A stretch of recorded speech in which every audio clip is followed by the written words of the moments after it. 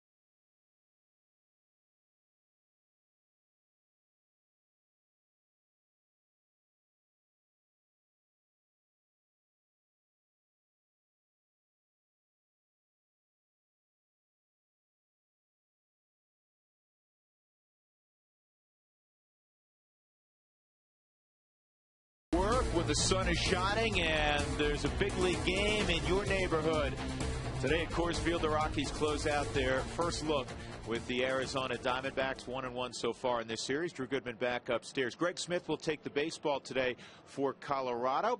And for more on his story, we go downstairs to Mark Stout. Mark? Hey, Drew, and his story is that the Diamondbacks are very familiar with Greg Smith. In fact, the manager of the team, A.J. Hinch, was the director of the minor league operations when he was drafted in 2005. And we'll take a look at that 05 draft. He was drafted in the 6th round. You'll notice some of the names of the 05 draft. It was famous. The Diamondbacks had the first pick overall with Justin Upton. And then, of course, you see the other names on there. And there's Troy Tulowitzki, 7th overall by the Rockies. Rusty Ryle, Mark Reynolds were roommates with Greg Smith in A-ball. In fact, they slept on air mattresses together when they played in Lancaster in California. And A.J. Hinch told me, you know what? He pitched great there, and it's not a place where pitchers pitch well. He went 9-0. They promoted him, and then the big deals came that involved Dan Herron coming to Arizona. He then went to pitch in Oakland, had the 33 starts in 08, hurt last year when he came over the holiday deal. He's already thrown one time against his ex-team, the Diamondbacks, at Chase Field in 08 in interleague play. Had a no decision in a 2-1 game, so he told me yesterday he's not going to be that pumped up, but he is certainly familiar with the Diamondbacks, and they are with him. Drew? All right, Mark, thanks very much. It is an interesting story. So Greg Smith, who has a terrific changeup, will oppose the Arizona Diamondbacks. The Rockies have not lost a home series since Jim Tracy took over late in May of last year. The Rockies and the D-backs come on back to 20th and Blake with us.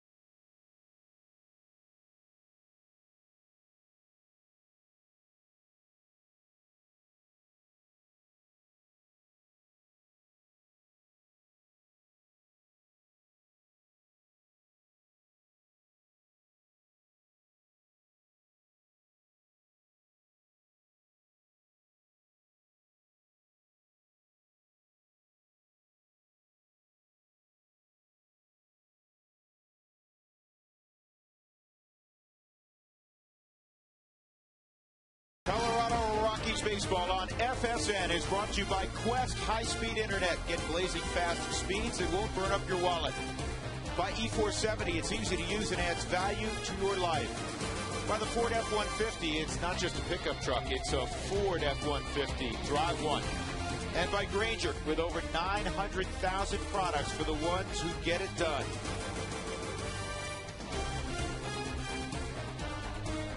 Back inside, Troy Tulowitzki visiting with that first baseman who's been around here for a while. Rockies getting ready to take the field. There's Kelly Johnson. Rockies have kept him down in this series. He is without a hit. Let's take a look at the Southwest batting order for A.J. Hinch's club this afternoon. Kelly Johnson will be followed by Tony Abreu. He's in there at shortstop for Stephen Drew. Then Justin Upton, Mark Reynolds, Adam LaRoche, who homered a couple of days ago. Chris Young, who's got a 6-game hitting streak. Cole Gillespie's back in left field. John Hester doing the catching today for Chris Snyder. And the veteran, former #1 pick in the entire draft back in 1996, Chris Benson, lifetime Pirate will be on the hill. And there's Greg Smith, the Louisiana native, going to pick up the baseball. Let's take a look at the scouting report on the left-hander, 86 to 90. You'll see a curveball, a knuckle curve, 77 to 81, a slider at 80-82, changeup 77-81. Importance of getting off on the right foot in this start. Leadoff men this year have hit a very high number, 633 against him to start out the ball game. So with Smith, he has faced this Diamondback ball club. He went 5 innings, 1 run. In 2008 in interleague play when he was with the Oakland Athletics. Of course, he went to Oakland with Carlos Gonzalez in that trade, and then on over to the Rockies with Gonzalez again. Well, you know, a big compliment, George. You told me this a long time ago. He's been traded for some big names. Big name players. Obviously, there's people out there that want him. And again, in 2008, I think it's something to be noted because among all the rookies that year, he had the second most innings pitched. 190 plus in only 32 starts. Nick Blackburn led all the rookies with 33 starts. Let's take a look at how the Rockies will align defensively. Eric Young Jr. making his first career start in left field. He got a little time in center field late last year. Dexter's out there. Then Carlos Gonzalez in right for the injured Brad Hopp. Stewart, Tulowitzki, Melvin Moore at second. Todd Helton at first, and Miguel Olivo is doing the catching. There's Eric Young Jr. He has a bag full of gloves now because he plays a little third base also. Yesterday he got the start at second. And that is a fast outfield, George. You got EY who flies, Dexter who flies, and Cargo who runs exceptionally well. Yeah, it's a very quick outfield. Good arms in center and right, and an average arm in left. A lot of ground to cover. EY's looking over, saying, Dexter, I got from here to the line. You got everything else. First pitch brought to you by Domino's Pizza. Text keyword pizza followed by a space and your name to 95323 to receive your Domino's special offer and to be entered to win a pizza party for 15. One weekly winner will be chosen. And the first pitch of the ball game is in there for a strike.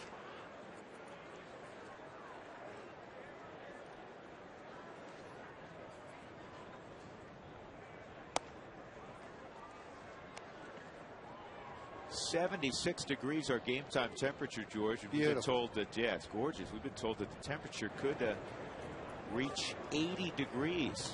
Summer not far away. Of course, it's supposed to snow this weekend. Well, that was that changeup where he took a little off the fastball, George, or maybe it was a slider. I mean, it was something, he took a little something off, and it was well located. Well, the location was the key to this. On the fourth strike zone, you're going to be able to see this pitch. Started right at the hitter and then took it to the outer part of the plate for a strike. Went back to it again, more of a knuckle curve this time, less velocity at 75. Could not get an offering on a 1-2 count.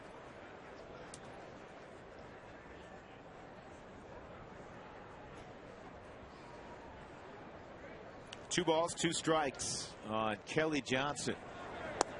And he stays off that pitch, 3-2.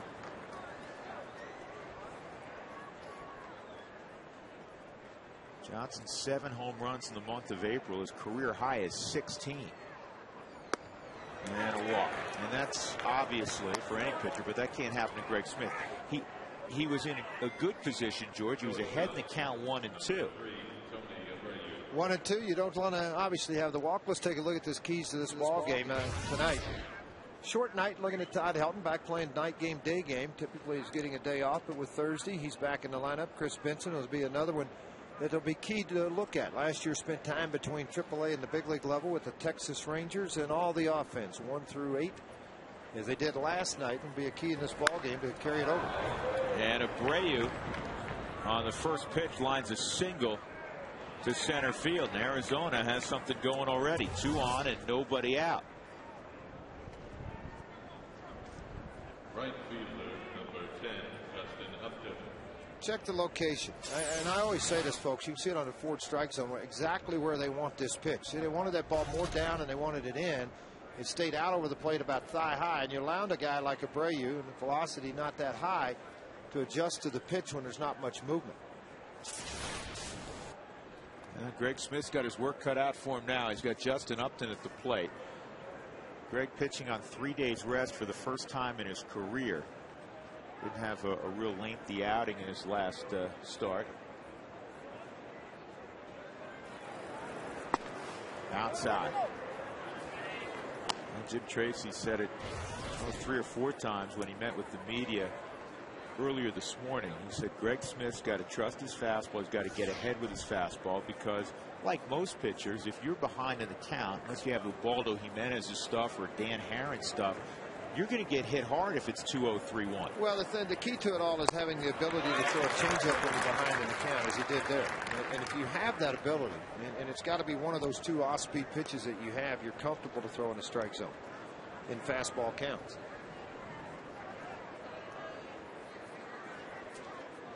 Upton runs very well once he's underway, but he's also a guy that, if he hits it hard at somebody on the ground, you can turn 2 on him. That's a line drive to left, and Eric Young Jr. unable to come up with a baseball. 1 run is scored. Fowler firing it back in, and Abreu's going to stop at third. Well, first time out in left field in a Major League Baseball game. He did play out there in the spring a little bit, and he gets a searing line drive in his direction. Well, it's tough to read. I grant you it's a day game, but a play that has to be made. As a good athlete, to be able to read this baseball. Unfortunately, when you have this much topspin on it, he thought that ball was going to hang up. Right at the last second, it dives straight down and goes right up against the outfield. A base hit.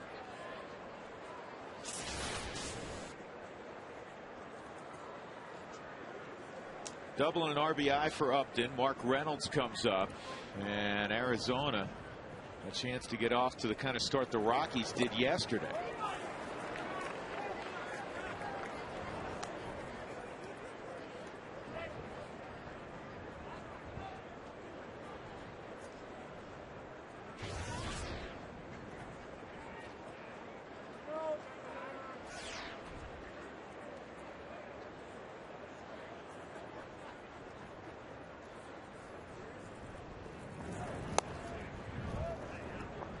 This guy's scary. I was talking to Matt Williams about him, and he said, you know, he understands who he is now. He knows he's going to strike out a bunch, and he's not worried about the records of strikeouts. What Matt Williams has told him is, listen, when you get your pitch, don't miss it. Don't foul it off. Square it up. And you know what? Last year he did. Well, he did do that. An out's an out. I mean, come on. It really doesn't matter. With runners in scoring position right now, he's hitting .444, 8 for 18. So if those other times that he scuffled a little bit, he had 3 home runs to go along with it. Those other 10 at bats, if he struck out 10 times, he just didn't succeed, whether it's a ground ball to short, a fly ball to center field, or whatever. But obviously he's at a pretty good rate. An out's an out. You know, you got a left-handed bat and LaRoche on deck. You're 3-0 on Reynolds. First base is open. Change up. You can't give him. He's going to be firing here. You know that. If you walk him, it's not the end of the world. Set up an opportunity to get a double play. That's in the dirt.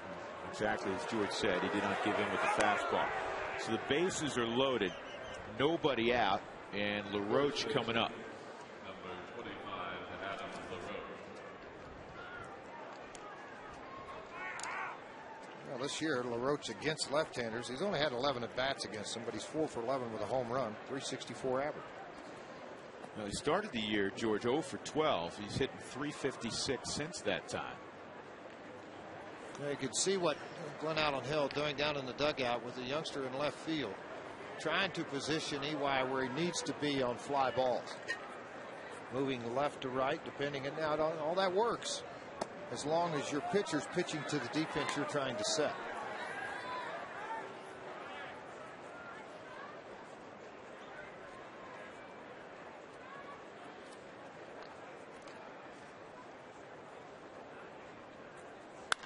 This ball's hammered to right center field, and it is off the top of the wall. This is going to score 3 runs. Nope. Cole Porter initially was waving home Mark Reynolds, and then Reynolds slammed on the brakes. So it's a 2-run double. It is 3-0 Arizona. Nobody out. Runners at second and third. 2 walks. And 3 very hard hit balls. Very hard hit balls. You're going to look. It appears to come out of the hand as a fastball, and he's trying to put this ball down and away in the outer half of the plate. See how far Olivo is reaching back? Look at this, folks. See how far he goes back to get to the baseball? So you really throw it right into the wheelhouse of Adam LaRoche when you get it back to that inner half out over the plate. Just inches from being a 3-run home run. Excuse me, grand slam. Well, already Belisle up. Jim Tracy's not going to let this game get out of hand. No, he's got a day off tomorrow, and you can't. I mean, you got to have a chance to compete. You can't have a crooked number, which is what the Rockies are looking at potentially in this inning. Well, with nobody out and a runner at third, I mean, your infield's playing back. You're just hunting for an out. And quite honestly, folks, there should be one out right now. EY should have caught that ball in left field. Ruled a double, and I just don't agree with that. Well, I think the reason that it was ruled a double is the ball was hit very hard, and you have an inexperienced left fielder. But catchable, to your point.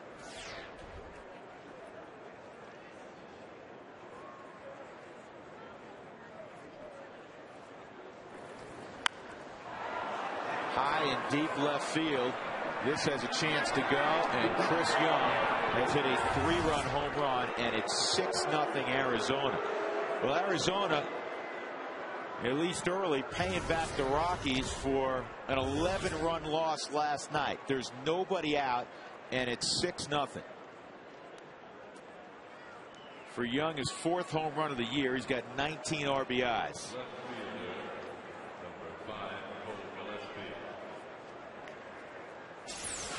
Once again, we'll check out location of the pitch on the forward strike zone. Breaking ball that didn't break. 74 miles an hour. You can see the location above the belt, middle half in.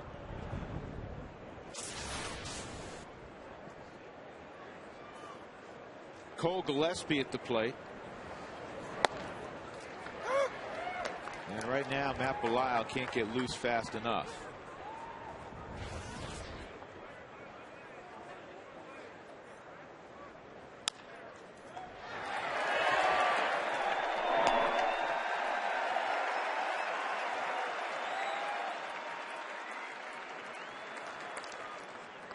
John Hester, a very good young catcher, will be up next. Stanford University, getting an opportunity here at the big league level with the injury to Montero. He's prospered with it. 357 average.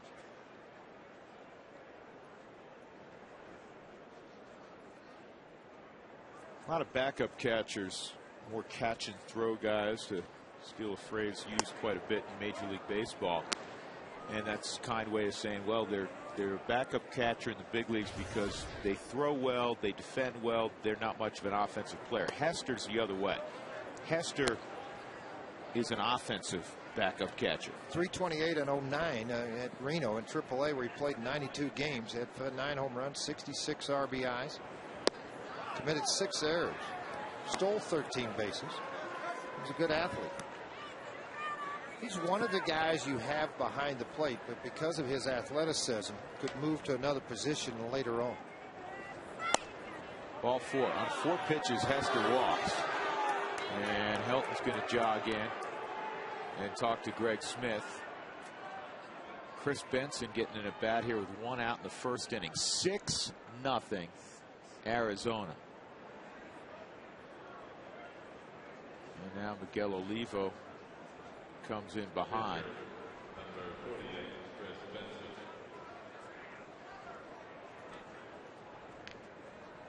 Well, these days are no fun. No, there's not any fun about it at all. And it's unfortunate. See, Benson 1 for 5 this year. Career hitter about 130, 135, I believe. Look it back up again.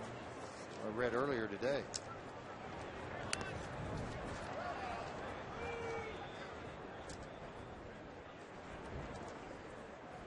Greg Smith wants to do well first and foremost for his team. He wants to do well for himself, naturally, all of those factors. But you couple that, George, with De La Rosa and Hamill being on the disabled list, a little more pressure for the 3 remaining guys in the rotation to step forward, because you got 2 young guys coming in, Chacin and Esmil Rogers, who are going to be asked to start ball games and beat high-quality clubs coming up here on the weekend in San Francisco. And plus, he made the club out of spring training because he pitched well, but also couple that with the fact Jeff Francis was hurt and they needed that number 2 starter. Francis 3 innings yesterday in a simulated game.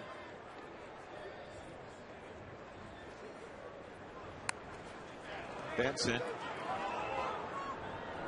gets the sacrifice down. And now Kelly Johnson for the second time. Rockies haven't seen their own dugout in about 20 minutes. Second baseman, number 2, Kelly Johnson.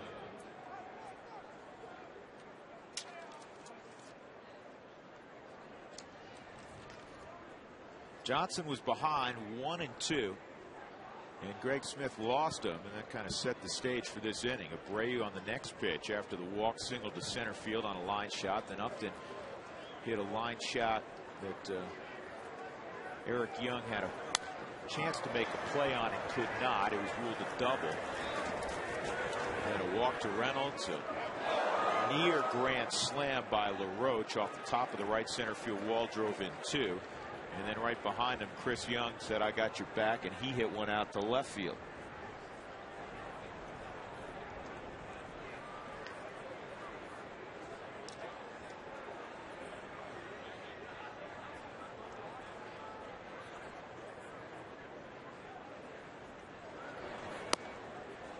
Those Arizona hitters, like everybody else who faces Ubaldo Jimenez, frustrated last night, and they're taking that on Smith here in the opening frame.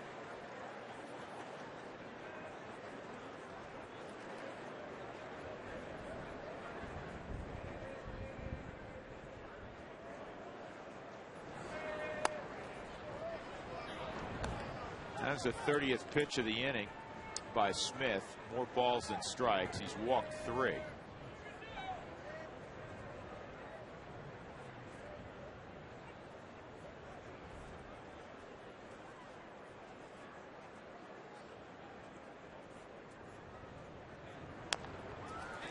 Swinging bunt, and Olivo on the move will throw out Kelly Johnson. A rough inning for Greg Smith, to say the least. 6 runs on 4 hits, including this home run by Chris Young. 6-0 Diamondbacks.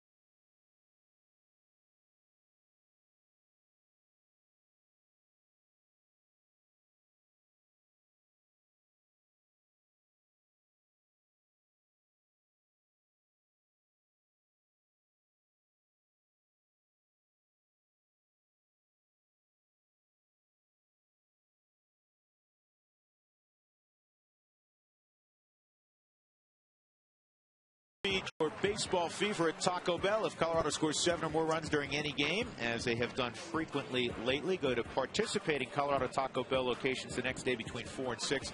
And with the purchase of a medium drink and $1, you get 4 tacos. Eric Young Jr. will lead things off for the Rockies. They have some catching up to do. Let's take a look at the Southwest batting order for Jim Tracy. It was very productive last night with EY up top and Cargo in the 5-hole, so that's what they'll do this afternoon. Fowler, Helton, Tulowitzki, then Gonzalez. Last 3 games, 6 for 13, 7 ribbies. Miguel Olivo, Ian Stewart, Melvin Mora, and Greg Smith. Chris Benson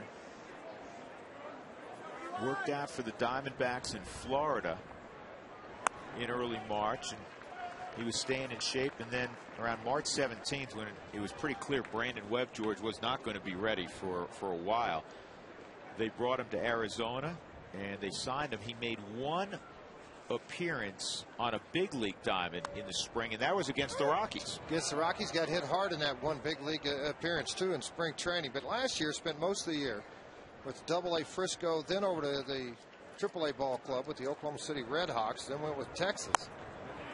Made starts off and on there through May all the way to June, but it's been a while since he made back-to-back starts, all the way back to 2006. Well, remember last night we were talking about Edwin Jackson, familiar with the Rockies, but it's deep in his memory bank because the last time he'd faced the Rockies was 2005. This is a foul ball, and Young will need new wood. The last time Chris Benson faced the Rockies, and he has quite frequently in his career, but it's a long time ago, it was 2005. It's been forever. I mean, that he was around. Think about this, 2001 Tommy John surgery, and then in 2007 ended up having a tear in the rotator cuff. So there's 2 years he completely missed out of baseball. And he's a different guy. When he was the #1 pick in the entire draft in '96, I mean, he threw mid to upper 90s. Yeah, threw hard. He tops out around 88, 89 now. Good he gets breaking a strikeout. Ball. Throws a good breaking ball, good change up. He'll move the ball around inside the strike zone. That's one thing about a little wiser. He's gotten older. 88, 92. The 92 probably a touch high for him on his fastball. That's what the scouting reports throw out. The curveball 72 to 77 on the last pitch, struck out EY with it. Then 82, 87, and a changeup. 82, 84 has become much more prevalent when he goes at these hitters. When you have a big early deficit, just have the mindset of chipping away. And it's not like, with all due respect to Chris Benson, you're down 6-0 and Dan Herron's out there.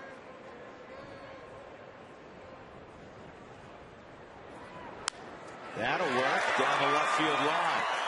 Gillespie getting to the baseball quickly will hold Dexter Fowler to a single, but he continues to get on base. First time he's faced Benson. How about that? He saw it walked earlier in his career. Now he's going to get a fastball. It's going to stay away from him. Dexter just inside out the baseball. Shot it right by Reynolds on the ground, right into left field. And good hustle job by Gillespie to get over to the baseball to prevent a double. 8 for his last 15 for Dexter Fowler. Here's Help.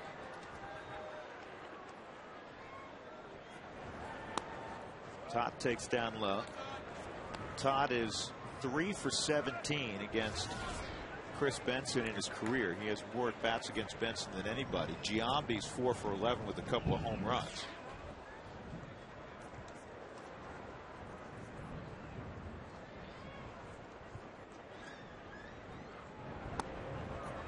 Two and 0. Home plate umpire is Marvin Hudson.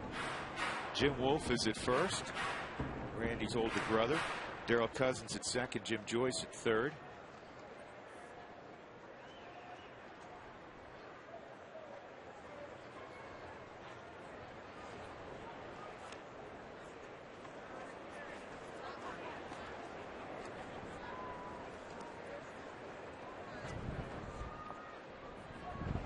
Opposition with nobody on base leading off innings, this type of thing, hit 355 against Benson. He gets people on base, he makes pitches. 167 average with men on base.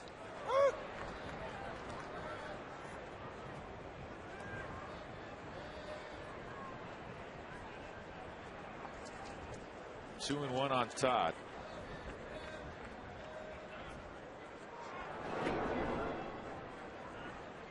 .118 career RBIs for Helton against the Diamondbacks.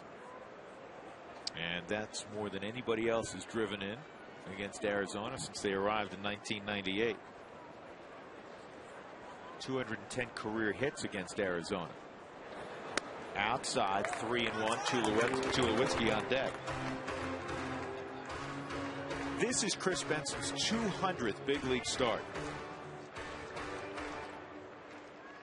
70 and 75 all time with a 4.40 lifetime ERA. Fowler takes off and Helton lifts it foul, and the wind may push this out of play. Upton reaching, and he can't get it. A strong wind coming in from left center field and all the way over across, so it's going to push a lot of these balls right down the line up into the seats. Let's take a look, George, at Arizona defensively. Cole Gillespie is in left field. Good athlete. Chris Young in center. Justin Upton in right. Reynolds and Tony Abreu. Abreu's more of a second baseman. He's at short today. Kelly Johnson, Adam LaRoche on the right side. And John Hester is doing the catching. Tyler probably will be off again with the pitch. There he goes. And Todd drives it to center field. Young going back, still going back. He's going to reach up and make the catch. I know Todd doesn't have a home run, but that's the second ball he scalded against these Arizona Diamondbacks. That ball kind of cutting into the wind as it came in from left center field. That ball was smoked. The one last night to right field was smoked. The wind knocked it down. Yeah, here it is. Fastball's just center cut. Here it is. You want to hit it 89 miles an hour with a 6-0 lead. The defense helped him out a lot here. And a lot of Rockies hitters hot in this homestand. Tulowitzki is one of those. 9 for 18, 4 doubles, 3 RBIs so far in this homestand. 3 for 3 yesterday.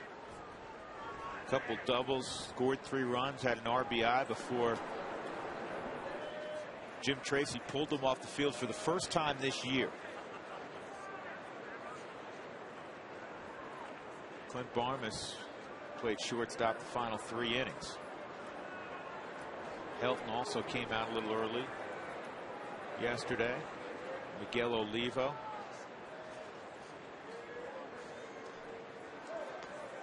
Arizona, naturally, when they fell far behind, removed some of their everyday guys. Kind of looked like a game in March. Except there wasn't any 88s and 89s running around.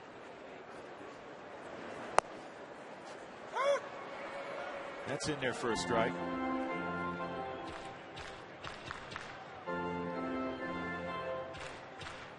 Watching the middle of this infield, watch the 2 players, because right now you're going to see an open mouth, closed mouth. In other words, who's taking the bag on a throw if Dexter decides to take off to get in scoring position. And that gives the indication. But because of Tulowitzki up and a guy that doesn't throw the ball particularly hard, more than likely Kelly Johnson's the guy that's going to be the one to take it, because they've got everything swung over a little bit on the pull side of things, and it'll be easier and quicker for him to get there, as you can see where he is. A lot of times they look at the sign too. Change up, curveball. See the open mouth? You got it.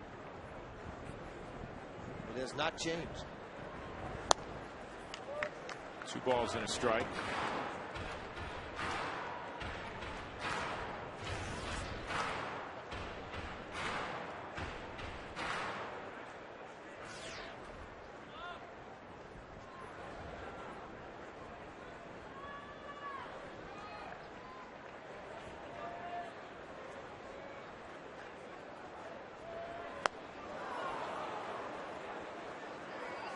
Two and two.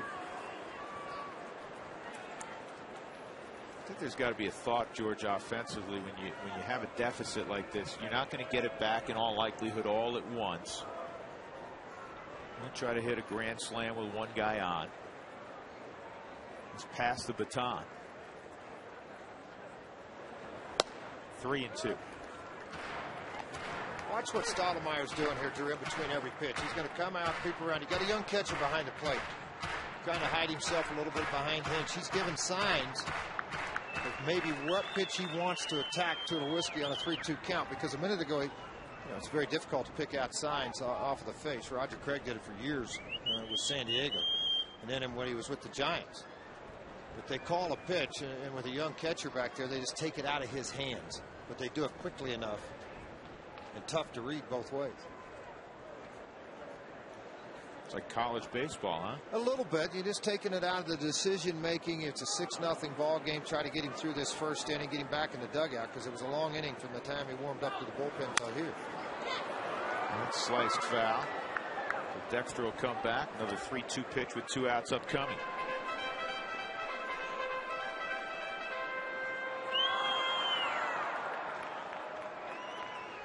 Carlos Gonzalez hoping for an opportunity here in inning number 1. 6-0 Arizona.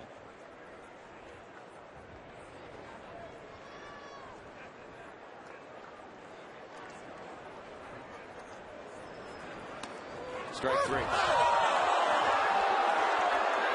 Tulowitzki's going to ask Marvin Hudson about that pitch.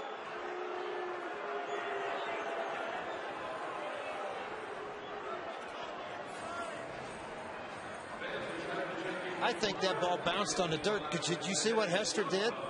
He came up and he tagged Tulowitzki after he walked off. I got to see that again sometime. Let's look at it right here. You're going to get to see it right now. Curveball, trying to throw it down into the dirt area. Now, remember, he didn't swing, didn't offer to swing, didn't do anything with it.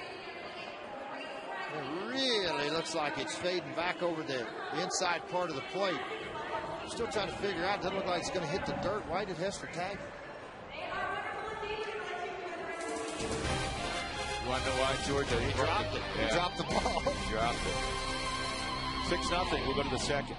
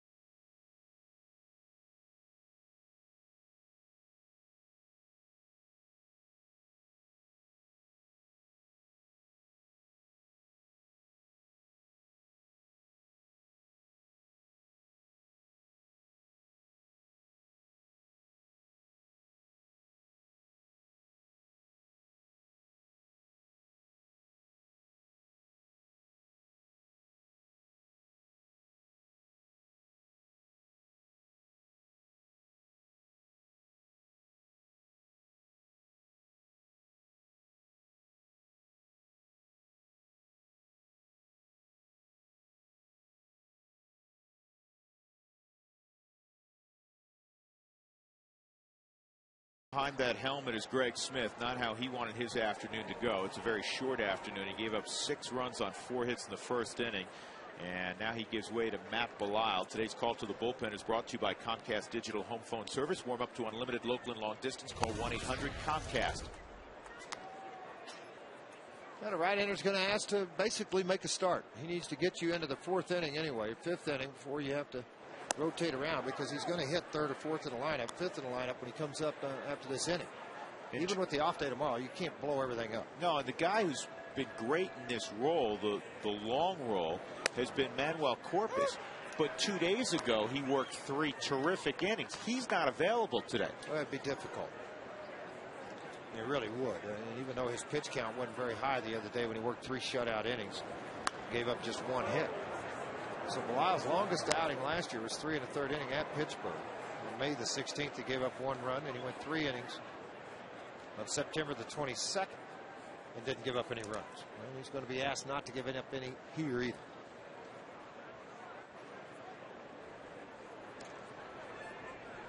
And this is something that Jim Tracy worries about. Yeah, the Rockies' team ERA for their bullpen is 2.12, number 1 in Major League Baseball.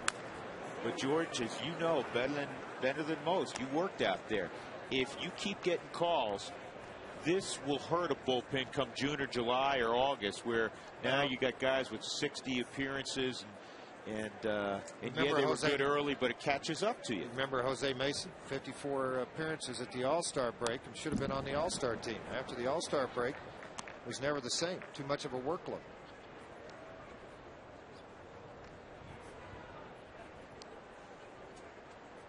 It all sounds good in April and May. The arm feels great. Let me have the baseball. There's no problems. And then August, September roll around. You don't have a whole lot left in the tank. And it becomes evident with the results on the field. And the Rockies are carrying an extra pitcher right now. Well, last night, Shashin Starter came out and pitched an inning. He's not available today. He would not pitch today. But Rincon is here. He could work again after an inning last night.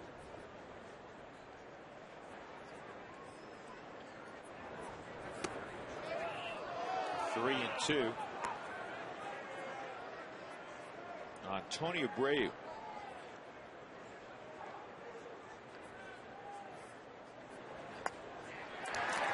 Belial strikes out Abreu. That's one out. That'll bring up Justin Upton. Time for the Breaks Plus Take a Break poll of the game. Text your answers to 95323. Who do you think would win a race between Carlos Gonzalez, Dexter Fowler, or Eric Young? Rocks 1 for Gonzalez, Rocks 2 for Fowler, Rocks 3 for Young. $15 oil change and filter for most vehicles. For participating, $50 off mileage maintenance service over $100. Upton an RBI double, a line drive in the direction of Eric Young, making his first major league start in left field. Young misjudged it. I don't think there was any effects either for Greg Smith. First time in his career that he started on 3 days rest. The other start he had, 5 innings, 79 pitches. Coming back on a little bit of a short notice, that shouldn't have affected him what he did today.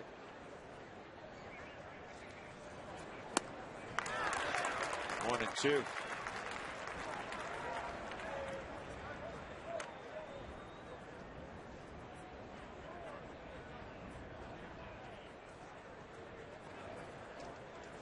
Justin Upton, for whatever reason, and we hope it continues, not that we wish bad things for Justin Upton, but he has a lifetime average right around the Mendoza line at Coors Field, which doesn't make sense for a guy with his ability. Yeah, very much a hitter's park, too, with the batter's eye out in center field. Most guys have better numbers here than a lot of parks they travel to.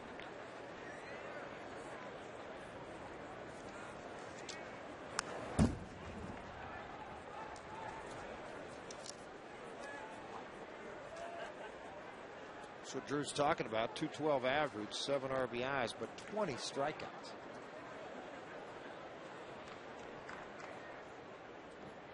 Hit 300 last year. Give you an idea how gifted he is. Here's the 1-2, 2-2.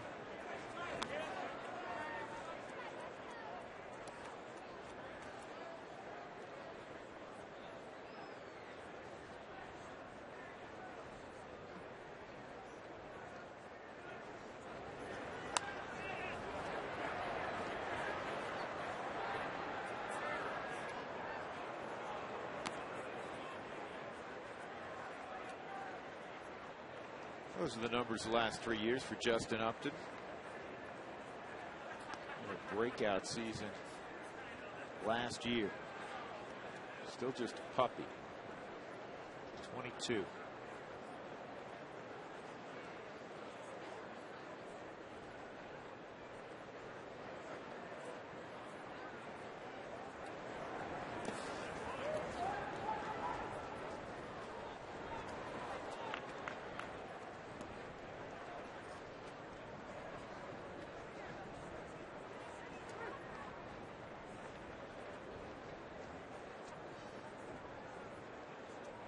Three and two on Upton, 1 out in the second inning. Arizona scored 6 in the first. And that also is going to reach the seats down the right field line despite the effort of Carlos Gonzalez. Rockies have a record of 11 and 10 on April the 28th. Tomorrow's an off day. The final game in April on Friday in San Francisco. So they have a chance to do something they've only done 5 times, and that is exit the opening month of the season above 500.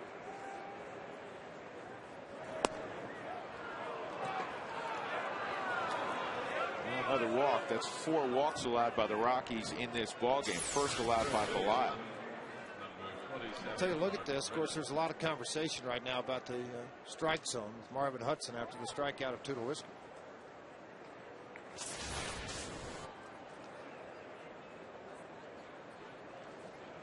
Mark Reynolds steps up. He walked his first time.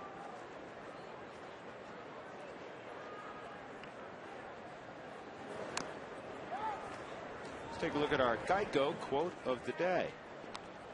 From Philip Wrigley, this night ball is like a drug. I recall Sam Breeden first had the Cardinals scheduled for 7 night games. Then he found daytime attendance fell off, so he had to play more night ball to make up for it. Finally, we'll get to the point where it's practically all night ball. Yeah. Philip Wrigley, a visionary. Broken bat, 2-hopper to Mora. There's 1, there's 2. And the Rockies will get to the dugout. Nice job by Belial in the second inning. 6-0 Arizona.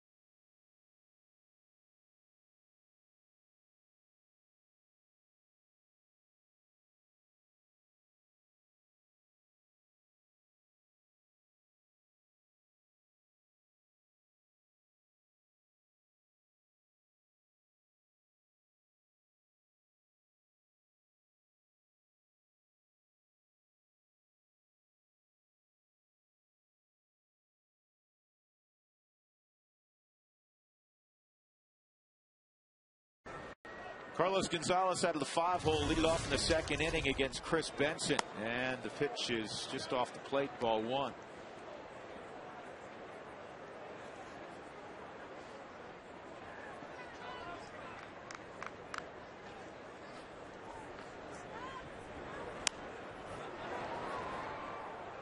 It's time for our job done right player of the series. We can give this away early because this guy's been marvelous in the series. Carlos Gonzalez, 5 for 8, a home run, 7 RBIs. Player of the series presented by the Colorado Association of Mechanical and Plumbing Contractors. And this ball's hammered to right field. That'll add to it. That's RBI number 8. Off the back wall of the bullpen. That was a bullet of a home run. Number 3 for Cargo. I tell you now, that wall went there. That ball still would have been traveling. The wall has chipped in it, I guarantee you that. That ball was flat hammered and off the front lane, too. That just gives you an indication of how much strength this kid has. Wow.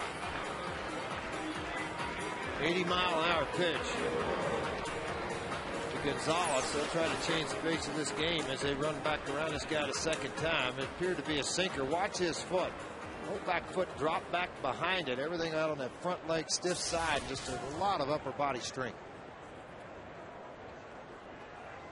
He is worth the price of admission by himself. You don't know what he's going to do.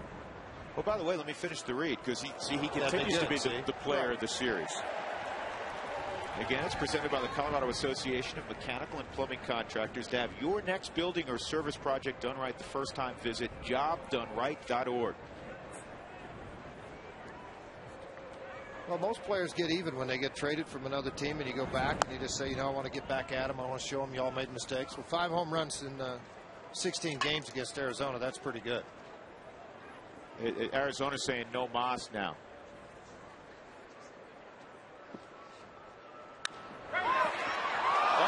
Catch at third by Reynolds. Well, Chris, I tell you, got him popping up. What do you think, Drew? Popping up. Hang some laundry on these. Wow. Tell you what, Miguel is in a good place offensively, isn't he? Yes, he is.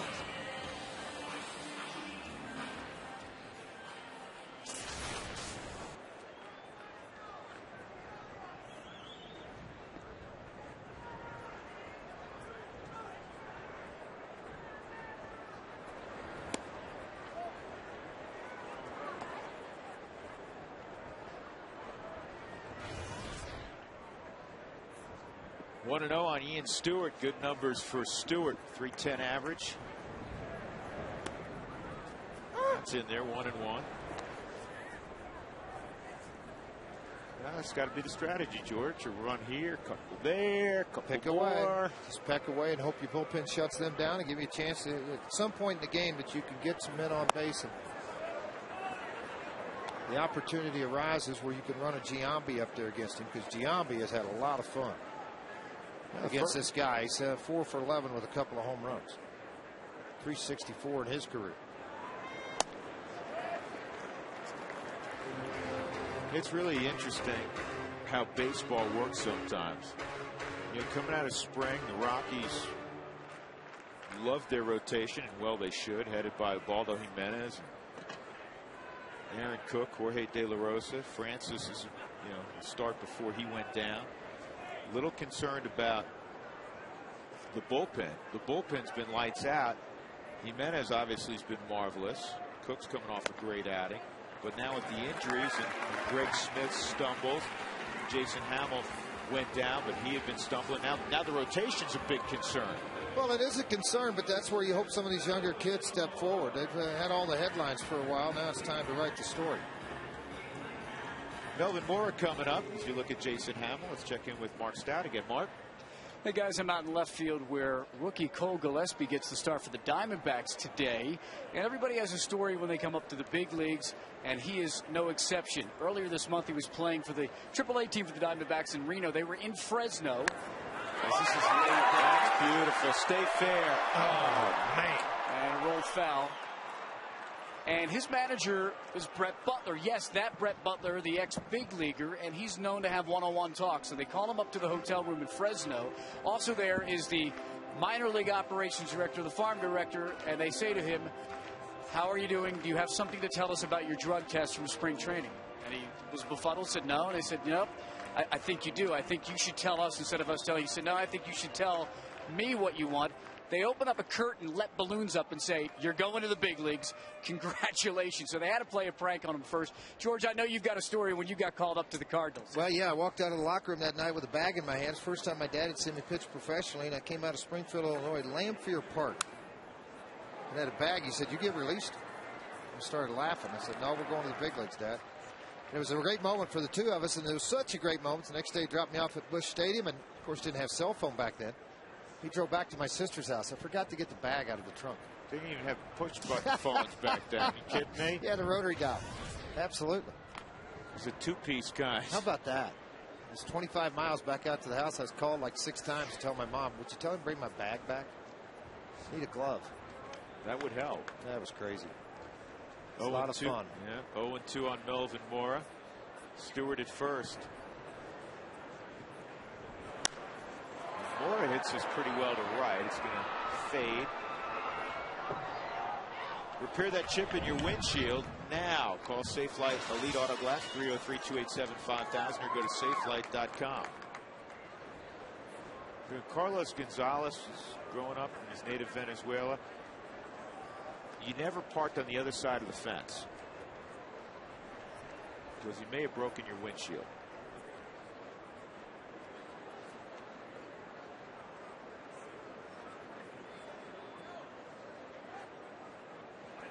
Okay, seriously, you got to answer this seriously and honestly.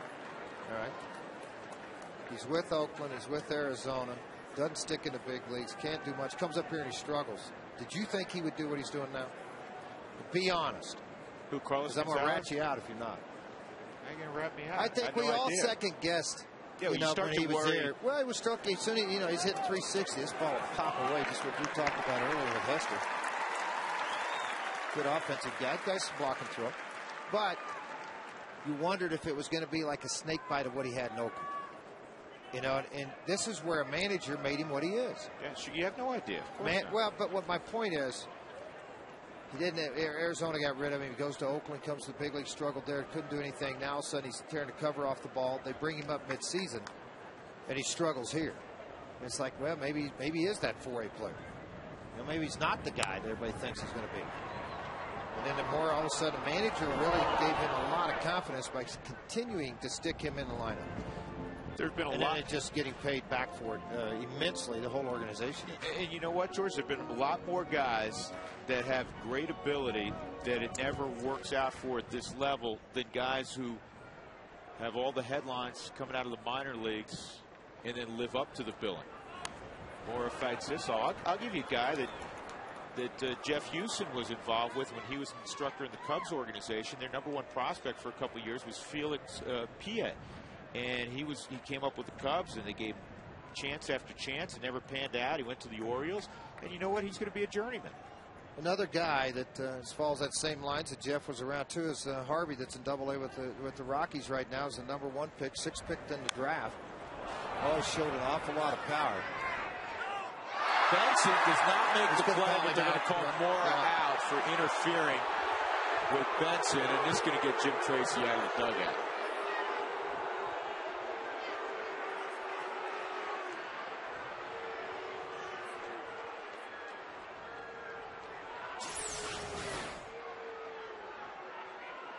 Well, between the bag, between home and first, the umpire has the right to make this call. But there is a runner's right away and a fielder's right away. When you kind of foul territory, you got to avoid and give the fielder the right of way to catch the baseball.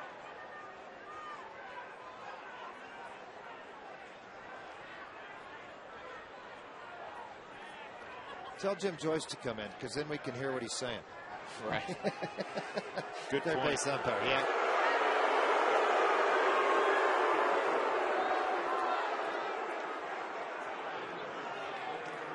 Two outs, and Matt Belisle will hit.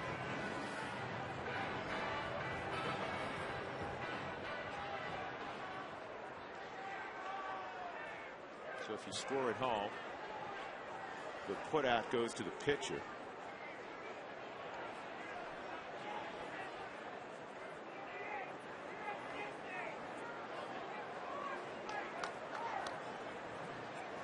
Just joining us, 6-1 Arizona. Diamondbacks got 6 runs against Greg Smith in the first, and Matt Belisle replaced him and began the second inning. Greg Smith did record the final out of the first inning, but did not take the mound in the second. Saw 10 batters in that first inning.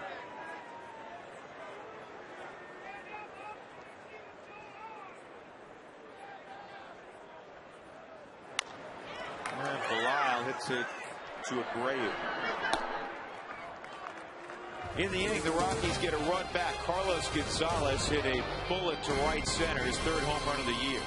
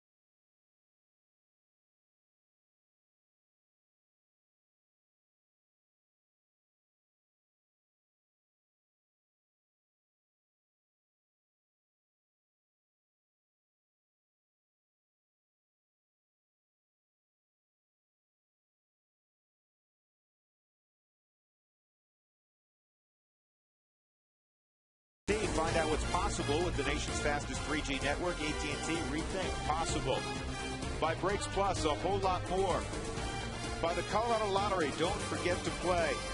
And by the Courtyard by Marriott on the 16th Street Mall. Call 303-571-1114 and ask about our hometown sports package.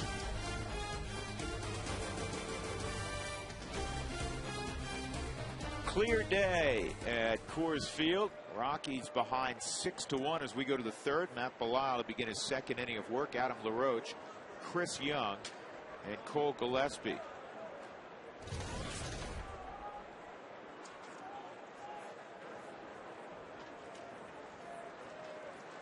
Well, LaRoche came up with the bases loaded in the first and nearly hit himself a grand slam. He had to settle for a 2-run double. Yeah, missed by a whisker in right center field. Just barely stayed in the ballpark. Hit right below the yellow line, the top of the front of that fence. On the corner for a strike, 1-1.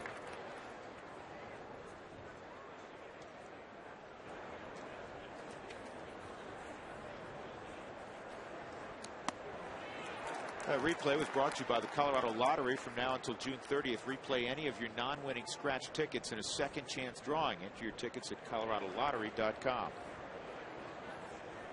Belisle ahead in the count, 1-2. You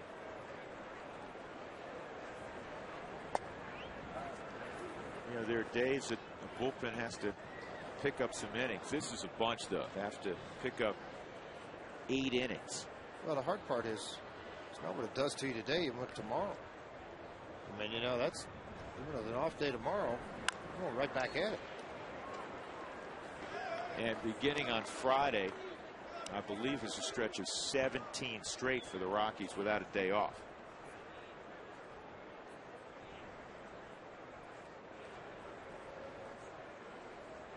Belisle's made 43 major league starts. He hadn't made any since 08. And he made 6. Swung on and missed. So Bilal with his second strikeout. LaRoche is gone. That'll bring up Chris Young. Let's take a look at the Amica hit zone on Chris Young. Much better start to this season than last year. You know, he has 19 RBIs, George. Last year, and he has 19 after a 3-run home run in his first at bat. Last year, on July 4th, he drove in his 16th run. July 4th. Wow.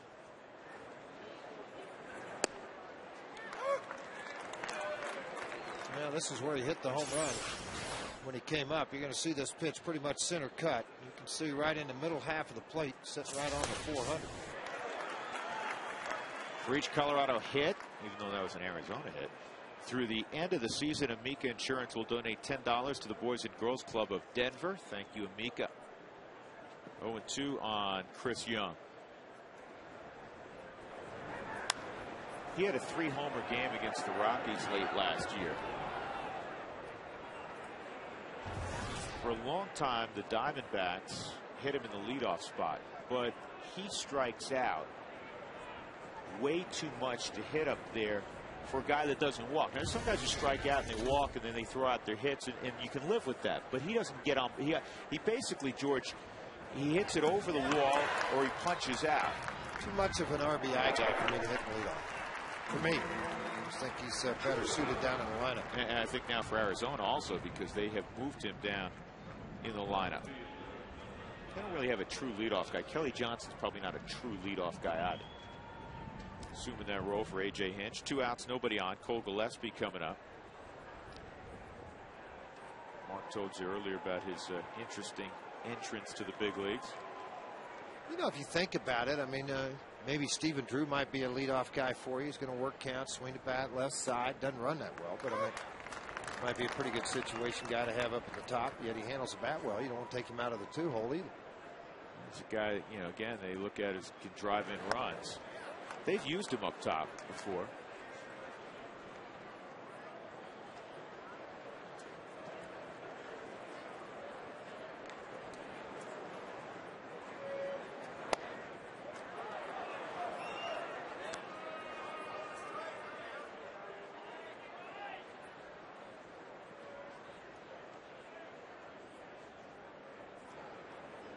Two and one on Gillespie. 2-2.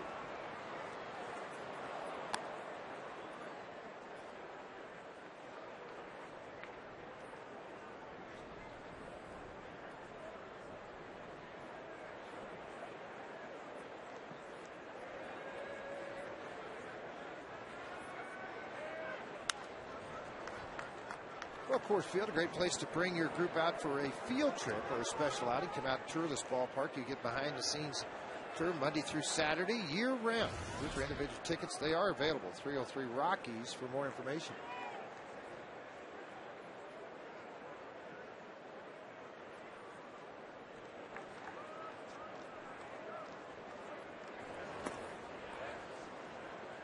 And the count goes full 3-2.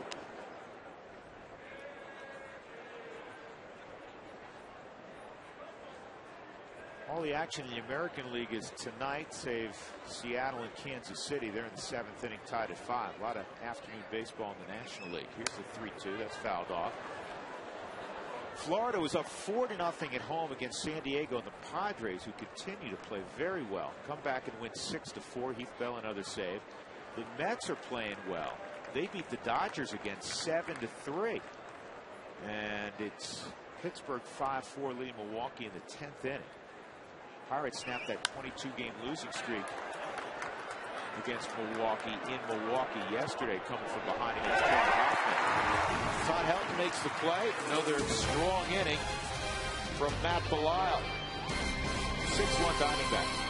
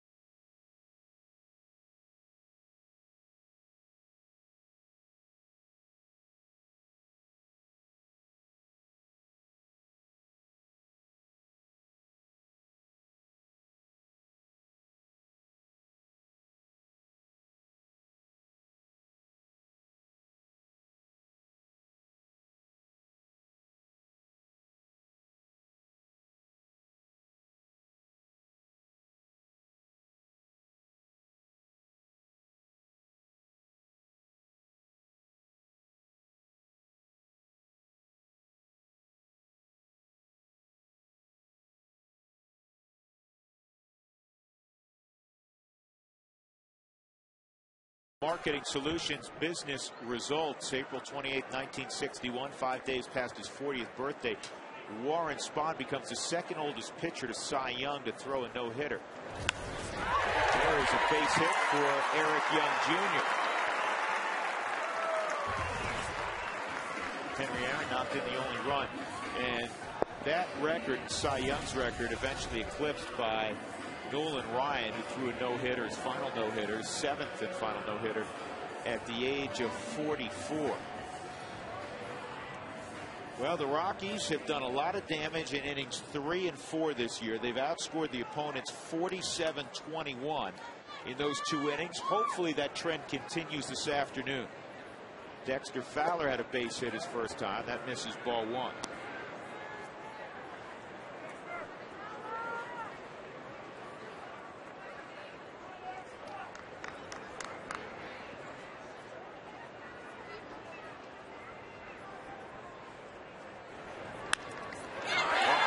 Base hit. And Young will stop at second. So the Rockies have 2 on and nobody out. And here comes Helton with a drive to deep center his first time. One thing Don Baylor has done and preached to this ball club, top of the order, think about back up the middle. Don't try to do too much with the baseball. And a sinker down and away by Benson. Fowler does just that. Took it right back up the middle. And again, Baylor is still laying the cones out into the outfield, thinking big part of the field stay in the middle. Helton scalded the ball to center field. Young made a nice catch in front of the wall. Again, Chris Young, they got a pick play on. Do not get picked off, down by 5 runs. Way too slow a turn by Benson. There may have been a better opportunity for Arizona. Chris Young plays a very deep center field. It's almost a style thing, a comfort level, certainly with center fielders. We've discussed it many times in the past. A guy like Jim Edmonds, who doesn't really play center field anymore with Milwaukee. He's in right field now, but Jim Edmonds played a shallow. Well, Andrew Jones played very shallow. Andrew Jones.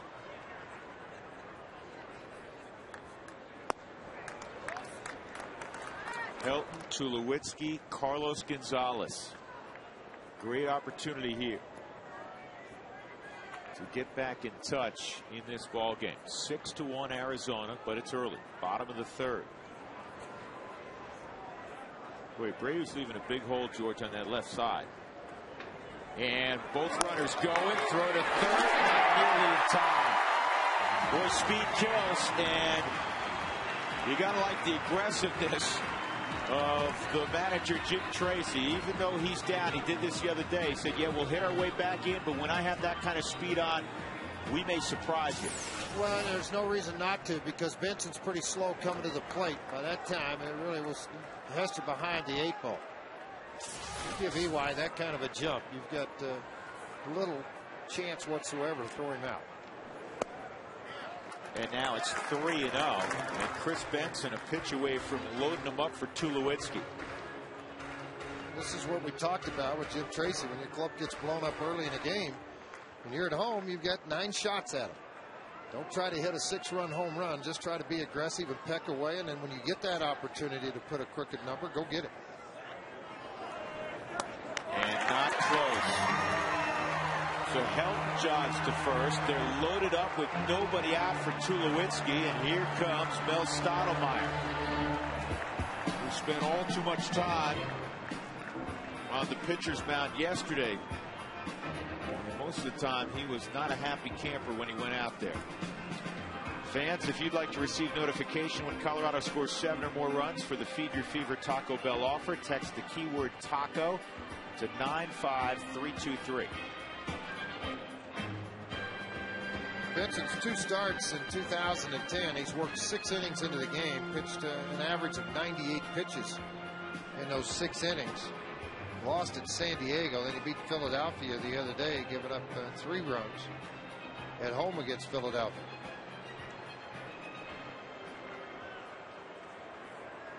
And now George, I got the trainer coming that's out. not good. Something's going on.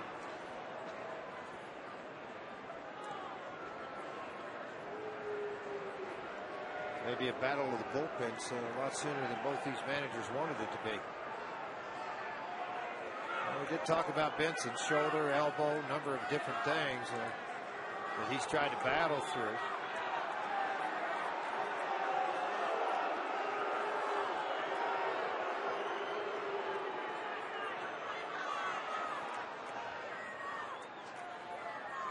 Yep, he's done. He's done. That's it. He's walking off. It will be the battle of the bullpens. And the Rockies bullpen has been the best in baseball. The Arizona Diamondbacks bullpen has been the worst in baseball. It's getting interesting. 6-1, nobody out, bases loaded, bottom of the third.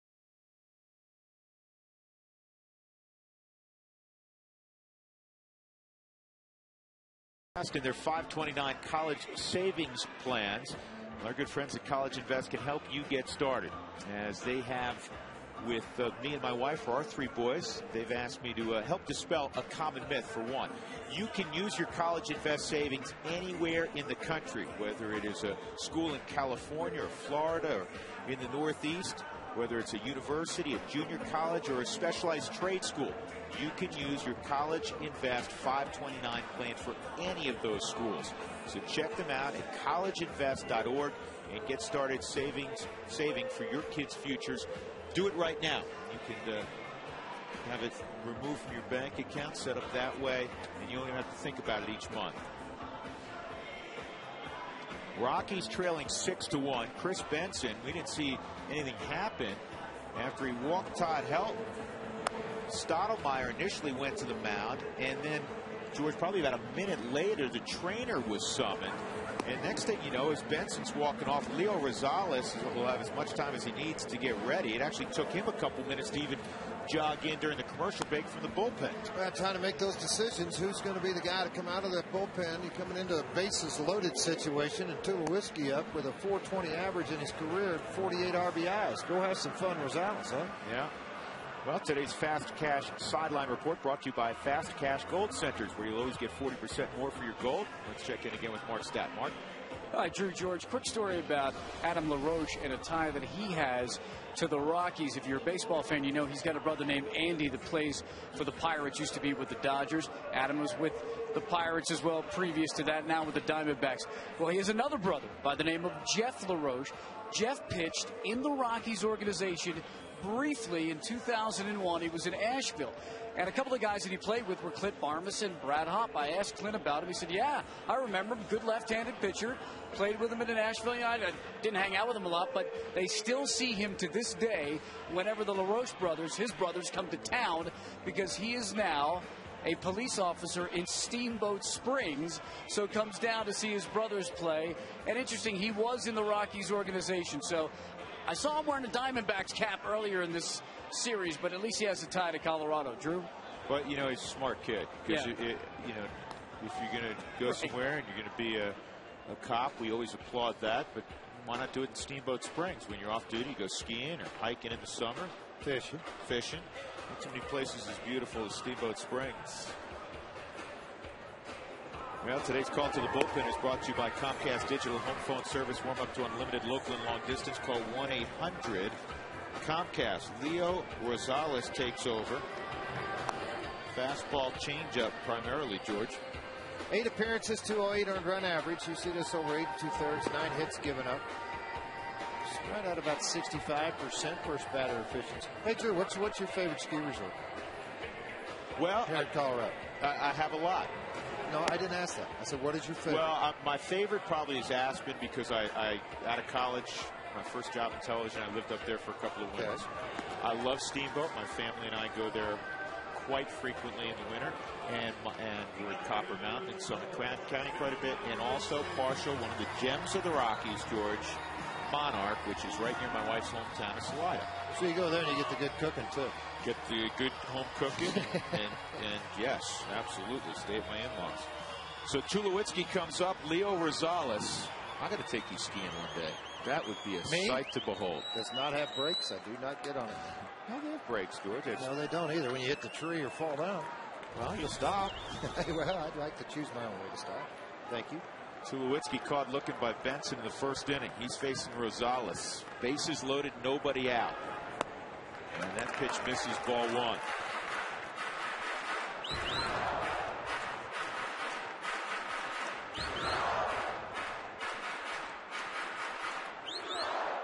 Righties just 3 for 19 against Rosales. Lefties, on the other hand, hitting .429.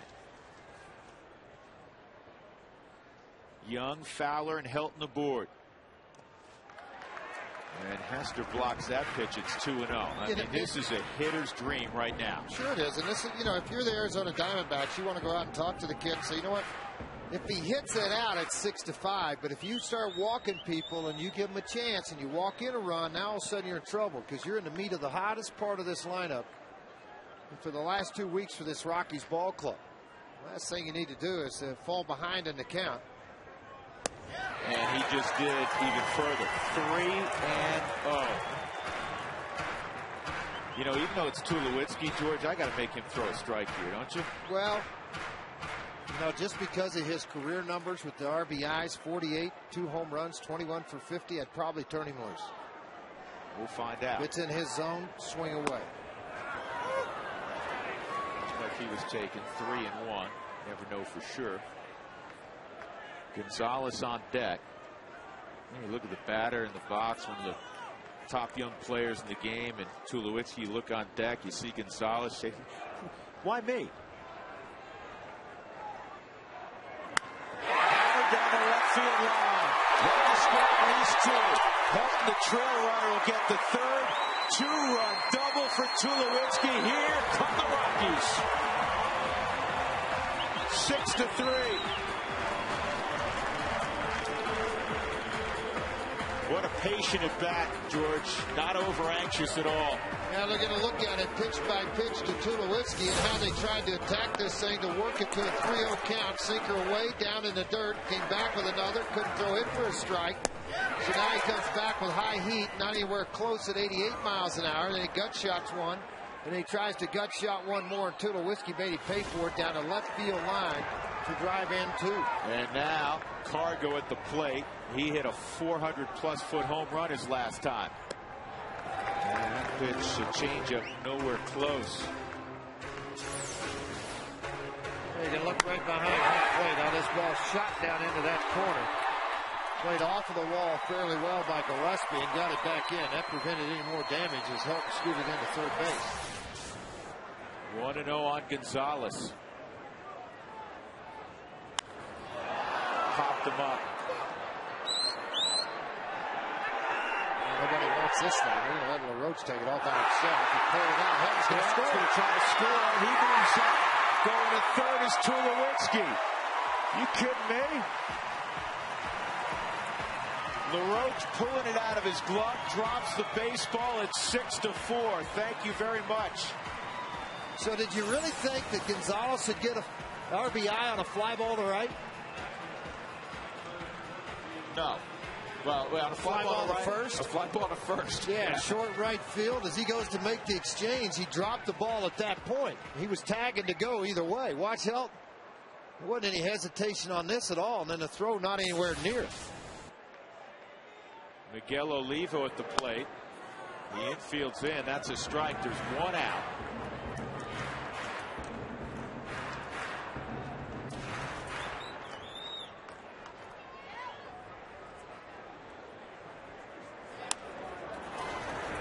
Get out of play.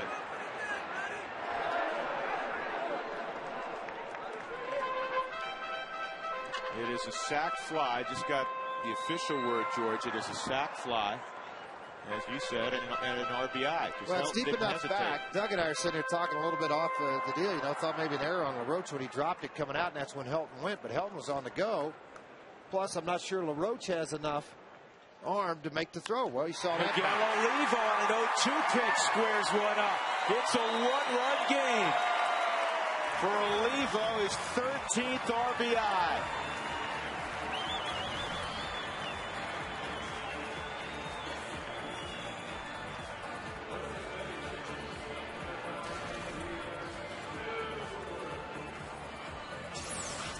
Ford strike zone 0-2. They want to throw it above the hands. He throws it below the hands, and he's going to pay for it on a shot right back up the boat. Makes it pretty easy for Tulowitzki to come in. Stewart takes outside. George, the other day I wrote something down. I said I'd never written down. I can't remember what it was right now, but I just wrote something else down in my book that I've never written down. What, F3 RBI? Yeah, I wrote sac fly 3. You ever wrote that down? No, I haven't. That Tulowitzki goes to Gonzalez as far as the earned run. Everything else goes to Benson. He gives up 4. How about Cargo the last 2 days? 7 RBIs. If you're wondering what the record is for the Rockies back-to-back ball games, Larry Walker drove in 11 in back-to-back games a few years back.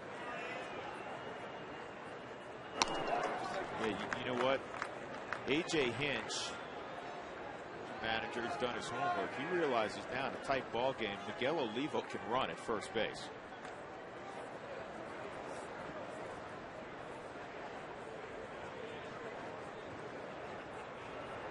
Hester, an erratic thrower. This ball's fouled off.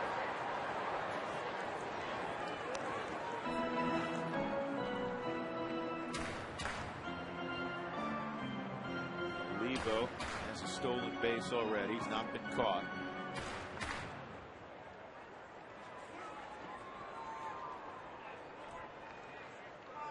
One and 2 on Ian Stewart. Walked his first time up. Rockies down just a run now.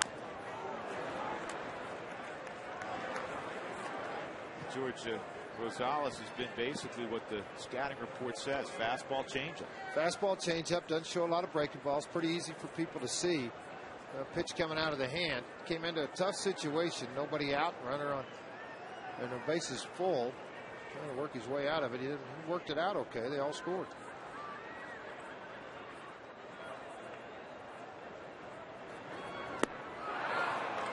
He's able to get Stewart for the second out. That'll bring up Mora. Second base, number 6, Melvin. The book closed now on Chris Benson. He gives up 4 runs in 2+ innings. All of them earned on 4 hits. He walked 2. And he struck out 2. No word yet from their clubhouse on why Benson had the lead.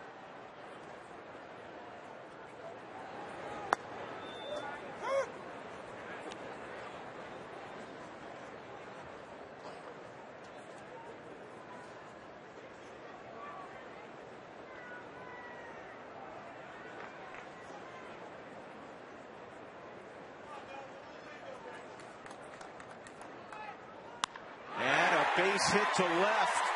Long run for Gillespie. Olivo is going to go first to third. And Matt Belisle going back to have a word with Jim Tracy. He looked back wondering if, hey, am I going to hit here? Well, I think, too, you know, am I going to hit? Here you can see it on the Ford strike zone. A pitch inside off of the plate. Mora just turns on it into left field to set up a first and third situation. I think the conversation with Jim Tracy is, you go hit, but I want you to take until you get a pitch you can handle. You know, that's one case scenario. The other would be maybe slug bunt just to do it.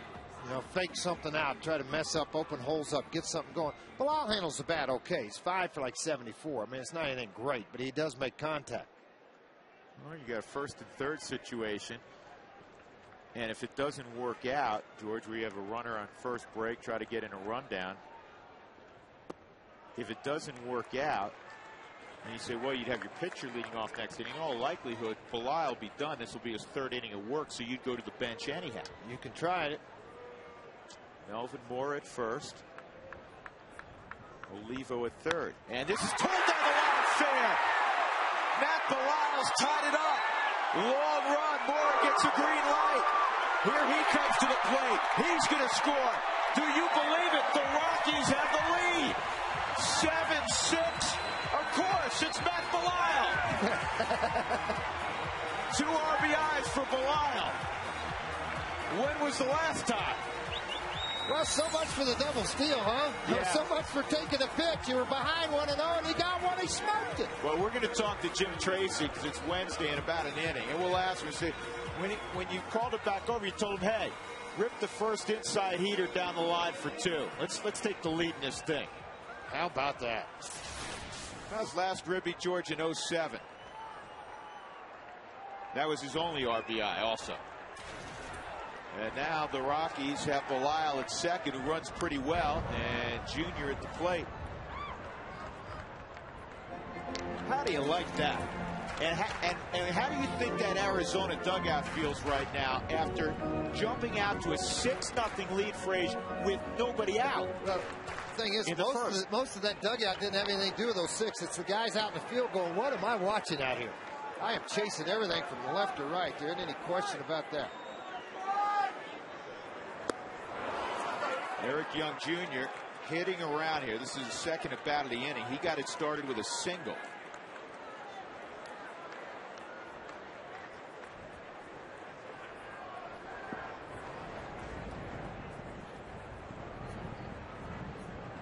About the 38-year-old legs also Melvin Moore scoring from first base.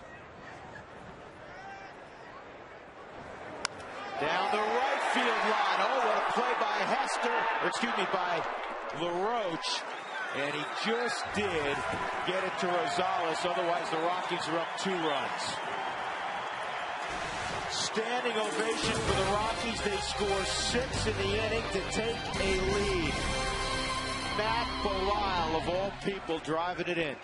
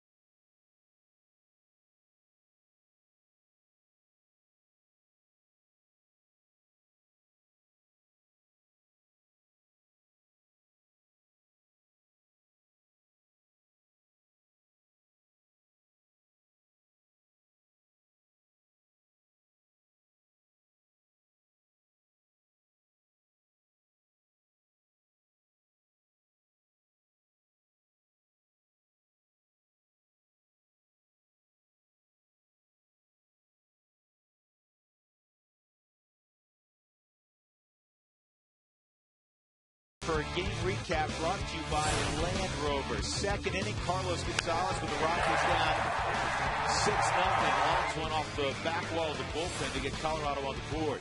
Then in the third inning, Troy Tulowitzki with the bases loaded, a 2-run double. 6-3 Colorado. Now this was an interesting one. Carlos Gonzalez pops out, and with Helton on third, he takes off for the plate when in the transition of taking it from out of the glove to your hand, LaRoche dropped the baseball, then Miguel Olivo on an 0-2 pitch singles, and the big one, Matt Belisle, a 2-run double down the right field line, and the Rockies have a 7-6 lead. And again, they trailed 6-0 with nobody out at the top of the first. Game recap brought to you by Land Rover.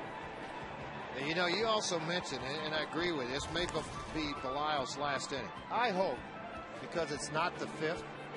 A lot of times the guy has to throw the fifth, and the only other way it works is if the scorer, with his discretion, could give the win to Belisle, even though he didn't pitch the fifth, based upon the way he pitched in the ball game. I agree with you. You might give him another one. You never know.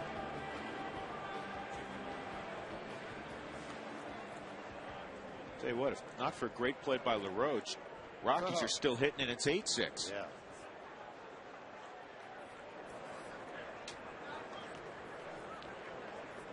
I suppose Arizona's way of looking at it is if not for LaRoche dropping the ball, trying to take it out of his glove, Helton would have scored. But Olivo right behind him with the base hit.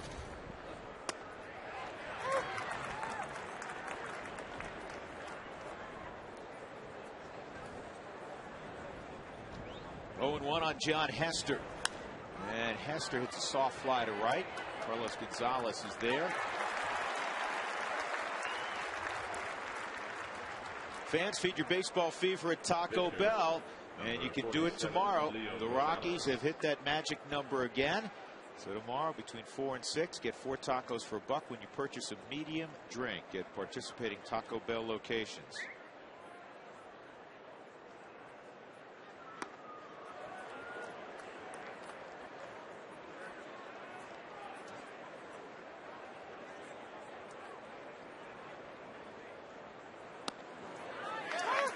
It's been pretty smooth for Belisle, though. 28 pitches for strikes. Make that 29 pitches for strikes, and just 12 balls in this game. Amazing how he pounds the strike zone, the results, regardless of what game of particular stuff you have. His fastball's been sitting there at 91 miles an hour. We haven't seen a lot of 94, 95s that you see in one inning of work. The last 87-mile-an-hour sinker that he threw for the ground ball. Nice play, Tulowitzki. Number 2, Kelly Johnson. And Rosales retired. That'll bring up Kelly Johnson.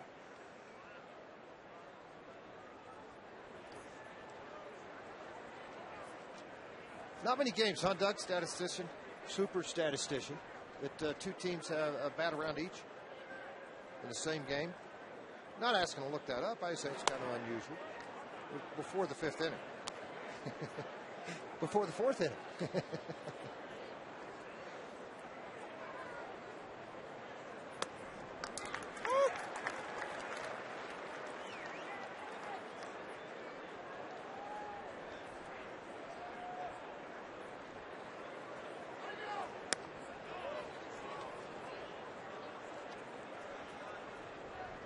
2-1 on Kelly Johnson. He's tearing it up at home, George, at Chase Field. 372. All 7 of his home runs in Phoenix. Out on the road, he's 3 for 23. $130. Surprising, man. That ballpark doesn't just let it fly out there. I mean, it goes, but it's not, you know, I mean, it gets out of there, but they're. If that's the case, there'd be a whole bunch of guys hitting them out of there every time with their ball club. I know Reynolds does it. Well, the numbers kind of support that. I mean, it is one of the best offensive parts in baseball. That's a great hitter's eye. There's no question about center field. There's a little altitude. I mean, you know this, George, from spring training. When you trained in Arizona, the averages typically were inflated because of the altitude. So are velocities. I don't know if on pitcher velocities will get elevated a little bit too in Arizona. Strike 3. Great pitch, to the outside corner. Matt Belisle has gone Little League on us. He's doing it on the hill. He's doing it with the bat. Rockies have a 7-6 lead in the 4th inning.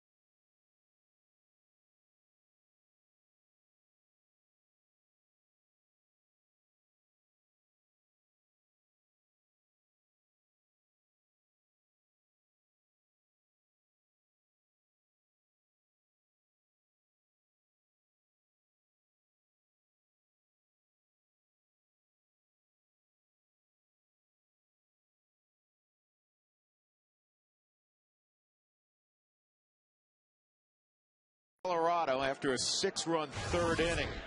Our AT&T trivia question: how many pitchers have won their first 5 starts with the Rockies in a season?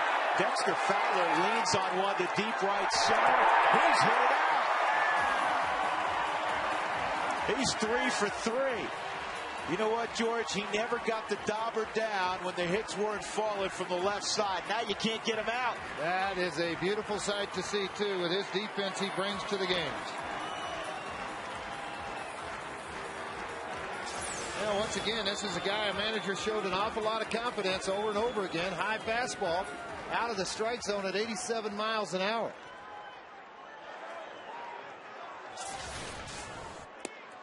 Helton takes low, ball 1. Dexter Fowler's first bomb of the year. He hit 4 in 2009, his rookie season. Kid who's never played a game at AAA. 1-1. Yeah, I've read some things, George, on Fowler's slow start from the left side. He's hitting very well from the right side. It was a slow start if you watched in terms of hits. It was not necessarily a slow start after the first few days in terms of hard contact, and that's far more important. They were good at bats. He's still a work in progress. I mean, on both sides, but he didn't start hitting lefty till pro ball. And for some people to suggest, oh, he strapped the left side, to me is ludicrous. Absolutely, I agree with you 100%. And the only reason I would say that more than anything is his speed. From the left side. I mean, I'm not talking about all this long drives and all that. I mean, he hits the ball and he could fly. Yeah. I mean, why give up on something that quickly? And again, as a player, it's difficult to convince them when they're 0 for 20 to say stay with it. Because, when you're an A ball or rookie ball and you're trying to stick with it and make sure you're able to compete and do it.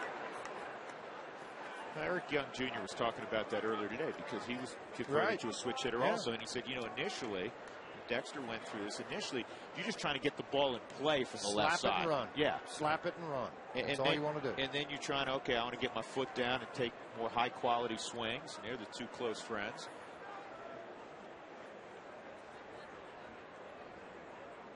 Two. And this ball's well hit to left.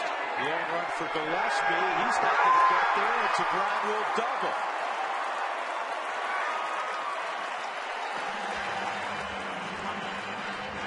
Rockies have gone nuts again offensively. This is something I discussed this morning on a radio show. Everybody's questioning the fact that, what's his starting pitching going to do? We're losing all these guys. Guys aren't pitching well.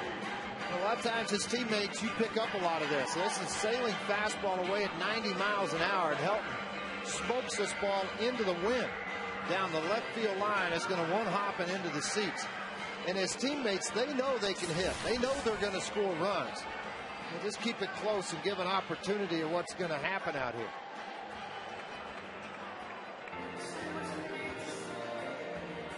Have we seen this before with Mel Stottlemyre? It's been a few visits out here. Yeah, it's a few visits of trying to work this thing through, and A.J. Hinch trying to look at his bullpen and saying, what are we going to do? How are you going to get them out? Because they've got 20 games in 20 days. It's not quite as easy as what, the Rockies at least have one day off. They don't have any. Just got word from the Diamondbacks clubhouse. Benson left with right shoulder tightness. That's not what Mel Stottlemyre and A.J. Hinch wanted to hear. Guy coming off surgery a year ago. Not when you're staked to a 6-0 lead either. A drag bunt, and this one is going to roll foul. That's a second beautiful bunt by a Rocky today. It didn't stay fair. Mora had one, and Tulowitzki just now. Lays it out, and you think it's out far enough on the grass, but because of the spin, when it hit that dirt, it allowed it just to get outside of that foul line. And watch here, it's got to get completely off the chalk. What did it, by half an inch? Tulowitzki doubled in 2 his last time up. He's got Helton with nobody out at second. Rockies up 8-6 after the Fowler home run.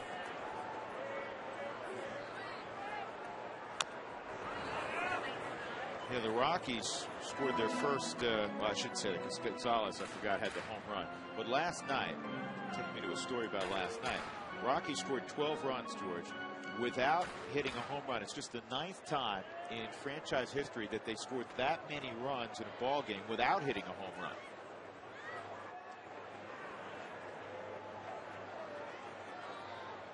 Here's the 0-2. This ball is lifted to left field.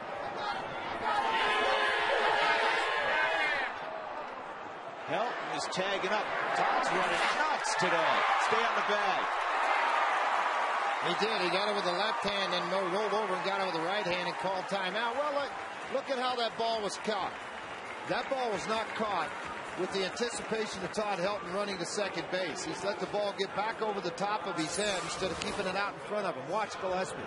Catches it to his side, then he's got to throw a flat-footed throw into third base, and Helton, there's the hand come off, right hand rolls over, almost tries to get him, did not. Aggressive baseball, George, and that's just a smart play by Helton, who doesn't run well anymore. We all know that. But he's watching an outfielder. Well, that's two great moves by Helton today. The one on the fly ball to first, and then this. He's watching an outfielder, how he's trying to catch the baseball, and realizing, hey, you know what? I'm going to push the envelope a little bit, just see what happens. Carlos Gonzalez, a home run in the second, a strange sac fly in the third because the ball was caught by the first baseman and he was facing the infield. 2-0. Time for our Coors Light Cold Hard Blast. This was a cold, hard blast. Rockies down 6-0. Garber goes down and gets it, and it's a bullet off the back wall of the bullpen. Coors Light Cold Hard Blast. Infield in. Here's the 2-0. 3-0. Miguel Olivo on deck.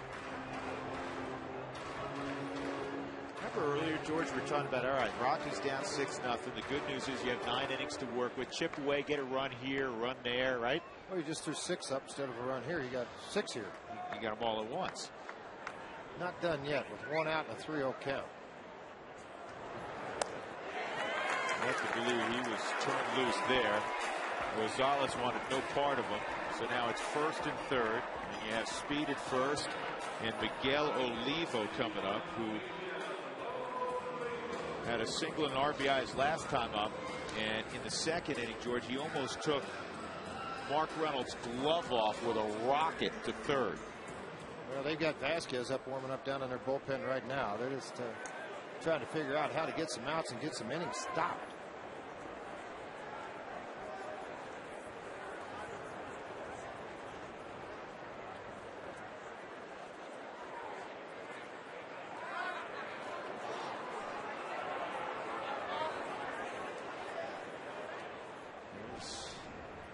That's Merling Vasquez.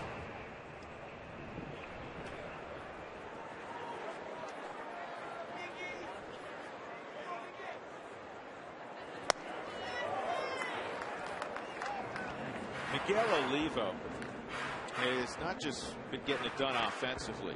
He's hitting above 320. He's got 5 home runs and 13 RBIs. That's sensational. But his catcher's ERA, George, 2.58. The Rockies are 9-4 when he starts behind the plate with a 2.58 ERA. And let's not forget that he's cut down 7 of 11 would-be base stealers. He's thrown out more base runners than any other catcher in Major League Baseball.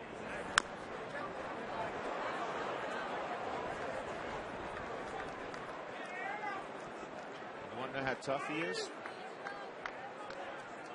He had a couple of kidney stones the other day, George, and you know how painful that can be. Well, I don't know if you know. Have you ever had one? I don't know, and I don't want to know. No, I don't want to know, but we have a close friend, Ken Miller, who's our executive producer, who dealt with that a couple of years ago and was hospitalized. Anybody at home who's gone through that knows how painful it is.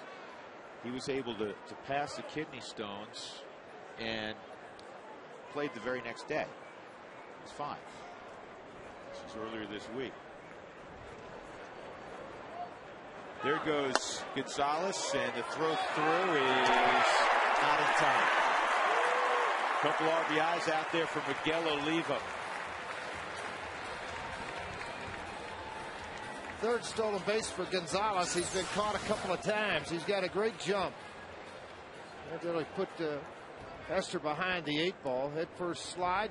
Oh, keep that toe on there.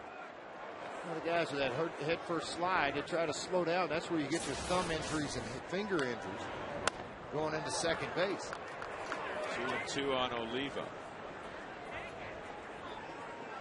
Don Baylor, Jim Tracy talked a lot to Miguel about just having a little more patience, especially with the slider, which a lot of hitters have struggled with. And Miguel has done well. 3-2. Well, he's got himself, George, back in a fastball count as Gonzalez on one hand has first base open. On the other hand, he's got a left-handed bat with a ton of pop in the on-deck circle, hitting over 300, and Ian Stewart. Just doesn't get a whole lot of fun, does it? Well, the whole lineup. I mean, it is one of the most dangerous lineups in baseball. Ball 4. A rare walk to Olivo.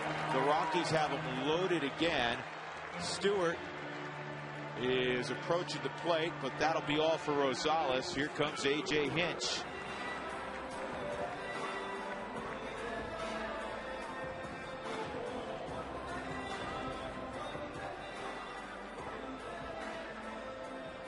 Rockies up 8-6. They have completely turned the tables on Arizona in this game.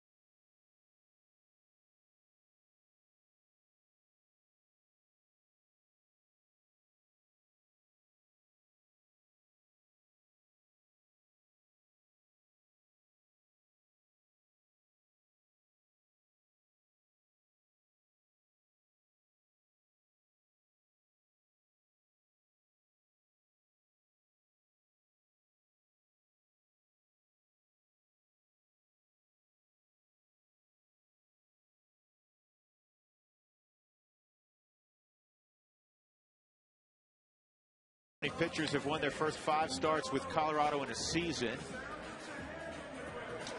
And the answer is 2. Brian Bohannon in 1999 and Ubaldo Jimenez this year. But Ubaldo, the first Rockies pitcher ever to end April with a 5-0 record. Bohannon sneak into May. Also, a footnote to that, Pedro Estacio, once he was traded from the Dodgers to the Rockies, won his first 5 decisions in a Rockies uniform, but it came mid-season in '97. Mike Hampton won his first 5 decisions, not starts, in 2001. Bases loaded, 1 out. Esmerling Vasquez to Ian Stewart. That's a big arm. He will throw the ball hard. That first offering at 95 miles an hour. He pitched with Arizona a year ago. 53 ball games, 53 innings, 45 strikeouts. Not many long balls, just 4 in those 53 innings. 1 home run given up so far, and 4 innings of work this year. Helton, Gonzalez, Olivo on board.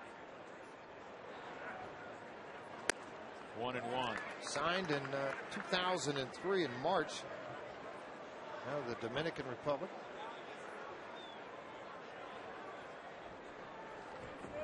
Now there's Don Baylor, and one of the things he'll do as a hitting coach, especially when there's a pitching change, he'll call the hitter over and he'll say, hey, look for this. It's kind of like revisiting, as that's in there for a strike. It's revisiting what each guy has from your hitter's meeting, but it's making it current and up to date. 1-2.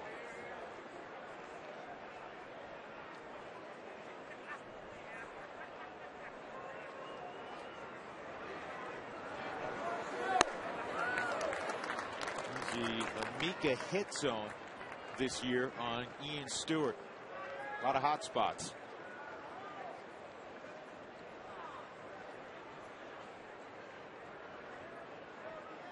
The things he's done is cut down on the strikeouts. That's one of his goals, obviously. It hasn't hurt the power either. And now Vasquez has gone as far as he can go. And if you're Stewart, you can eliminate, you assume, just everything but the heater, right? Absolutely. Especially for a bullpen guy. And one who throws very hard. 3-2, bases loaded. They're going to come home with it. They'll get the out there, and that's it. That's 2 outs, and that'll bring up Mora. You know what? We said eliminate everything but the heater, George, and he threw a 3-2 changeup. Yeah, how about that? With Stewart out on the front leg, and he got the out. Huh. Tricked everybody.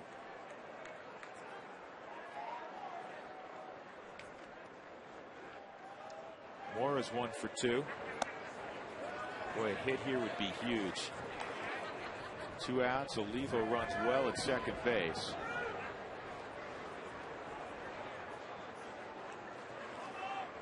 Take a 4-run lead.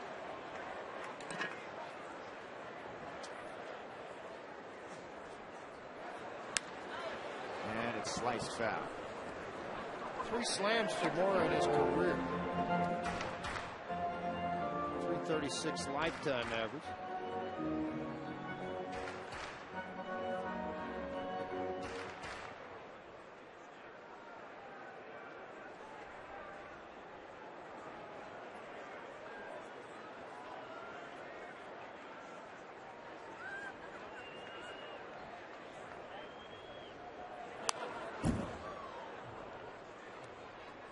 .97-mile-an-hour fastball from Vasquez. Righties 0 for 4 against Vasquez. Lefties 4 for 12 after the ground out by Ian Stewart.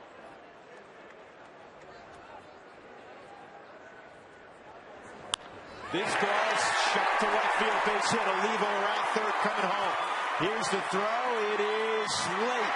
2-run single. Mora make it 10-6. Colorado. Melvin Mora coming through. 4th and 5th ribbies.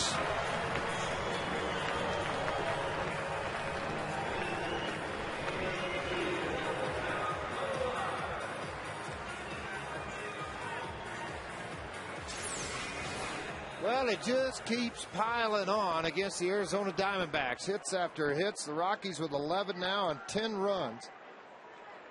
15 hits total in this ball game. Got a fastball to hit. They took care of it. Yeah, this is the last guy, George, he wanted to face. With Matt Beliles at the plate. Double last time up. A couple of RBIs. Pushing that career total to 3.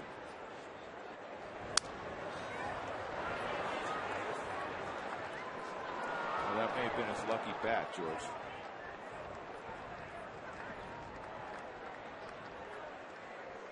But it goes to a good resting place. 2 RBIs with it last AB.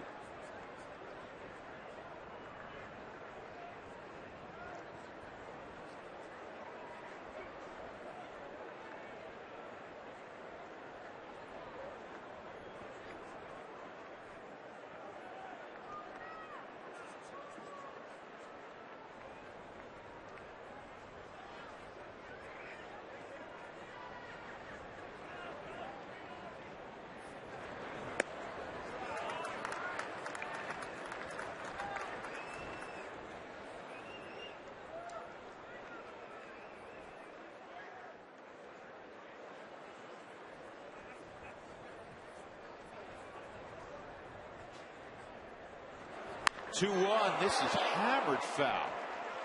It's that early batting practice for relief pitchers is paying off. Yeah, we're having fun with Matt Belial, but Been around him now for a couple of years. You can just tell by the build. Matt Bilal's a good athlete.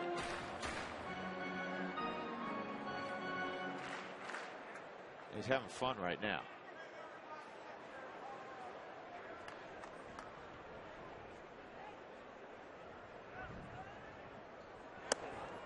Three and two.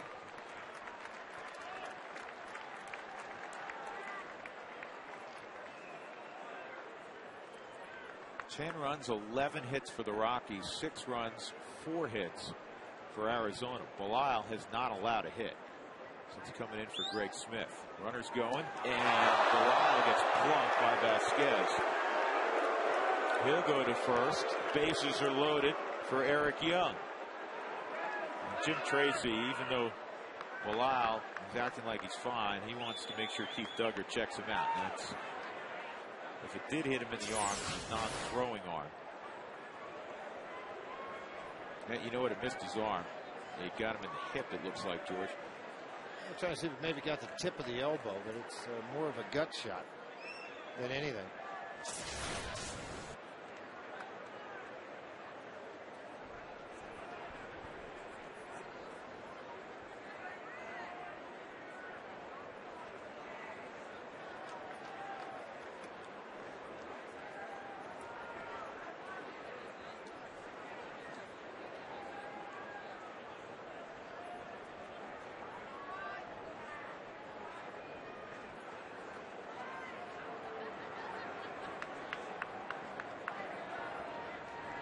First time EY's been to the plate in this young major league career with the bases loaded. See if he can add to the damage.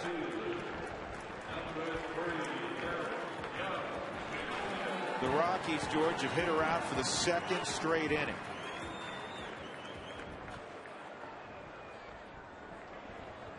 Stewart at third, Moore at second, Bilal at first.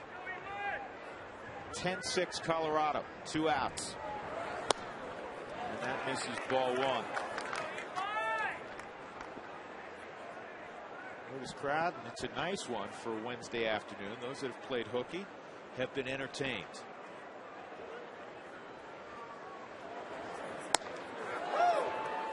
One and one.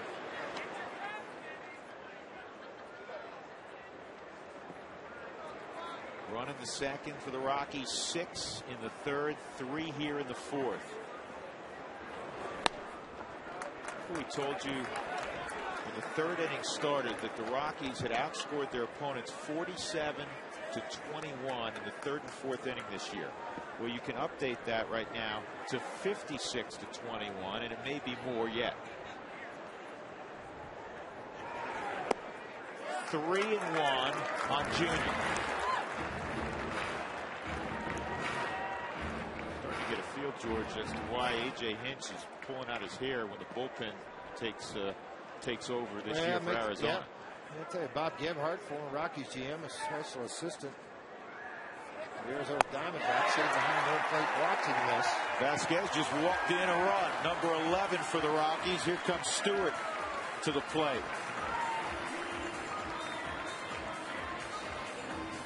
And here comes Mel Jr., Mel Stottlemyre Jr. Doesn't need a GPS today. He's made numerous trips in the last 24 hours out to this mound to sit down and have visits with people. You hit a guy, then you walk a guy with the bases loaded. Third RBI for Junior. Well, Dexter Fowler has had himself quite a ball game.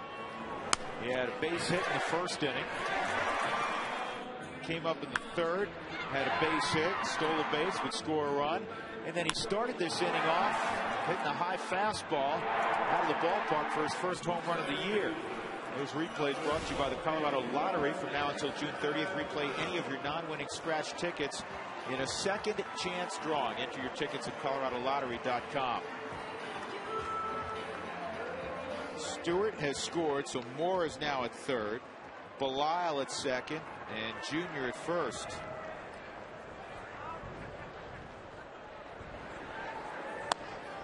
High on Fowler.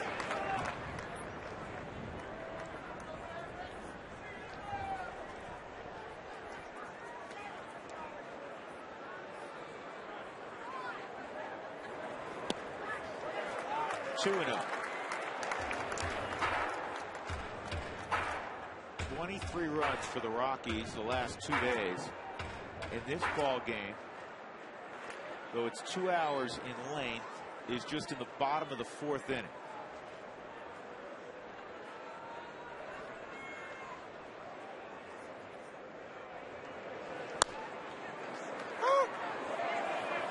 Marvin Hudson hasn't been allowed to bark strike in a while.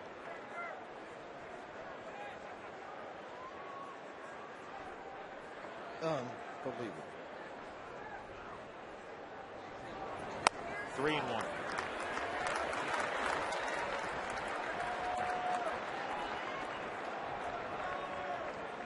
Dexter Fowler in control of this situation. Nobody's up in the Arizona bullpen. Bases loaded, 3-1 pitch upcoming. 3-2.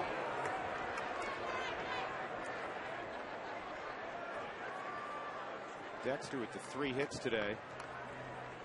Moved the average up to 263. Southwest sky cam, is it getting a little high, maybe a little wide? Well, Vasquez gets a strike out of Fowler, but the Rockies add 4 more to their total. They once trailed 6-0, 11 unanswered as we go to the 5th.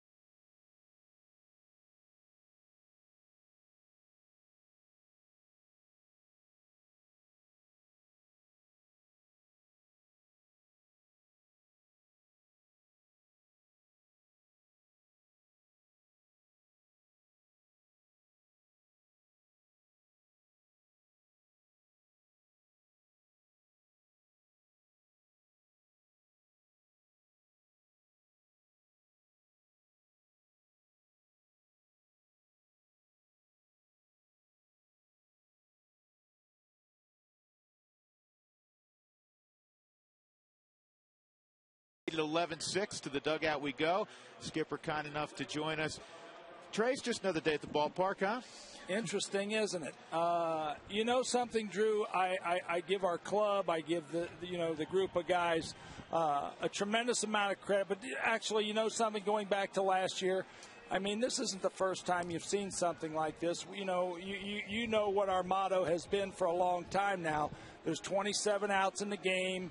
We didn't start very well, but we're going to play all 27 of them. I just really felt like in order to give our offense an opportunity to get involved in the flow of the game, unfortunately, I had to call off the jam from a pitching standpoint because I really didn't feel like we could allow them to hit us again, let's say in the 2nd or 3rd inning, and then think along the lines that we could get back in the game, Drew. Well, it's been fun to watch offensively. Trace, good luck the rest of the way as always. Thanks, Drew. See you, George. Bye.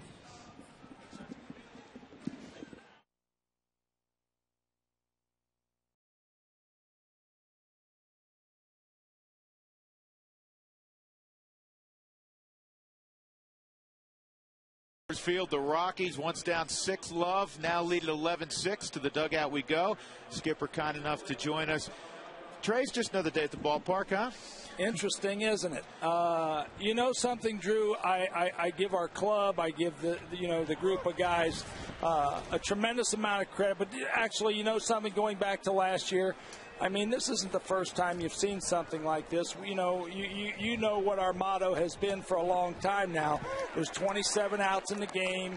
We didn't start very well, but we're going to play all 27 of them. I just really felt like in order to give our offense an opportunity to get involved in the flow of the game, unfortunately, I had to call off the jam from a pitching standpoint because I really didn't feel like we could allow them to hit us again, let's say in the 2nd or 3rd inning, and then think along the lines that we could get back in the game, Drew. Well, it's been fun to watch offensively. Trace, good luck the rest of the way as always. Thanks, Drew. See you, George. Bye. I had a lot of questions asking that.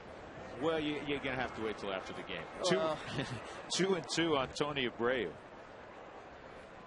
By the way, 6th time in the history that the Rockies have batted around in consecutive innings. How about that? April 22nd, 2009 versus San Francisco. They did it in the 6th and 7th inning. And here today against Arizona. This is a fly ball down the left field line that's going to drop. Eric Young at the corner. And it's a leadoff double for Tony Abreu. And because of the pitch count of Bilal, he's at 53 with that last offering. That try to let him work through this thing. 11-6, 5-run lead. He showed pretty good command in here. He's had to run the bases a couple of times. Of course, they're watching that side also after getting drilled with a 94-mile-an-hour fastball too.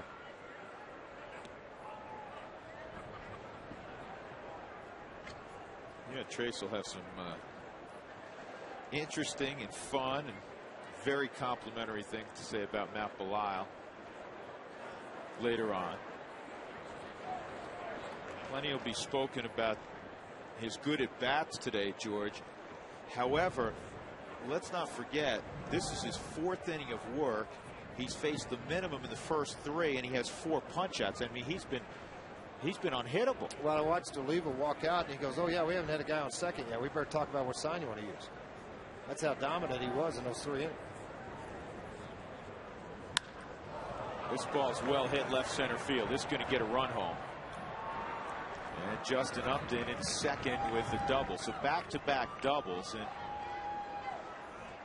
Matt Bilal being extended more than he has in a while. And Matt Daly is up firing in the Rockies bullpen. Well, on the 4th strike zone, you're going to look at the pitch from Matt Bilal. You've got a 5-run lead. He's just trying to work his way through this and get 3 outs. Unfortunately, the ball stayed elevated in the zone. He got driven into left center field by Justin Upton. Pick up his 9th RBI of the season.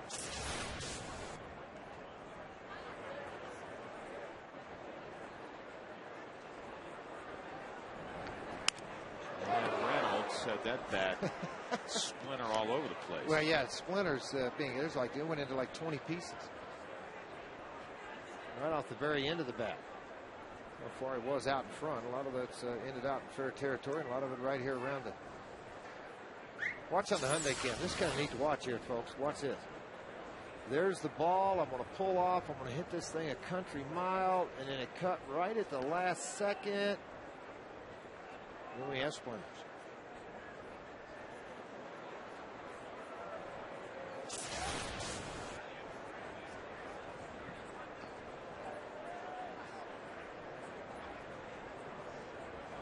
Ugly line for Leo Gonzalez, George. An inning and a third, 7 earned runs on 6 hits.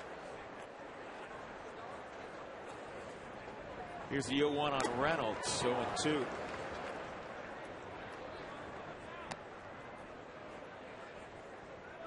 Rockies came into the ball game second in the National League, tied for second in the National League in runs scored with 108. So now that jumped that total to 119. The Brewers lead the National League. They scored 121.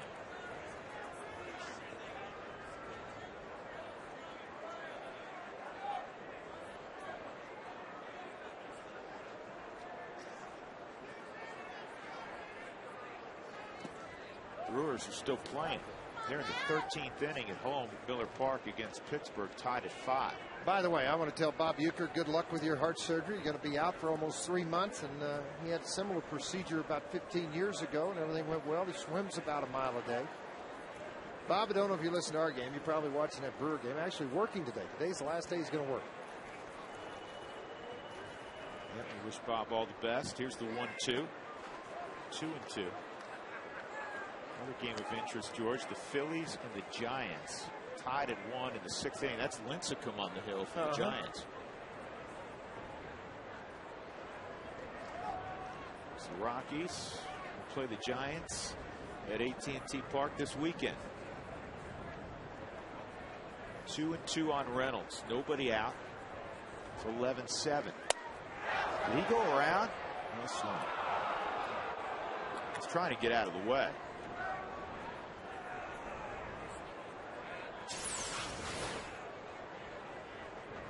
I agree. I didn't think he went around. Just trying to duck to get out of the way of the pitch coming at him.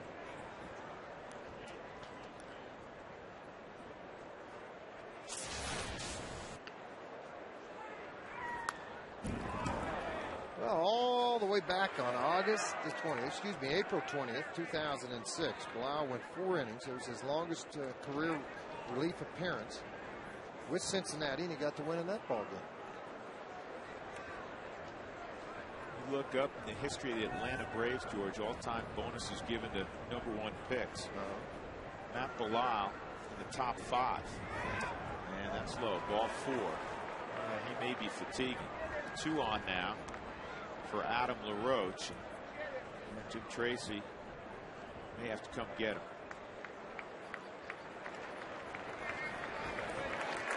Matt did a terrific job.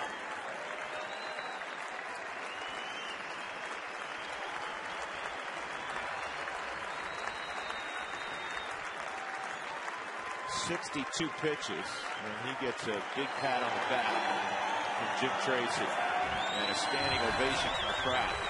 Well deserved.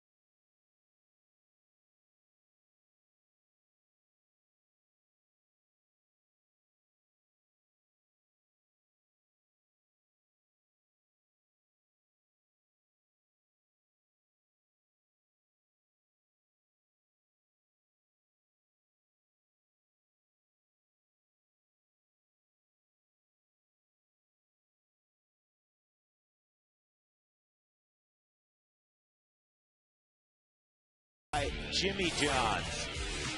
3rd inning, Matt Bilal at the plate. The Rockies trailing by a run. Except Bilal with 2 men aboard, doubles down the left field line to drive in the tying run and the go-ahead run in Melvin Mora. Not to mention the terrific work he did on the mound. Today's delivery of the game brought to you by Jimmy Johns.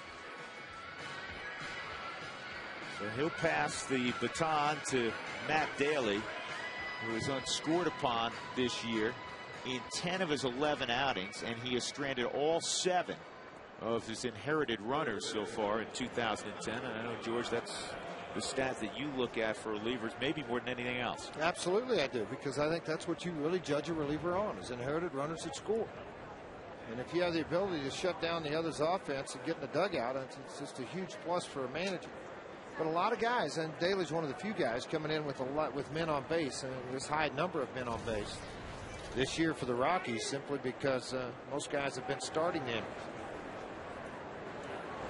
LaRoche pops up the first pitch. Infield fly, rules called. 1 out.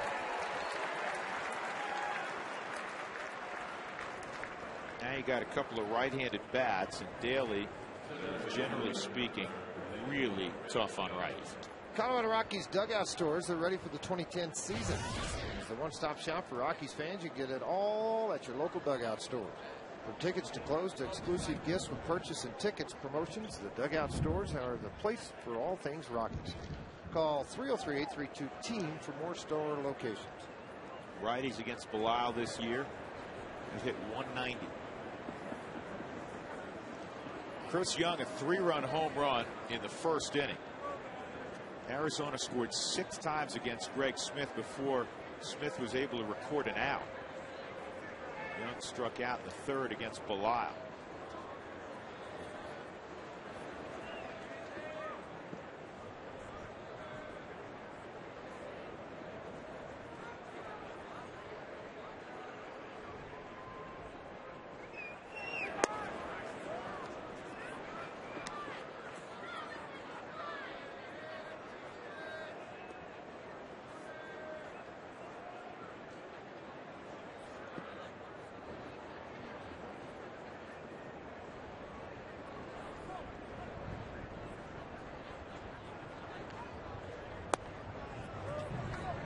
watch Belisle's pitches from that arm angle, George, and he gets a lot of natural sink. He does not throw a two-seam fastball. He throws four-seam fastballs. Rotation of the baseball out front, that's what creates a lot of that run to it. Throw a four-seam fastball, but if you get off to the side of it, you're going to create some run and sink when it's down in the zone. And this is popped up and playable in foul ground. Helton got close to that fence and unfortunately couldn't make the play. Because of the sun and where it is, and you got to use your glove to kind of shade the glare and look over, and then you know you're getting close to that fence. Helton knew it, and he's disappointed he didn't make a play on this baseball. You start to wonder down in that dugout, you got to be yelling, "You're all right, you're all right," and let him come to the fence and then being prepared to catch him.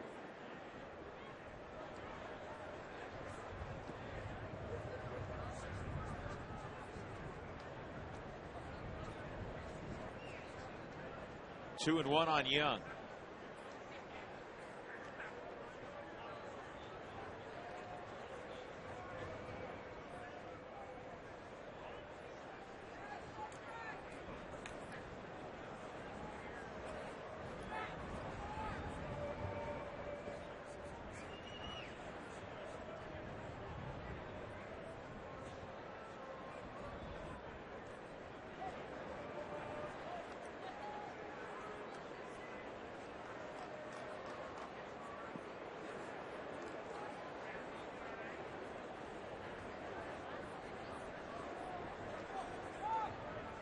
Oh boy, that's not a pretty throw.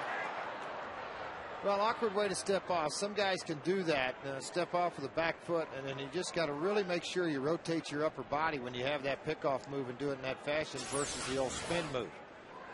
First guy I saw do this, Steve Rogers, where you just step off, snap throw back to second base. But you really, really got to make sure you get your hand up and you follow through on your throw.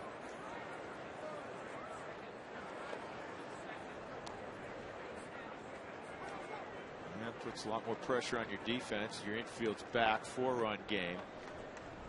No longer an opportunity for a double play. If Young gets it in play, in all likelihood, the Rockies will give up a run. Justin Upton at third base. Reynolds at second. 2 and 1 on Young. 2 and 2.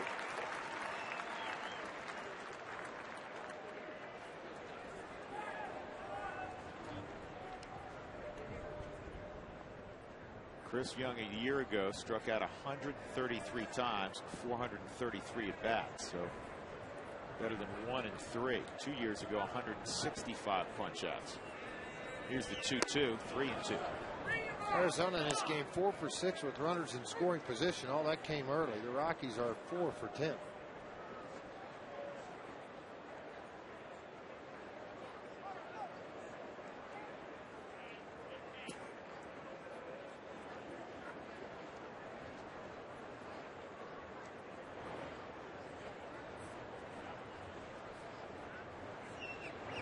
(3-2), and that is a base hit, and this game's going to tighten up considerably.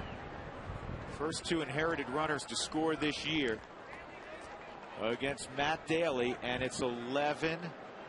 And that's a 5 RBI ball game for Chris Young. Now let's look where that fastball is. That four-seam fastball up. It's off the plate, but he's a very good high ball hitter. Able to hit it out of the reach of Tulowitzki at shortstop, just barely into the outfield, but 2 more will come around, and he'll be charged to Matt Belisle. I'll tell you what, it's a very misleading line that you're going to read in the paper tomorrow from Matt Belisle. He's going to end up, George, giving up 3 runs in 3+ innings. As Gerardo Parra is going to pinch hit for Cole Gillespie.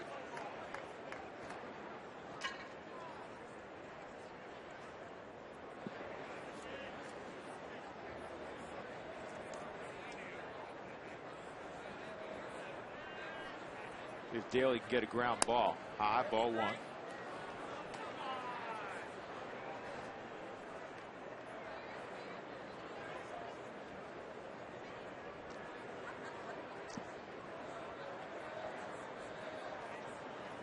Double walk, pop out, and then the 2-run single by Young on a 3-2 pitch. Young dancing around.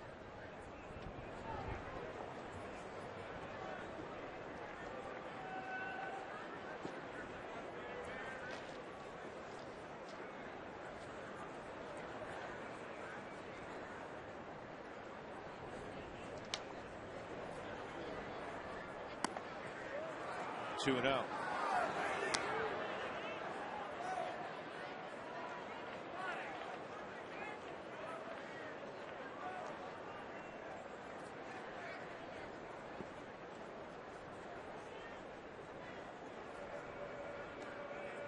Let's see if Jim Tracy gets a left-hander up. You get down to that pitcher spot, you're not too far away. Just 2 spots. You're probably going to see Stephen Drew take his 1 shot in this ball game. Even though it's early, it's in the 5th inning.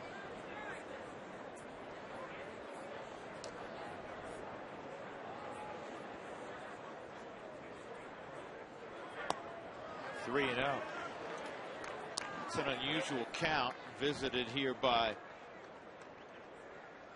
Matt Daly. He is a consistent strike thrower ordinarily.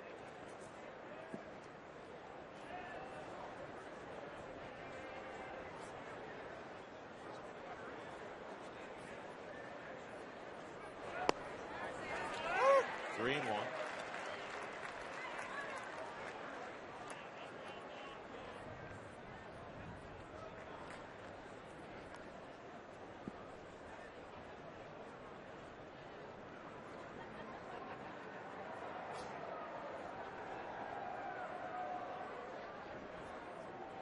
Young takes off, and it's fisted to shallow right, and laying out and making the catch is Fowler.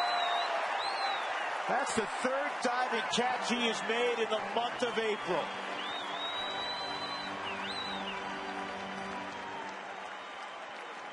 It's all about getting the read, I'm telling you. If you don't get out and get a read, you don't have a shot at making this play. Yeah, it's the Home Depot doing more on defense. Dexter Fowler has gotten this award a couple of times this year. He got it in the no-hitter that Ubaldo Jimenez threw in Atlanta. Gorgeous catch. The Home Depot doing more on defense. 2 outs. And John Hester at the plate. 0 for 1 and a walk.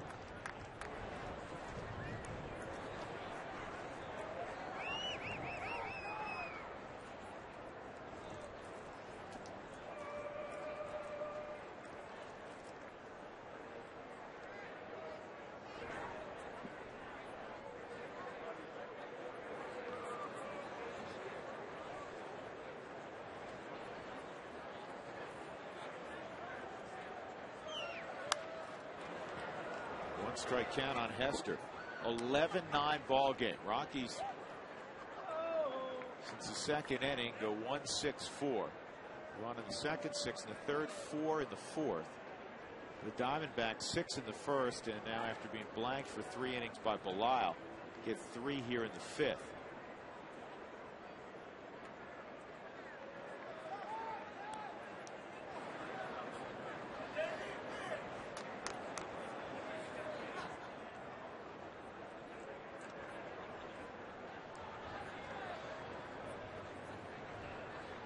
Tough on hitters right now. You got a lot of white papers flying around right behind the mound.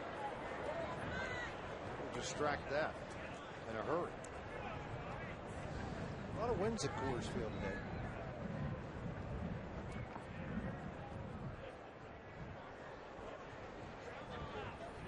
It's gusting out toward right center field. How about the ones running right towards home plate right now? There's like 5 of them.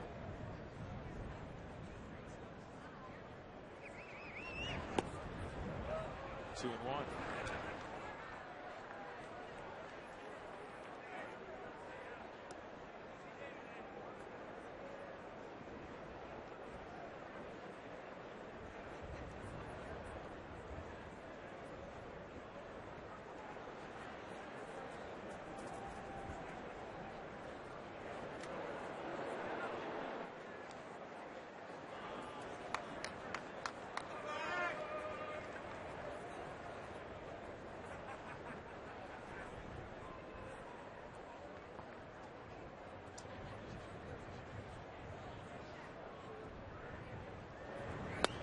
That's there, 2-2.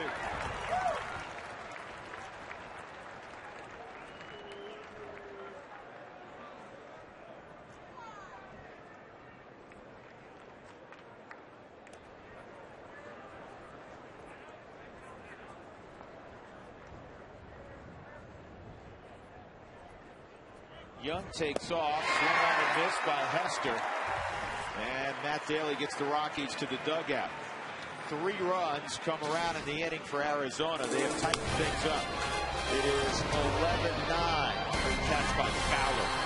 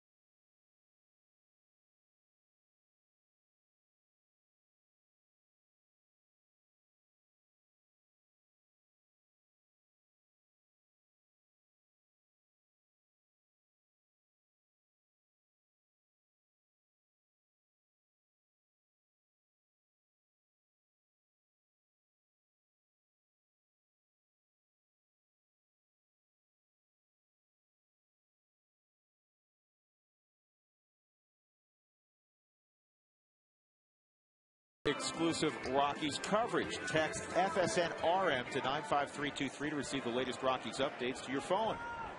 Message and data rates may apply. Well, the Rockies trailed 6-0. As you see, Gerardo Parra, an even-up switch with Cole Gillespie in left field.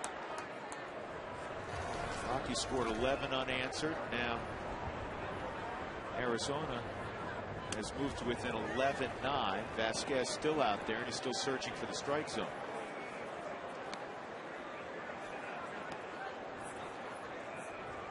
Helton in the game, a line drive to deep center that was tracked down by Chris Young, a walk and a run scored in the third, and a double to left, and he's ahead 2-0. This may be one of those days, George. This may be an old-fashioned Lake Street Bomber game from the mid-late 90s. You just got to keep scoring.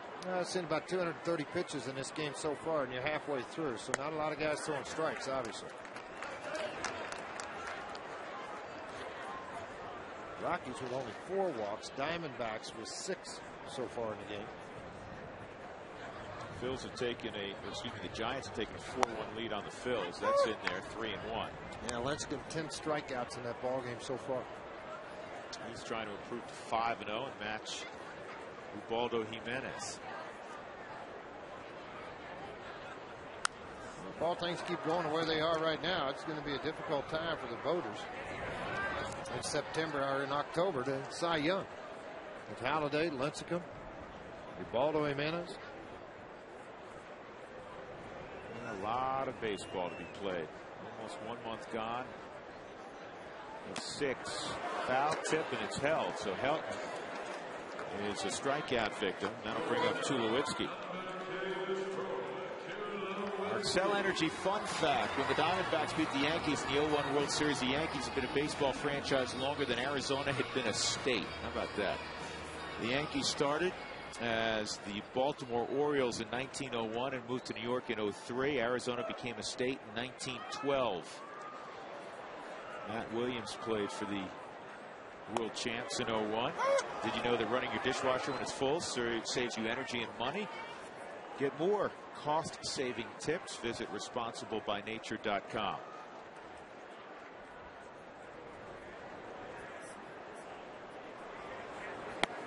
That's in there, 0-2.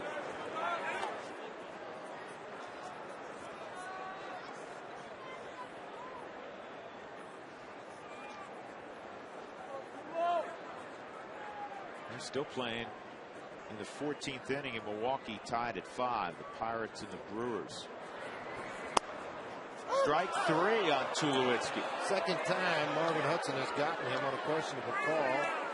And Tulowitzki kind of stood at home, walked off. This time just shake your head and leave. Fourth strike zone. Let's see where this pitch is.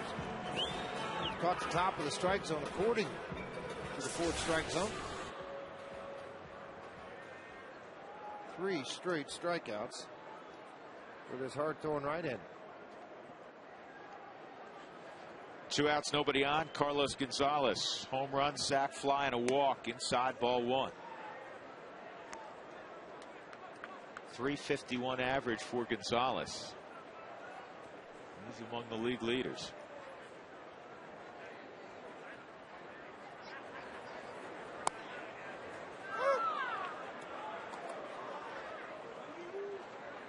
Five RBIs last night. It really could have been 6. Gonzalez had a base hit with Tulowitzki at second, but the Rockies were up by so much. Richie Dower had Tulowitzki stop at third.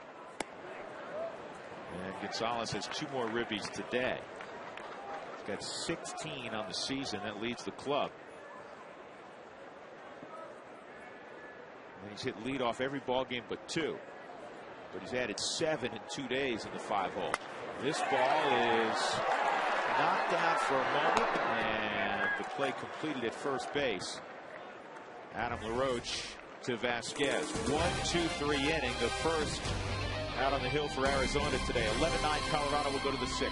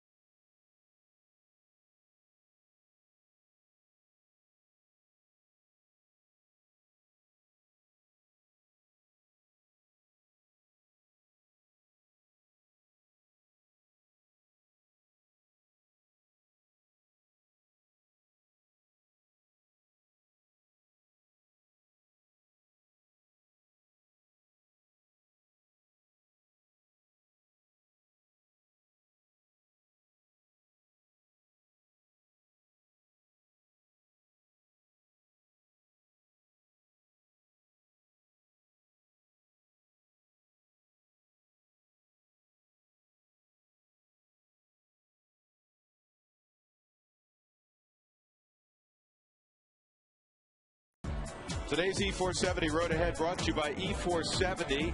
Quick, easy, and available to anyone. Test drive it today. Tomorrow's a day off. Rockies have not had one in 2.5 weeks. And then they'll head to California. San Francisco for 3, Padres for 3, day off. And then the Dodgers for 3. Well, Esmerling, Vasquez will hit for himself, leading things off in the 6th inning.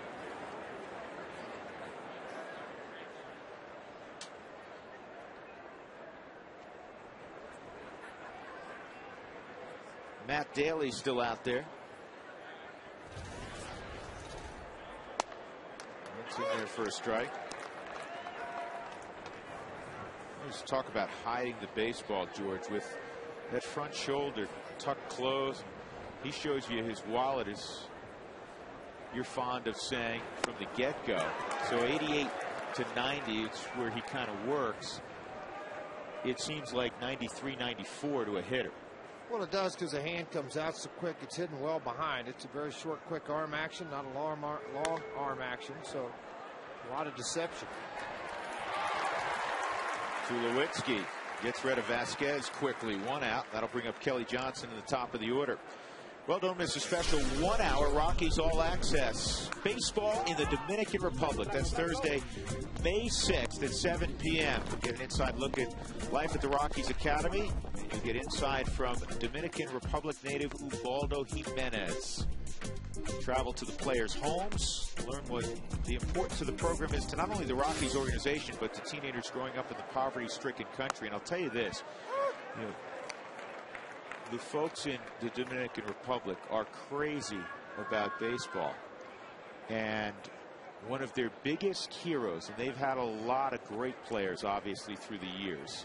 A lot of guys that can't go anywhere in the Dominican without being hounded. Well, one of those guys now is Ubaldo Jimenez.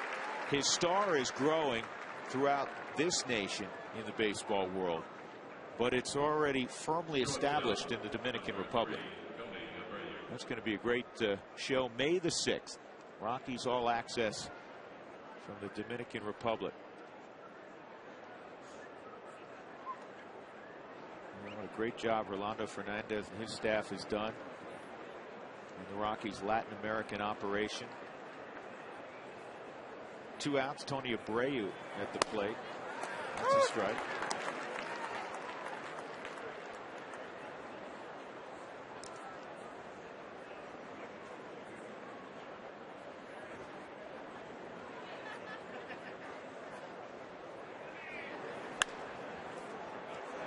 And a 2-strike count. The Rockies' 8th and 9th inning men on the plus side are well rested. Rafael Betancourt and Franklin Morales. Joe Beimel standing next to Jim Wright. 1-2.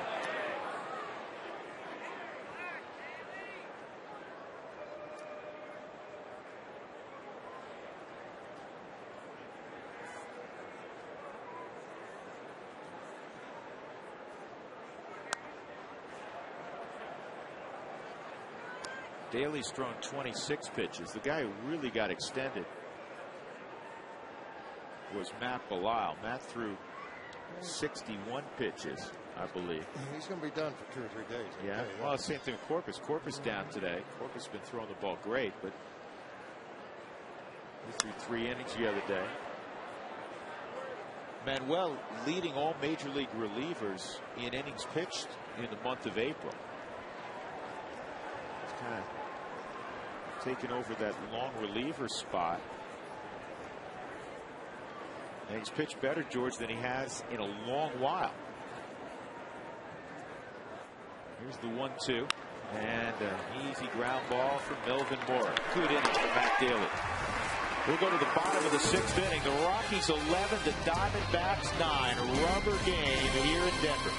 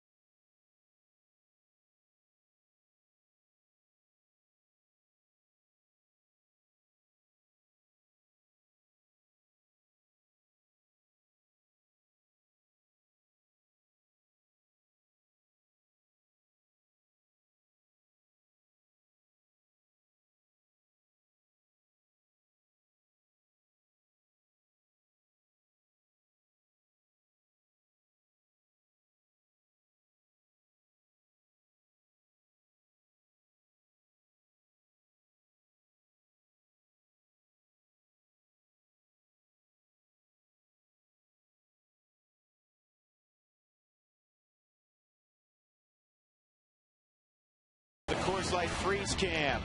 Dexter Fowler's first home run of the year.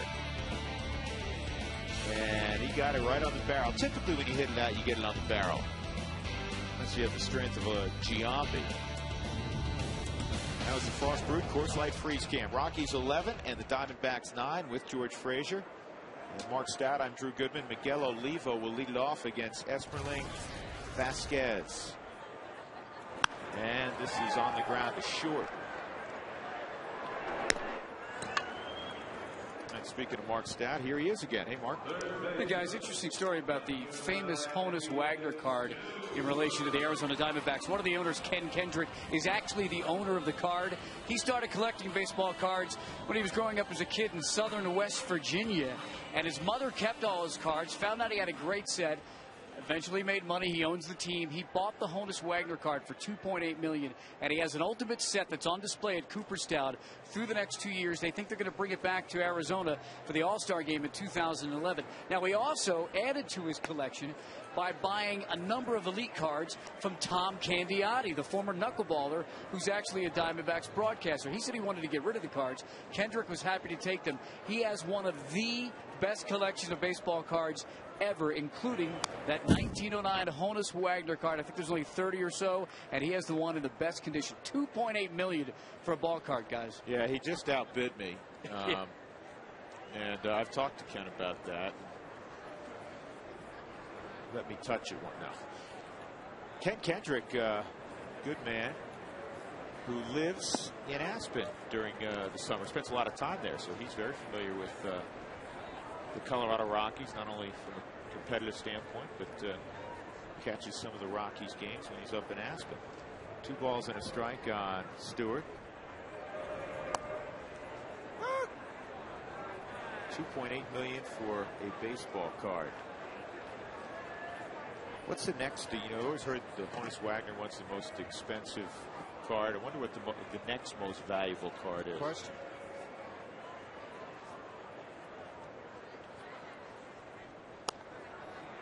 Well, Vasquez, after struggling initially when he came out of the pen, has pitched pretty well here in the 5th and 6th. Yeah, gave up a hit. Hit a batter, and he struck out the next 3 batters. 4 strikeouts in his appearance so far. 2 outs, nobody on for Melvin Mora.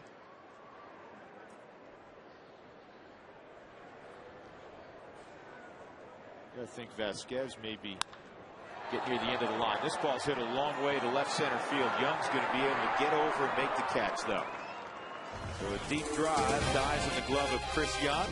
We're done with 6 innings. We'll go to the 7th, 11-9.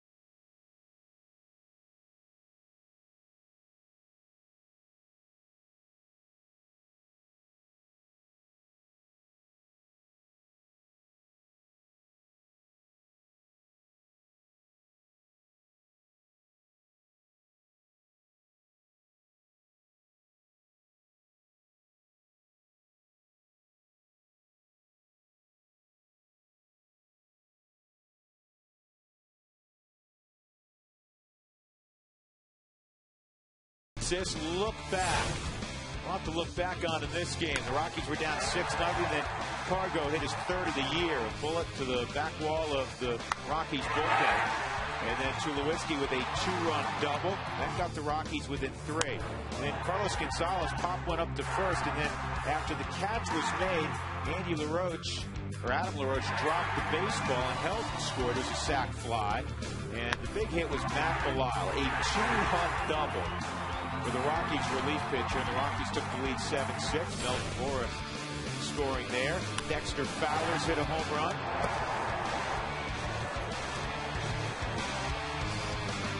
Our look back brought to you by Cooney Lexus, where luxury has an address. So Matt Daly in the 7th facing Justin Upton, Mark Reynolds, and maybe Adam LaRoche. I say maybe because the Rockies have Beimel up.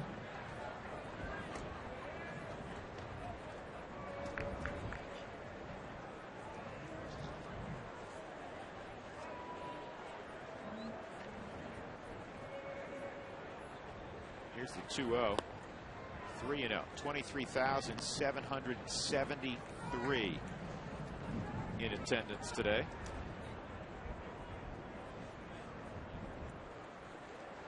Rockies 7-4 at home. Trying to win another home series. Again, they have not lost a home series since Jim Tracy took over as manager in late May of last year.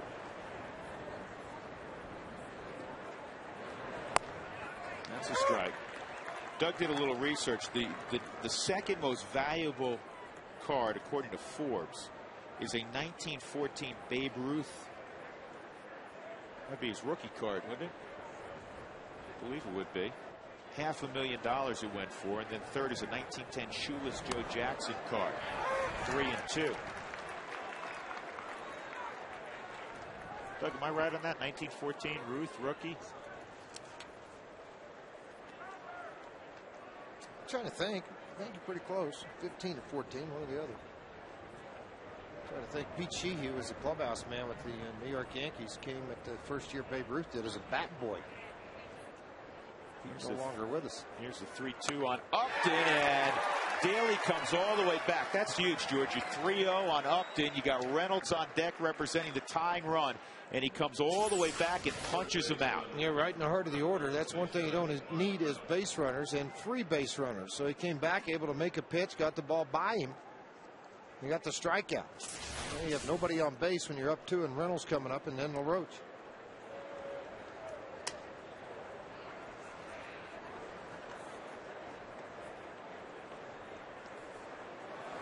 Reynolds takes low.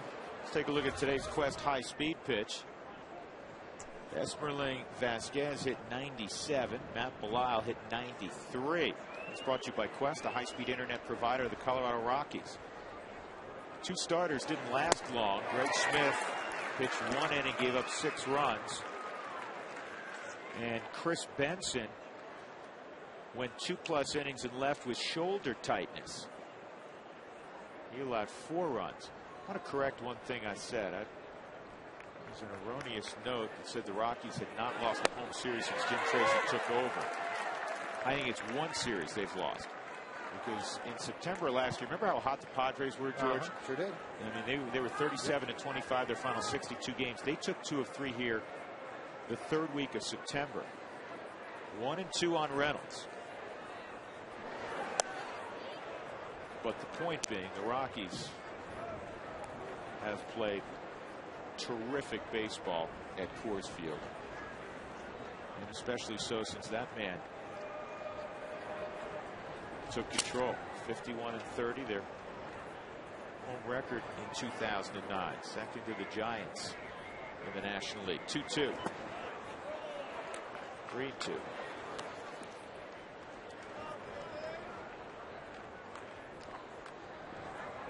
.39 pitches in for Daly. Beimel appears ready to go if needed for LaRoche.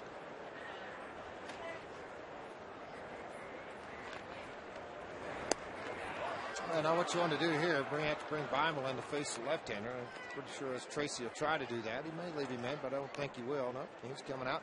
Coors Field Suites, party facilities, group picnic areas offer a unique atmosphere designed to fit any event and any budget.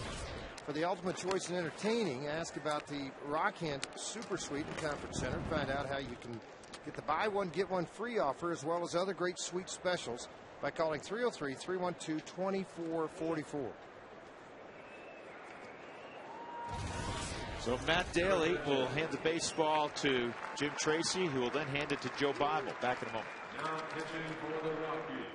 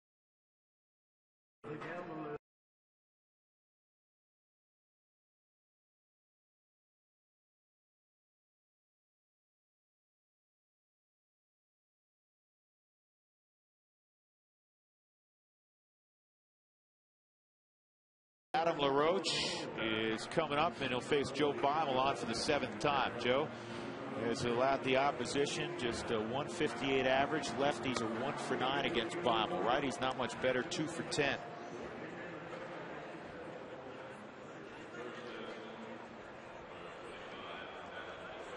And obviously stay out of that middle half in and a little bit up. Regardless, left or right, that's been LaRoche's sweet spot twice in this series.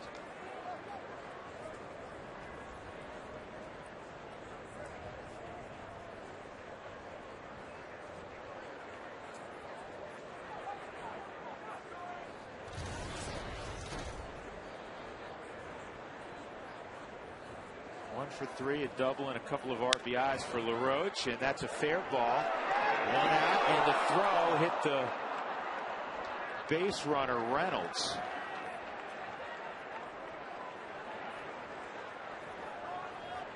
So there are 2 outs, and Reynolds at second base.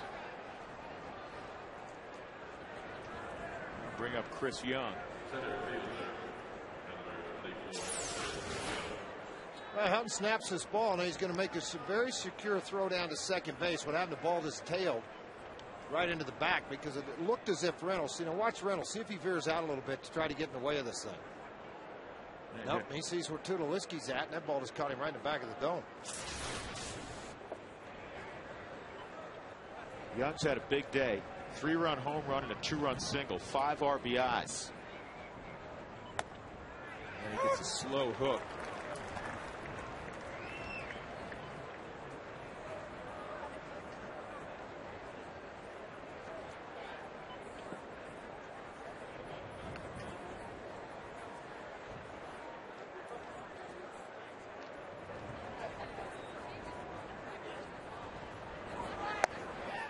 Tried to paint the outside corner, just missed. 1-1.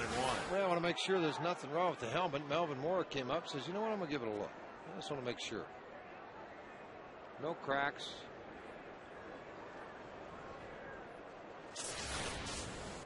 Been a long day for him. He's had to stand in the outfield for a little while.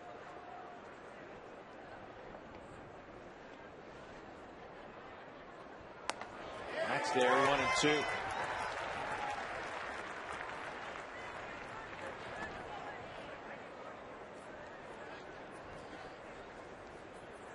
Betancourt starts to loosen up to get ready for his 8th inning of work.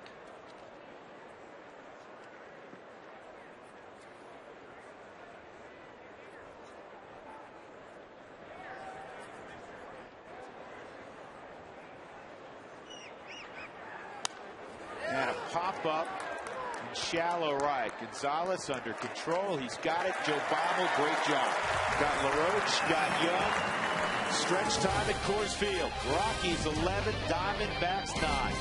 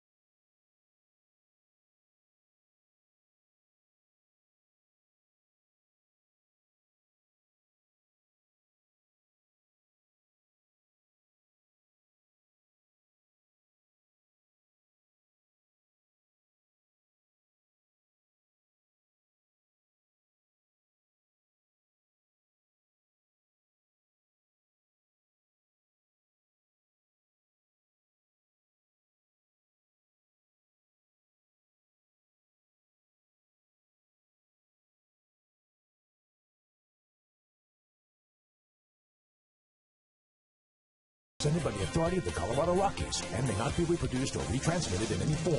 And the accounts and descriptions of this game may not be disseminated without the express written consent of the Colorado Rockies.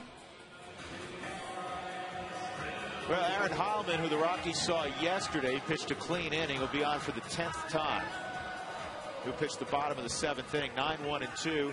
The batting order for the Rockies. So Colorado will go to their bench. Jim Tracy has sent up Ryan Spilborghs to hit for Beimel.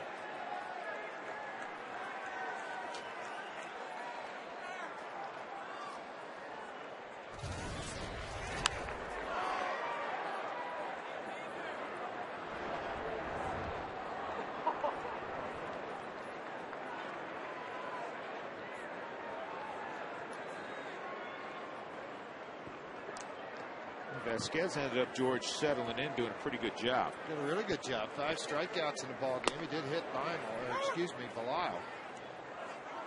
Yeah, with Spilborghs hitting here, it allows Jim Tracy to make the double switch and allow Spilborghs to go to left defensively or to right and Gonzalez to left. 1-2 on Spilborghs.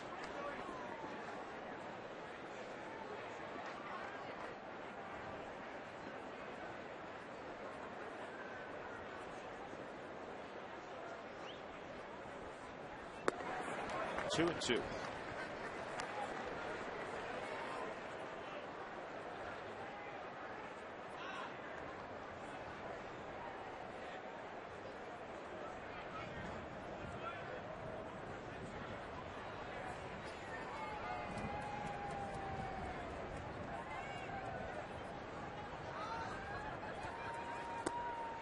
Spilborghs didn't fire, held up 3-2.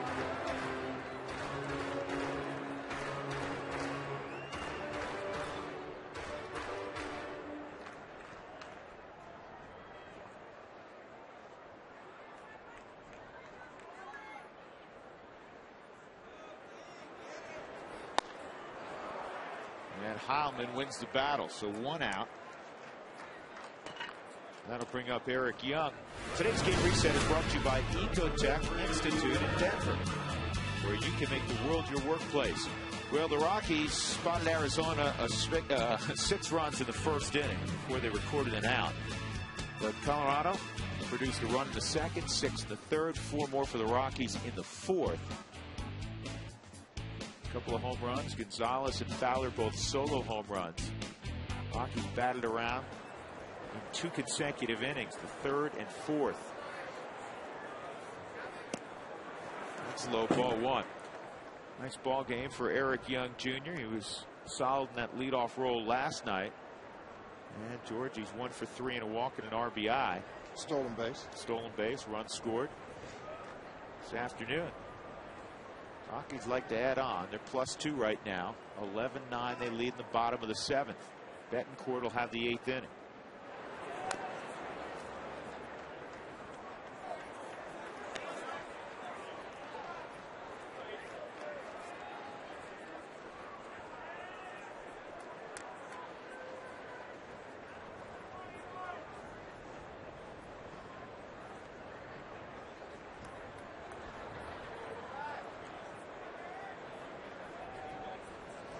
Look out.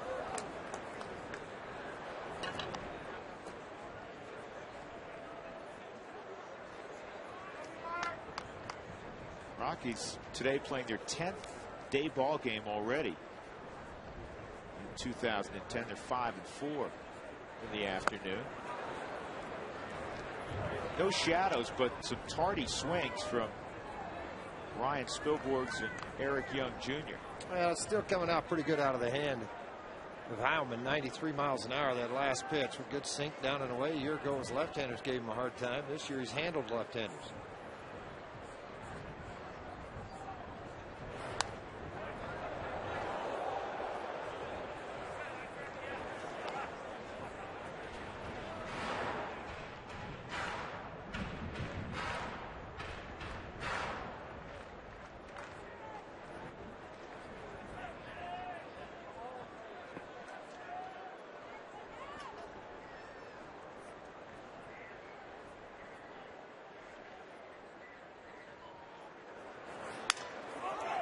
Slowly hit to first.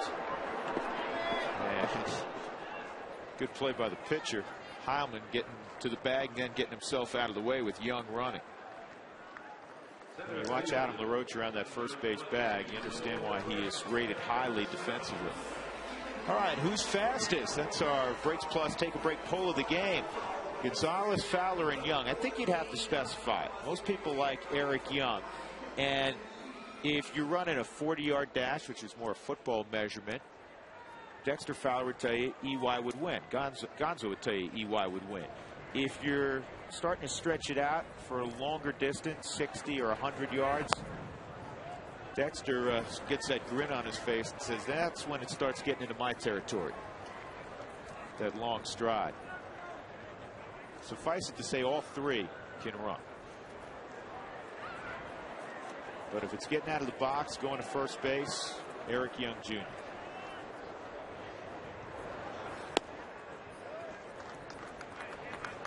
Nine in a row retired by the Arizona bullpen. Last base runner, Eric Young, walked back in the 4th inning. That walk forced in a run. 2-0 on Dex. And this ball's hit pretty well to center field. But Chris Young is going to be able to track it down. So we'll go to the 8th inning. The Rockies 11, Arizona 9. Rafael Betancourt will come aboard.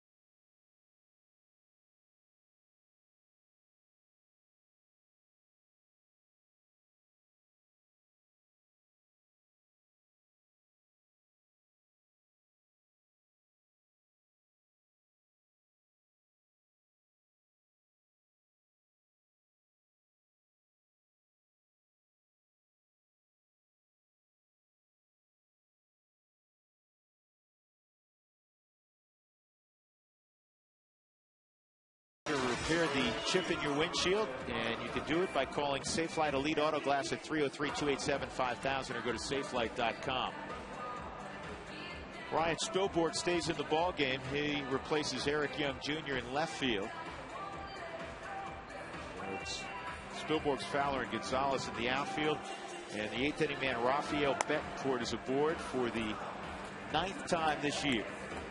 And it's right-hander coming on, making that 9th appearance. 368 earned run average, over 7 1/3 innings, 7 hits given up, 7 strikeouts.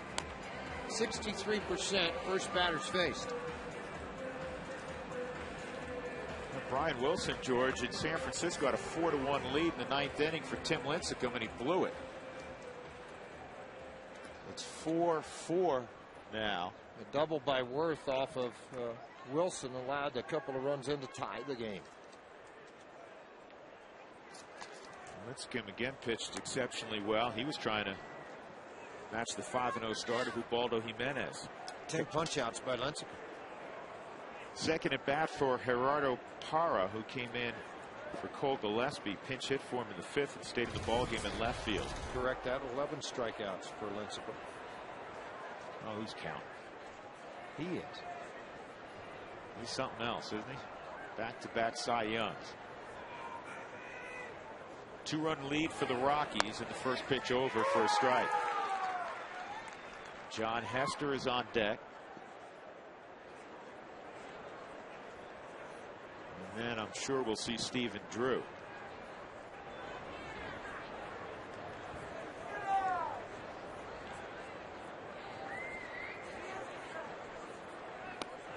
Good pitch.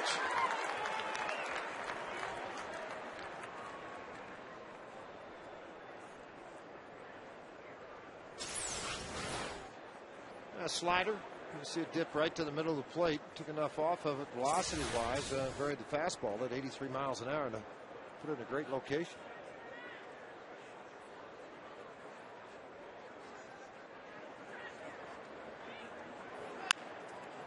Punch through the left side for a base hit. Wow, that's a good pitch. And Parra didn't hit it hard. He just found a seam on the left side. And now the tying run comes up in John Hester.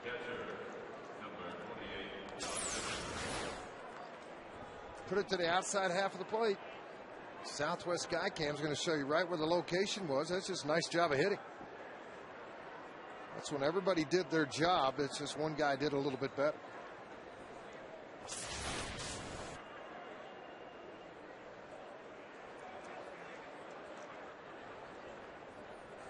Hester's 0 for 2 and a walk.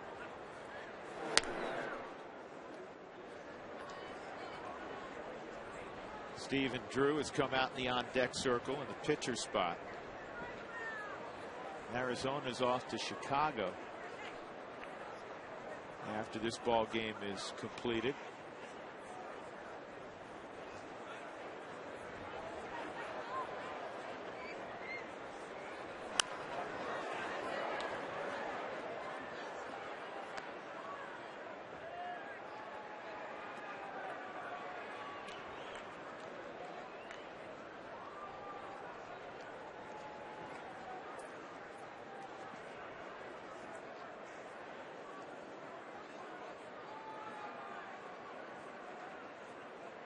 Six-year-old John Hester.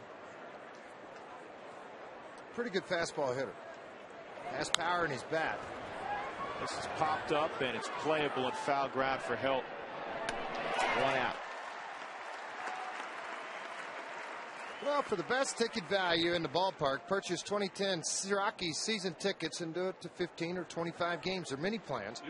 They also include the Red Sox and fireworks games. Most of those packages do, and it also offers substantial savings and postseason opportunities. Call 303 Rockies or go to ColoradoRockies.com to order now. Well, one kid from Georgia sits down. That's Hester. And another kid from Georgia steps up. That's Drew. 1 out. Parra at first base.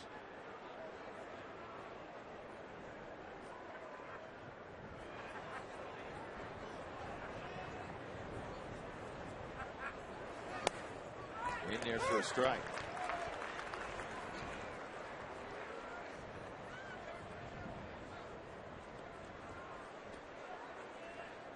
Last year, Steven drew 12 home runs, 65 RBIs. He batted .261.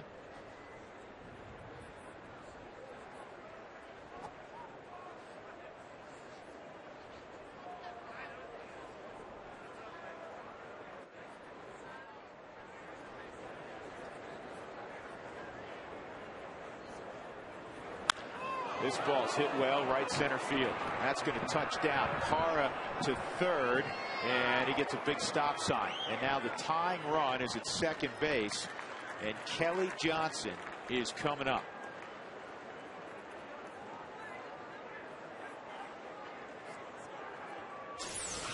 What's true? I mean, interesting hitter. Really handles his hands well. He got a ball. That ball was tailing away from him, just above the knee level. He's able to go out and get it, start his swing early enough, and yet drive it. You can see Dexter kind of shading into left center field. That prohibited him from having a play on it, and it was just kind of off to the races. Parra coasted into third and Drew into second. Franklin Morales firing down in the Rockies bullpen. 2 in scoring position. Kelly Johnson has been terrific at home, as we illustrated earlier. He's been struggling out on the road. He has struggled big time in this series. He does not have a hit in the series. Infield back, which means they're obviously conceding a run with a run to play with, so to speak.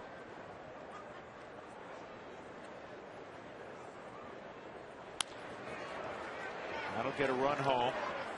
It's 11-10. Johnson is the second out of the inning, and that'll bring up Tony Abreu.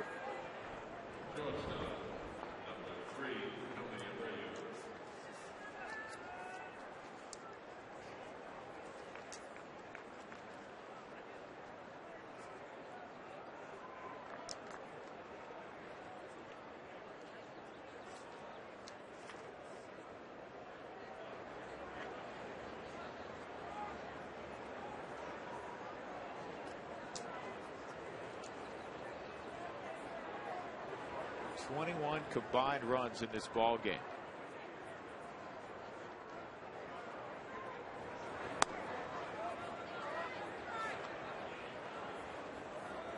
Well, he threw out all the walks, a couple of errors made in this game. 1 error. Charged, hit batsman. Bilal was hit. Yeah, the error was on Matt Daly on a pick, and that led to an unearned run.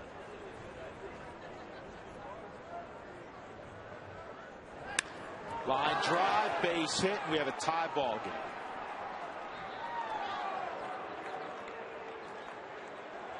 The Diamondbacks have come up with 2 here in the 8th to tie this thing at 11. The Rockies have squandered a 5-run lead. Diamondbacks probably believe turnabout's fair play since they had a 6-run lead early. Yeah, Bob Apodaca is going to go out and visit too. Fastball center cut, and you'll see it show up on your screen pretty much center at 91 miles an hour. Line drive right back up the middle. Then you'll see the soft trot to the plate that's going to tie everything up. Drew after that double into right center. Yeah, Morales was up throwing, starting to get loose for anticipation of that 9th inning. He'll still get it here at home, but now Rincon's up throwing, try to get out of the 8th inning if it continues any worse. You got to deal with the power right now of Justin Upton.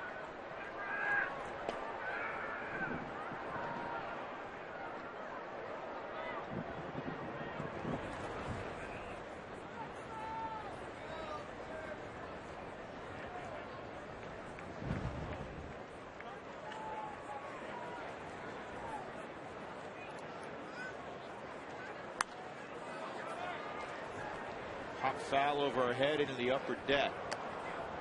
Upton in the ball game. A double, a walk, another double, and a strikeout. 2 RBIs today. Rockies in the bottom of the 8th inning will have Helton, Tulowitzki, and Gonzalez.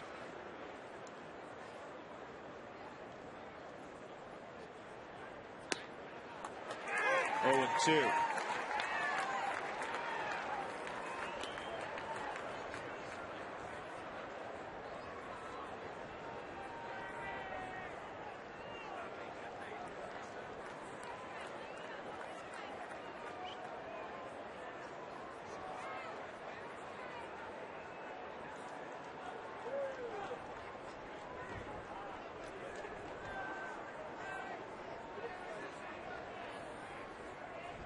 Abreu gets a look. He's not much of a base stealer. His career high in the minor leagues was 14, but he was also caught 10 times that year.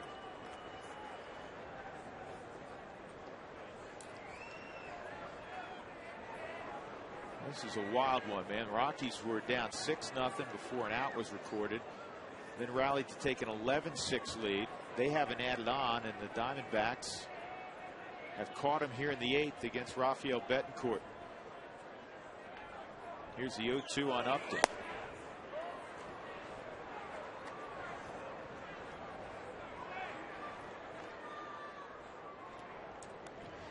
Chad Qualls, if it gets to that point, we've been told not available today, or at least before the ball game. A.J. Hinch wanted to stay away from Qualls. He said Gutierrez would close if there was a save situation. Gutierrez has pitched very well for the Diamondbacks out of their bullpen. Well, Upton's worked himself back in the count. It's 2-2 on the 22-year-old from Virginia. There's Bob Howry. Rockies saw him yesterday. Blaine Boyer in the foreground.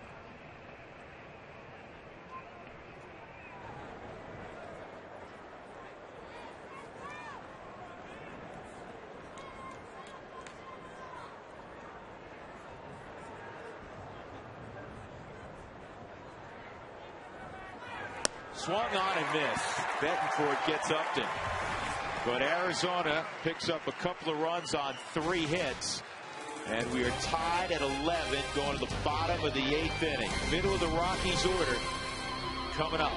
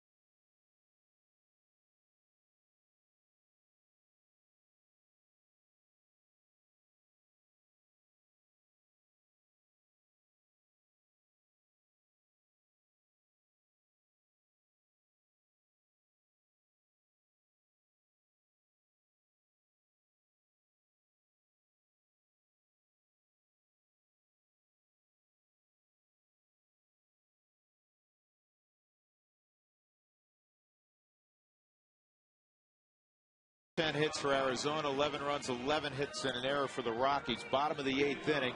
Todd Helton will lead it off. Steven Drew has stayed in the ballgame at shortstop. Tony Abreu comes out in a double switch. And the pitcher spot is now the 2-hole. Bob Howry on for the 9th time. Rockies saw him yesterday, and he pitched well, though he pitched a fair amount. George went 2 2/3 yesterday, gave up just a couple of hits, had 1 strikeout, didn't walk anybody. Veteran guy, though, I mean, typically he should be able to handle this. He's given up 4 home runs, though, in 7 2/3. How about give 1 right here? Helton today, 1 for 3, a double in the 4th inning.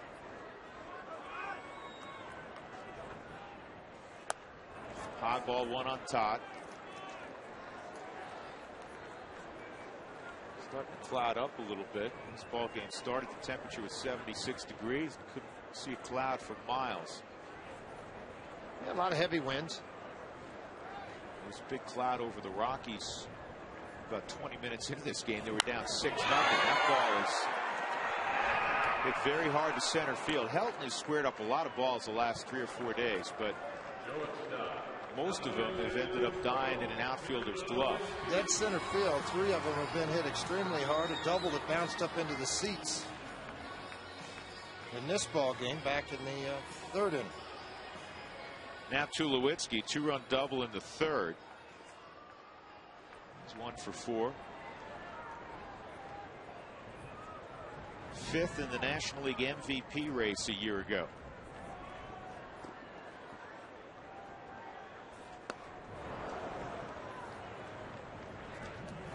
Way out in front on a slider.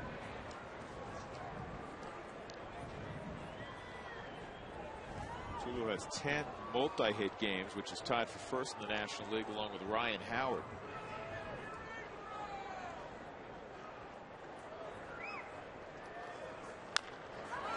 It's a fair ball, and Reynolds makes the play.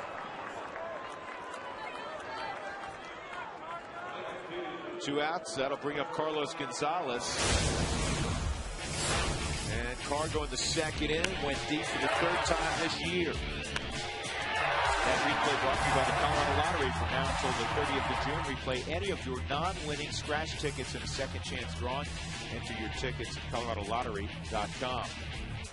That would work well right here.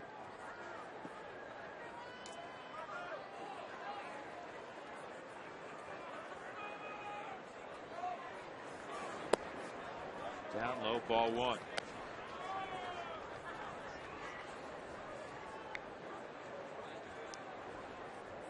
I don't want to be greedy, George. How about a double in the gap and an Olivo single? I'll get greedier. I mean, just hit it in the seats and go home. That's a better one. Sit it up in the seats and then let Frankie come in and finish up the night. 2-0.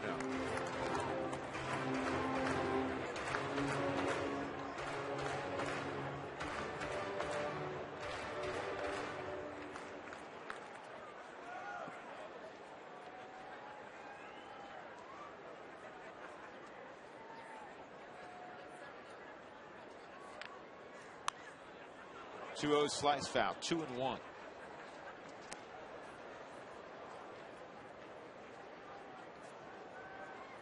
Rockies came into the ballgame 2nd in the National League with 76 extra base hits. They've hit a couple homers today. Got some doubles.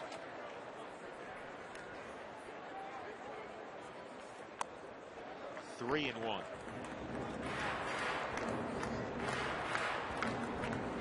Trying to stay away from the fastball to Gonzalez. Well, when he has, he's going up. He hasn't brought it down into the zone at all. He's taking everything up above it, trying to prevent any kind of a power surge.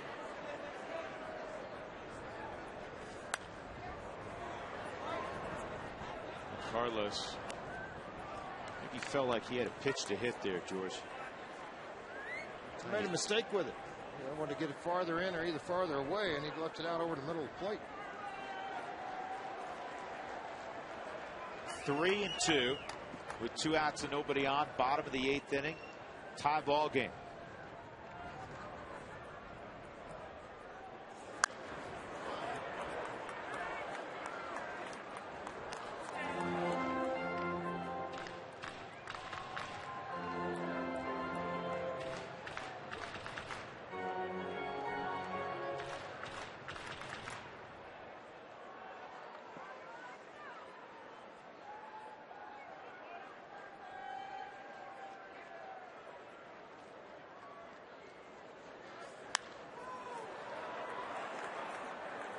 Gonzalez with a good at bat going. Phillies in the 10th inning have taken a 5-4 lead on the Giants. Taking it on Jeremy Affeldt. Pirates earlier finally won that extra inning game against Milwaukee 6-5. It's 2 in a row in Milwaukee for the Pirates. Another foul ball. They'd lost 22 in a row in Milwaukee till yesterday. About Washington, George, we noticed it. It was hard not to notice how improved they were when we were in Washington last week.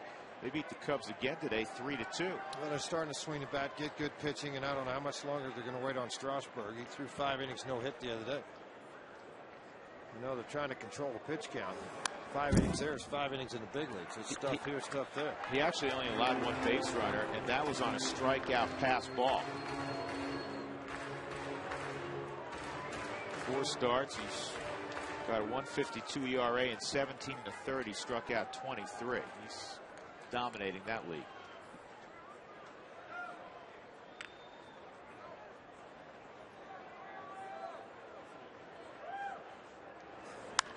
And another foul ball. This is turning into a Helton at bat.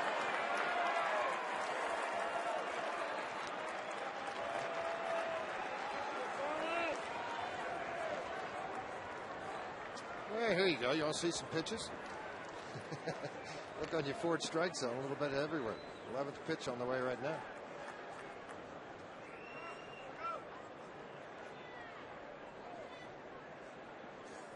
And man, he almost took Howie's head off.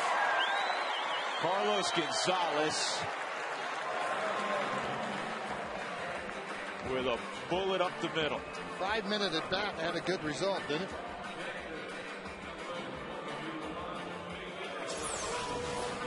Fastball, leave it out over the plate and let me extend it down low. That's just what you like. If you're Gonzalez, not if you're Howie.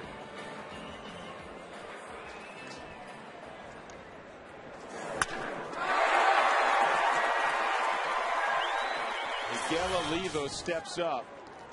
Speed at first.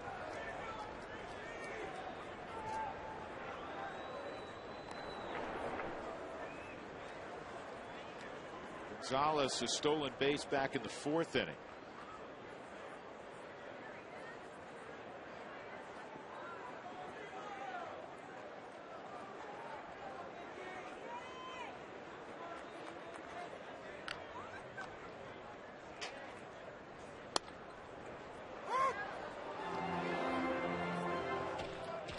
Breaking ball to start out the at-bat to Olivo.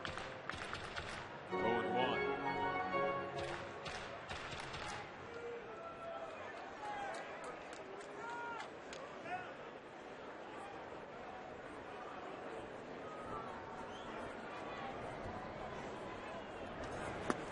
And another one.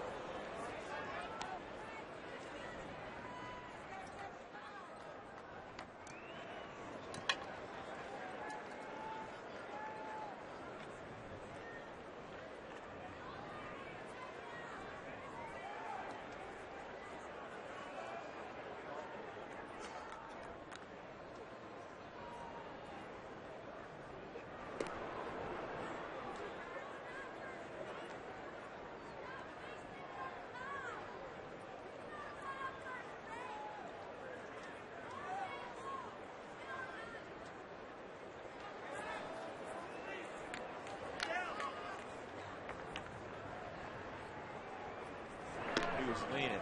You got to figure, George, he's going one of the next 2 pitches. If it gets to 1-2, you got to really believe he'll be going, because if he gets thrown out, you have Olivo leading off in the bottom of the 9th, and obviously if he steals the base, hopefully a hit away from taking the lead. Not going.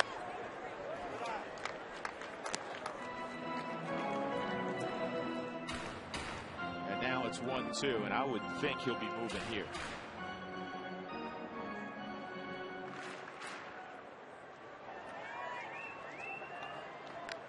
Depends on how comfortable this is. I mean, he keeps getting pretty good reads on it. It's just a matter of making him dive back in, and there's been a lot of action, obviously, in this ball game.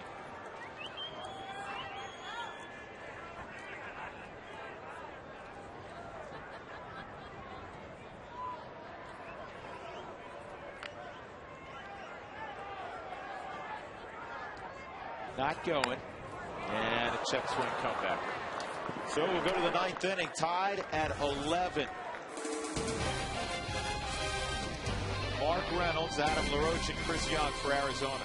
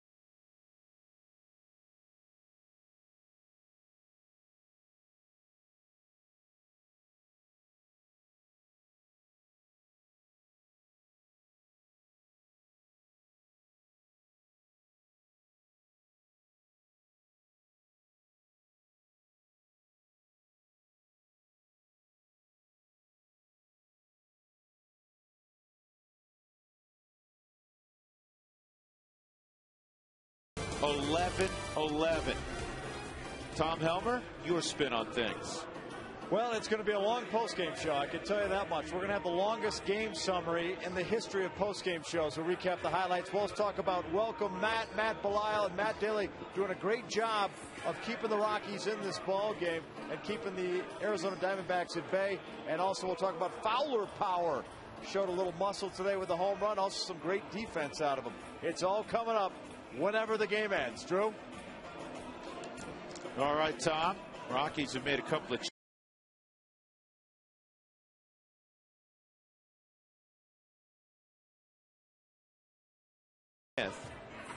is in the ball game in left field, and Franklin Morales, the Rockies closer in the game in the ninth, and that is customary to do that when you're at home in a tie ball game. Throw your closer and to make sure you're the guy that gets to hit. That's something that has to happen.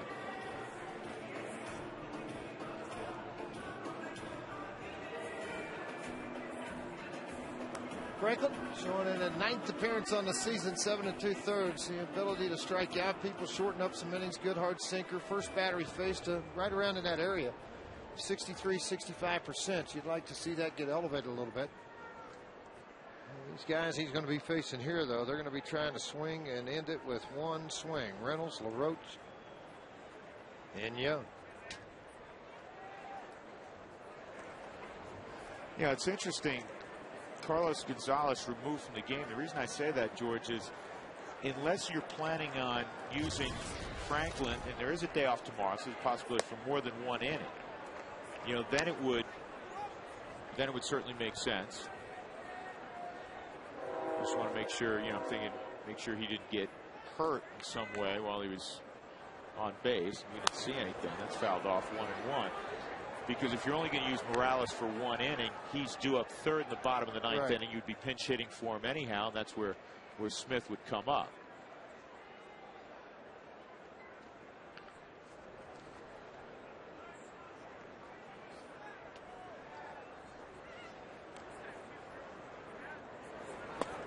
Way inside, 2-1.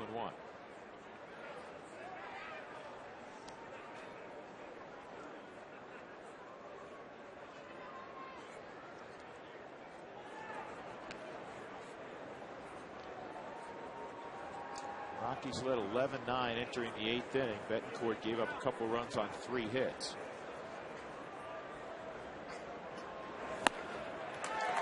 Two and two.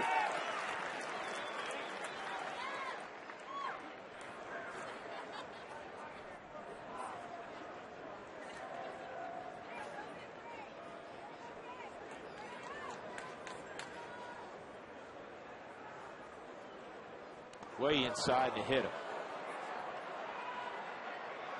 And now the go-ahead run goes to first.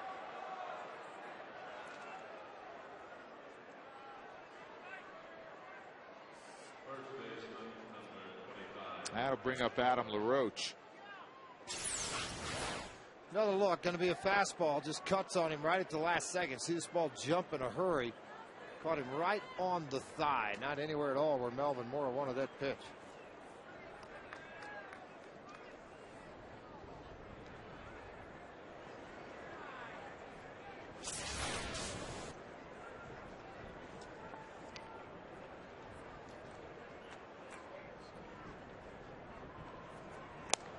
That's not close. And Olivo's going to go chat with Morales.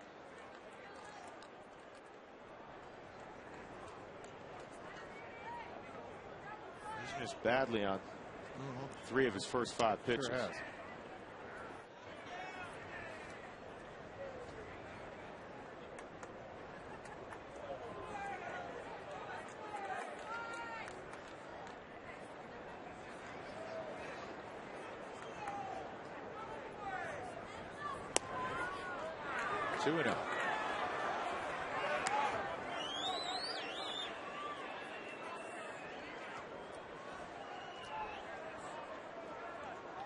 This will give a manager a stomach ache and other aches. 2-0. Thank you. Lifted to short left field. Now Wynn's going to pull it into the dirt area, and Stewart makes the catch. Why left on left? He's a high ball hitter. Yeah, but it's 2-0. Oh, I know. I know where you're going. He hasn't been close to the strike zone. Yep. And I'm glad he did swing, obviously. Sure. But why? Well, I think he just felt like maybe he got a pitch up above that he could do something with. That's all I can think of. There's that fastball that's up away from him, but it's more of a cut at 96 miles an hour. It didn't stay straight, and he took a hack at it. Didn't make a lot of sense to me either. Chris Young at the plate. 2 for 4, 5 ribbies, 3-run home run, and a 2-run single in the 5th.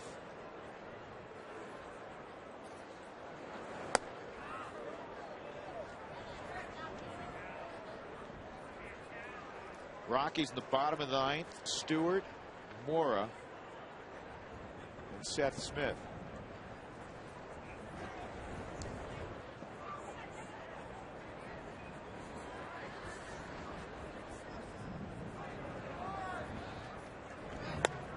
Two and out.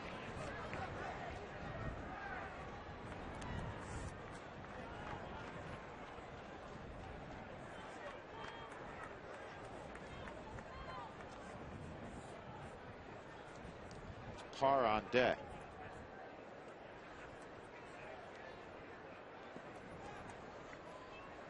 He pinch hit for Cole Gillespie, stayed in the ball game. Parra hits from the left side. I tell you now, you're starting to look at the Rockies bullpen. If this thing gets too far in, I mean, you're going to have to use Morales for a couple, because the only one you got left down there right now is Rincon and Flores. You got 2. Rincon threw last night, threw the other day in the ball game. So Corpus, you'd like to see him get the day off, not use him today after 3 innings on 1 day's rest. And that's probably why, George, you saw the double switch with Carlos Gonzalez for Jim Tracy. He shortened the bullpen. Morales hasn't worked the last couple of days. There's a day off tomorrow, so if there's a time that you don't mind using your closer for 2 innings, today seemingly would be the day. Absolutely. 3-1 on Young. Reynolds at first, not going, and that's low. Yeah, this has been the issue at times with Franklin Morales. Fastball command. Yeah, he's hit a guy. And now he's walked the guy. He's created his own problem. Well, and realistically, LaRoche should have been 3-0. Swung a pitch out of his zone for an out. Saw that Madaka's going to go visit with him for a second. Snyder's grabbed the bat. He's out. They hit behind. Yeah, so you're not going to Snyder's going to let him go. Yeah, they're not going to let Parra hit left on left. They're going to go to their backup catcher, Snyder. And a lot of managers won't do this. Fear of what if the catcher gets nicked, obviously a high risk position, and then where do you go?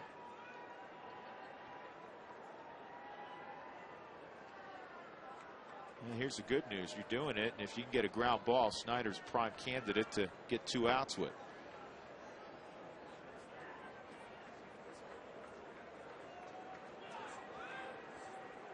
Snyder will pinch hit here in the 9th.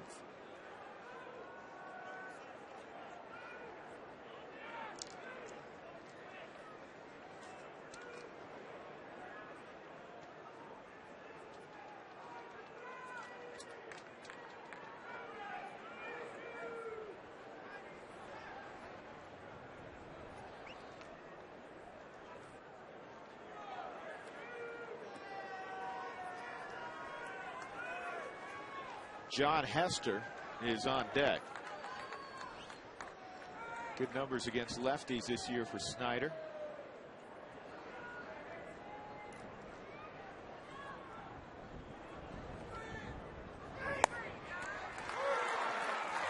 You've always been an advocate of that. If you can't get the fastball over, try to find the feel with something else. Exactly. Find the feel with your release point and stand on top of the baseball. Make you sit a little bit longer. Make you feel a little more comfortable inside that strike zone. 13 pitches, 9 out of the strike zone. Fastball command has been a mess so far in this game for Frankie. Well, there hasn't been any.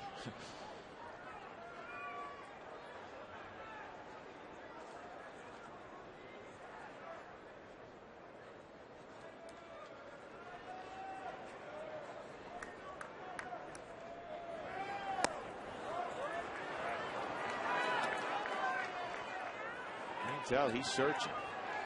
Well, you just start to doubt yourself a little bit, you know, and then sometimes with young kids, you try to throw the ball harder when you don't need to. Maybe throw softer, but to find your spot. You know, I mean, you can see in the back Dan Herron talking about release point out front, back off of the baseball versus not being able to get the extension into the plate.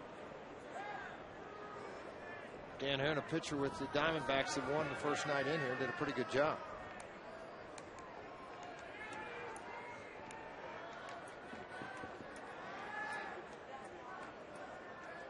Two, 1, 3-1.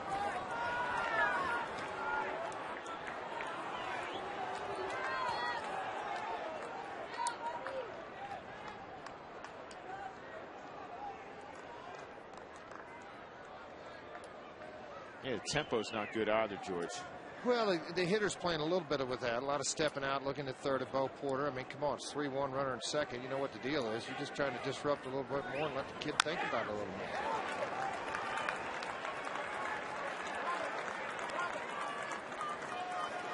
Three and 2 with 1 out.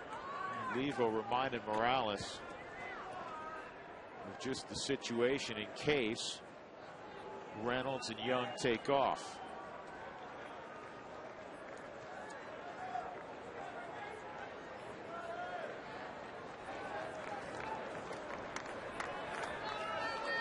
Reynolds stole 24 bases last year. He's no slouch. You're thinking, oh, just big power guy.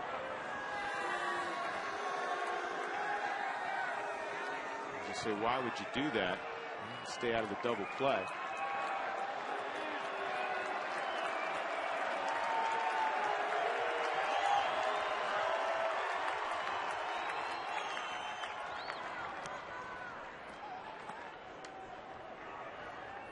And oftentimes, the runner at second can get in the blind spot with a lefty on the mound.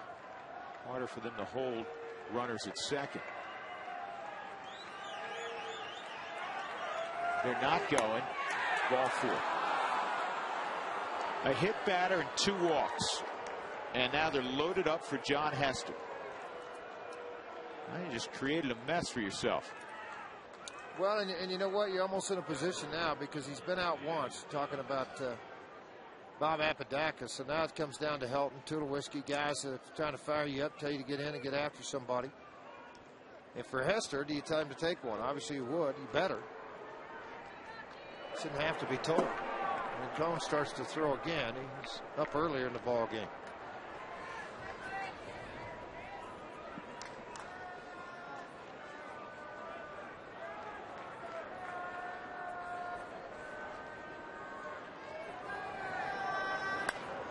Popped up out of play. He wasn't taken.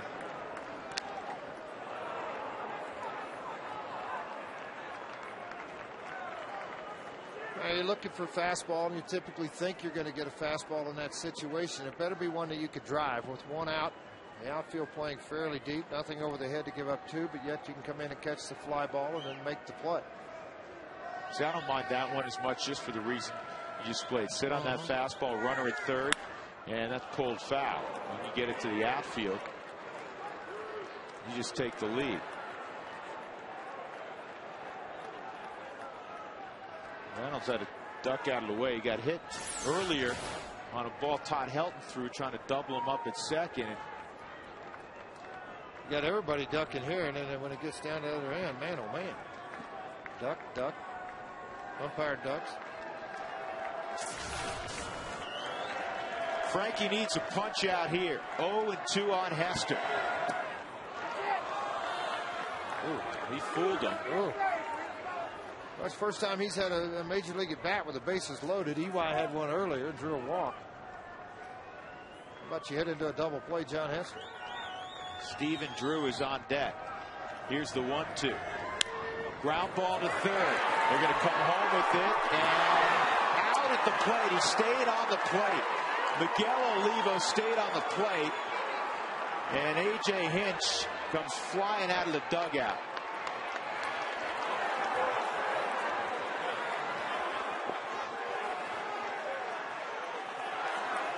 He's chewing on Marvin Hudson. He's saying he jumped a foot. I just read his lips. I'm not trying to show you up. I'm out here to argue a point with you. Hudson didn't want to listen to it.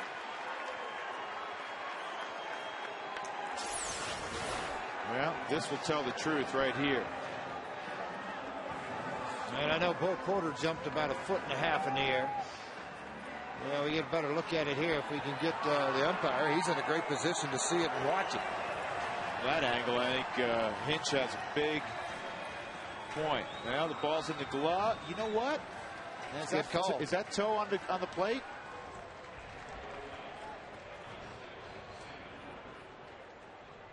That I don't know.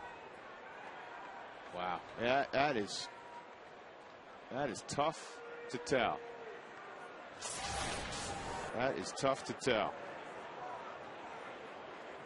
Well, the base is still loaded. Steven Drew at the plate. There are 2 outs. And Drew hits it in the air to left field. Routine play for Seth Smith.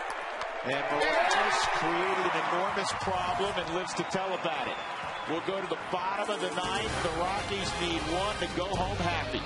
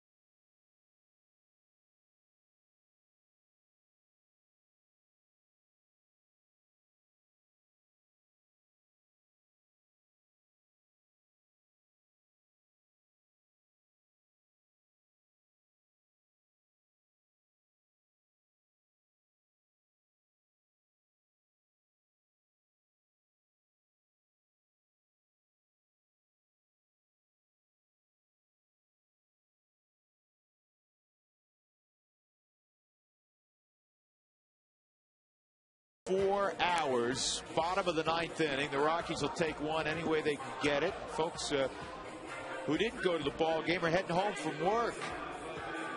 Rush hour. Been rush hour on the base paths today. The Rockies trailed 6-0 before any out was recorded. And then they ended up taking an 11-6 lead in the middle innings. Only to watch Arizona catch him in the 8th. Ian Stewart, Melvin Mora, and Ryan Spilborghs. I said Seth Smith earlier.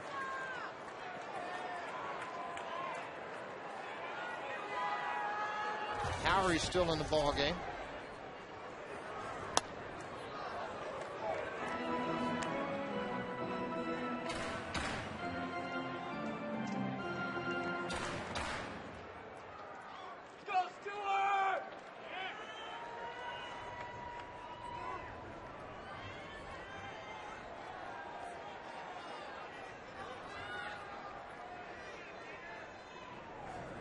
One and one.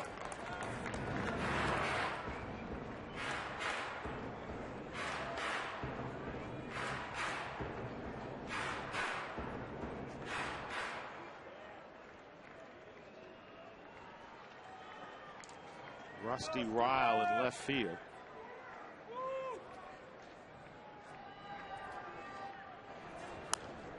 Ooh, got a good pitch to hit there. Fastball a little bit up in the zone.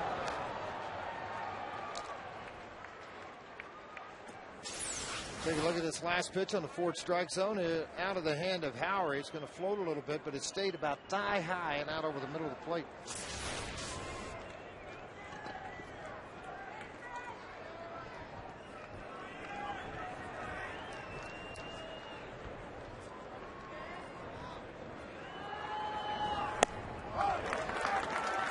2-2 on Stewart. 4 home runs for Stewart. 0 for 3 and a walk today.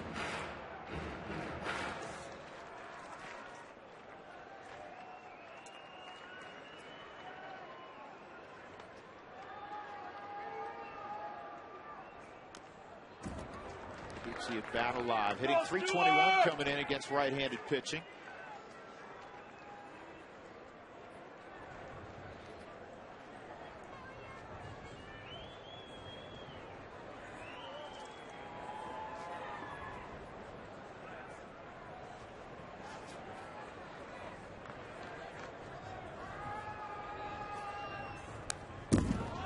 Another pitch. He's getting some good fastballs to take a hack at. But again, folks, 22 runs, 22 hits in this game. There's been a lot of 3-ball counts. And I think sometimes you get a little over anxious, try to go at pitches maybe you normally would not go after. But he's had 2 pretty good pitches to hit in this at bat.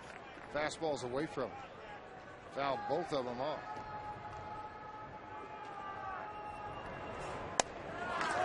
Now it's out full with Mora on deck.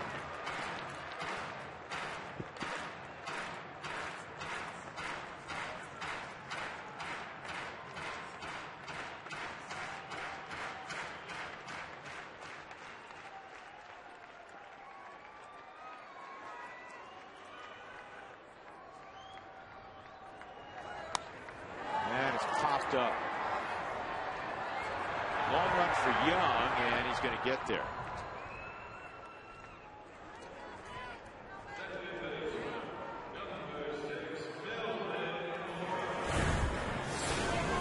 Melvin Mora today 2 for 4, including a 2-run single in the 4th inning. This replay brought to you by the Colorado Lottery. From now until June 30th, replay any of your non-winning scratch tickets and a second chance drawing. Enter your tickets at coloradolottery.com.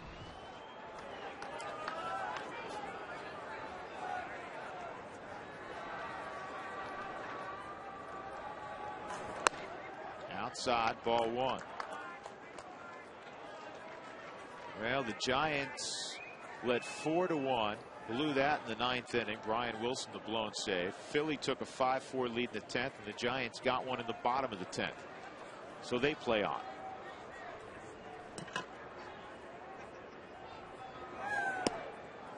Two 2-0.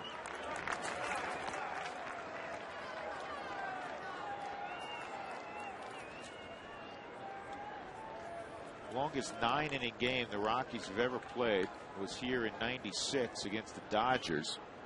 A 4-hour, 20-minute, 16-15 victory.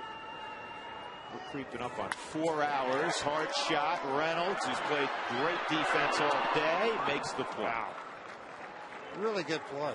All about reaction. Think about both of these teams, the feeling that they have right now. One was up 6-0, and then everything started flying in the opposite direction. Now you got ground balls going everywhere. Guys making plays. Nice play by Reynolds. Dive down on this baseball, knock it down, and then over to first base.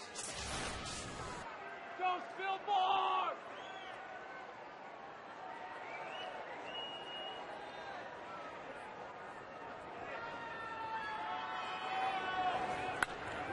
And Spillborn pops up the first pitch. Chris Young has it, and we'll go extra innings. Tied at 11, we'll play a 10th inning.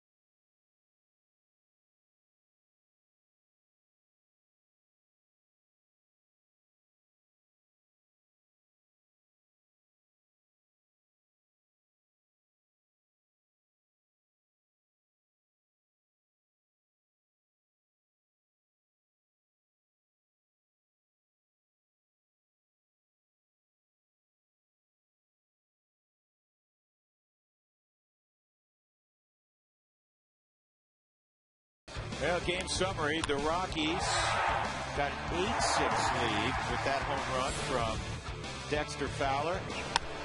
But in the 5th inning, with an 11-6 lead at that point, Chris Young singles in a couple of runs, and it's an 11-9 ball game. And Kelly Johnson grounds out to make it 11-10.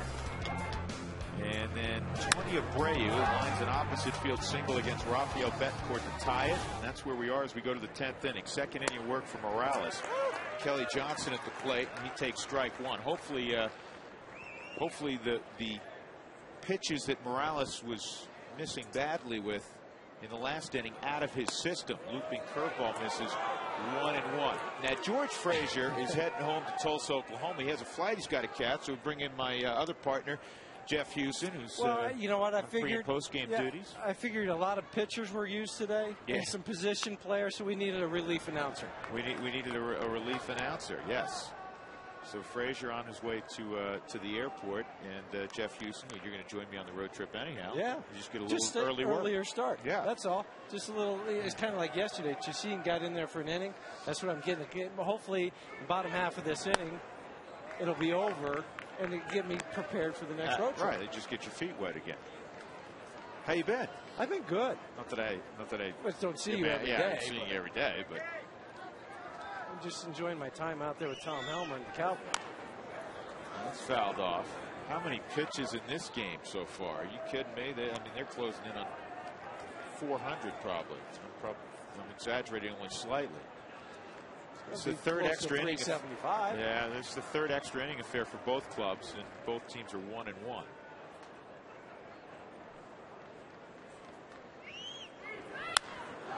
This ball's hit well to right center field, and well enough that it's going to get on out of here. Left on left, Kelly Johnson with his 8th home run of the year, and it's 12-11 Arizona. Kelly Johnson, whose career high in home runs is 16, so he's got some pop, has hit 8 in the month of April. Well, in the 4 strike zone, you can see where this ball is. I mean, it's just center cut down just a little bit. Kelly Johnson just drives right through the baseball, and as soon as he hit this, he knew it was gone as it goes off the back wall of the bullpen. I mean, but you continually fall behind like Franklin's done, and then put one there, it's going to happen. Dan Herron, pinch hitting, and hits the baseball up the middle for a single. That's no surprise. I mean, Herron's hitting about 800 this year. A couple of games ago in his start against the Phillies, went 4 for 4. And that dugout was thrilled at the top of the 1st. They got happy again when they tied the game in the 8th, and now they're really happy. They had a long stretch in the middle innings where they were saying, my goodness, what is going on? And the Rockies scored 11 unanswered. 12-11. Justin Upton at the plate.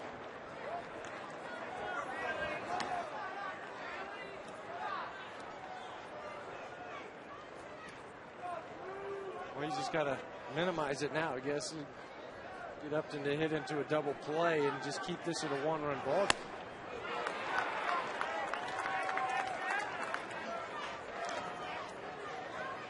.32 pitches for Franklin Morales. And by the way, the total pitch count now 371 in this ball game.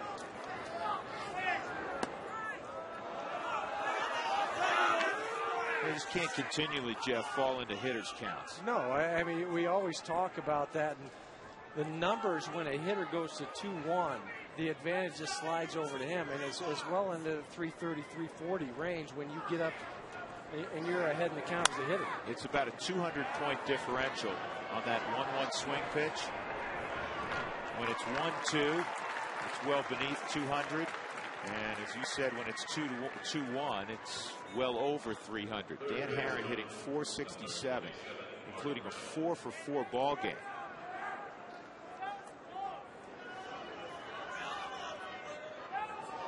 One out. And Mark Reynolds at the plate.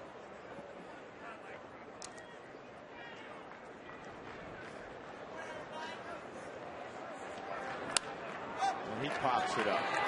You know, this game was going to put one team in a really foul mood. I mean, the Rockies looked like they'd be in the foul mood early when it appeared they were out of it before the game even got going, basically. And then they have this unbelievable run where you score 11 and you lead by 5, heading toward the late innings. So now they may have a really tough pill to swallow. You know, it was really the tale of 3 ball games, because the D-backs early on were ahead, as you mentioned. Then the Rockies get ahead, so they're feeling pretty good. Now the D-backs have gone back ahead in a game that's lasted well over 4 hours now. You used almost every pitcher on both sides, almost close to 400 pitches thrown, a lot of at-bats, a lot of runs. Gutierrez is throwing for the Diamondbacks. Again, he was the anointed closer for the day by A.J. Hinch. He was not going to go to Chad Qualls, which is interesting because Qualls had yesterday off. Now, he's been busy. 3 out of 4 out of the last 5 games for Qualls. But that's also foreign territory for Gutierrez a little bit. Come in and try to be the closer. He has been the most reliable down in the bullpen this year, or at least in the month of April, which has been overall a disaster for Arizona. Strike 3. So Adam LaRoche is gone. Solo home run Kelly Johnson has given Arizona a 12-11 lead in the 10th inning. Top of the order for the Rockies when we come back.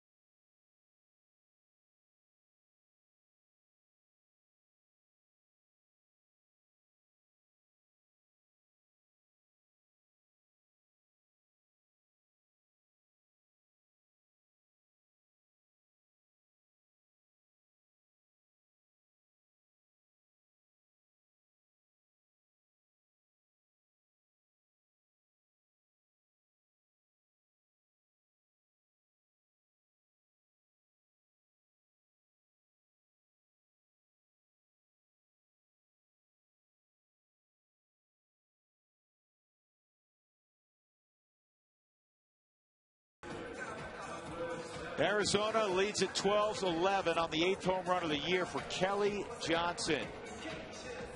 And the rally caps are out. Bottom of the 10th inning, the Rockies will have Seth Smith to lead things off against Juan Gutierrez. Dexter Fowler and Todd Helton will follow. This will be the first at bat of the ball game for Smith. Well, you can see the numbers on Gutierrez. Not too impressive. In his last outing, suffered the loss against the Phillies. Gave up a game-winning home run to Jason Worth with 2 outs in the top of the 9th inning.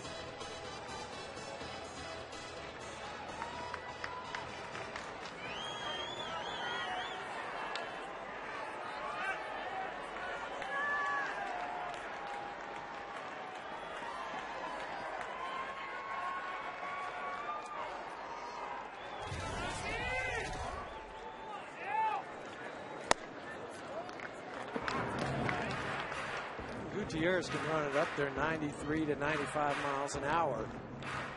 And a hard slider to go with it.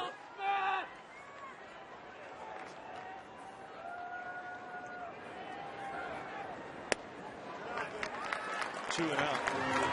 Now if you're Seth Smith, you're sitting there going, okay, I'm going to look for a pitch in a certain situation or a certain area, and that might be down and into Seth a little bit. If not, he's got to take it, make him throw him a strike.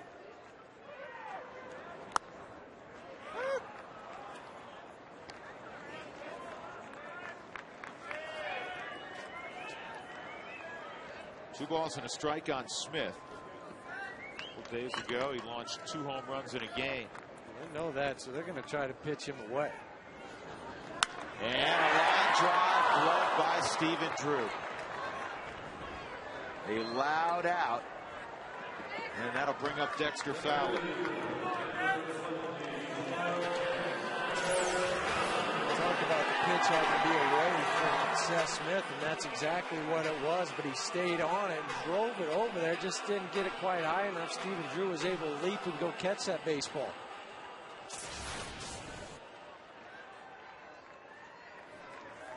Dex has had another terrific day, 3 for 5, including a solo home run, his first of the year.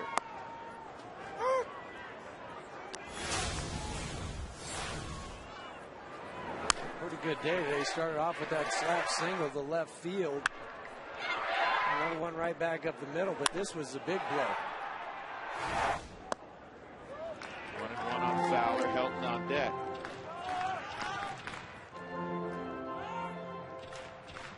You know, we were saying this yesterday when the Rockies scored 12, everybody had a hit. 1 and 2. Today, everybody save the 9-hole spot in the order has scored a run, but the 9-hole has produced. Matt Belisle had a 2-run double. Here's the 1-2, 2 and 2.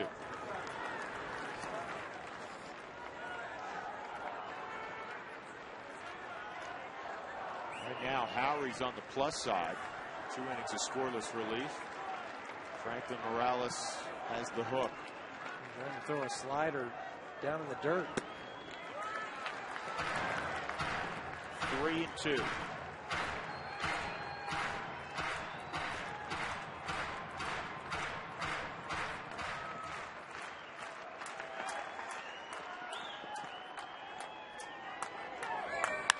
Line drive to left, but it's right at Rusty Rod. 2 outs. So far, Gutierrez isn't fooling too many people. That was 2 loud outs by Seth Smith, and that one by Dexter Fowler. Not out of the woods yet. You got Todd Helton. If he gets on, then you got Troy following him up. Todd's hit the ball hard today. He has a double in 4 trips and a walk, but 2 of his outs were line shots to center field. Jeff said trying to get a board for Tulowitzki, and then behind Tulowitzki would be Giambi. Carlos Gonzalez removed in a double switch. Todd gets on too. Look for somebody to possibly pinch run for him. You still have Clint Barmas on the bench, or you could go with Aaron Cook, somebody like that. Ground ball, gloved by LaRoche. It won't matter. Arizona wins a marathon in 10 innings, 12-11. Disappointing rubber game for the Rockies. Disappointing start. They had an enormous rally in the 3rd and 4th inning. They took an 11-6 lead, and the bullpen, which has been terrific this year, could not hold it. And Arizona wins in 10, 12-11 to take 2 of 3 from the Rockies. The player of the game is brought to you by Granger, for the ones who get it done. And in the 10th inning, Kelly Johnson, who did not have a hit in the series until that swing, provides the difference. His 8th home run of the year. His first on the road. He was hitting beneath 130 on the road. Gutierrez gets the save. Howry gets the win, his first of the year. Franklin Morales takes the loss. He is 0-2. 12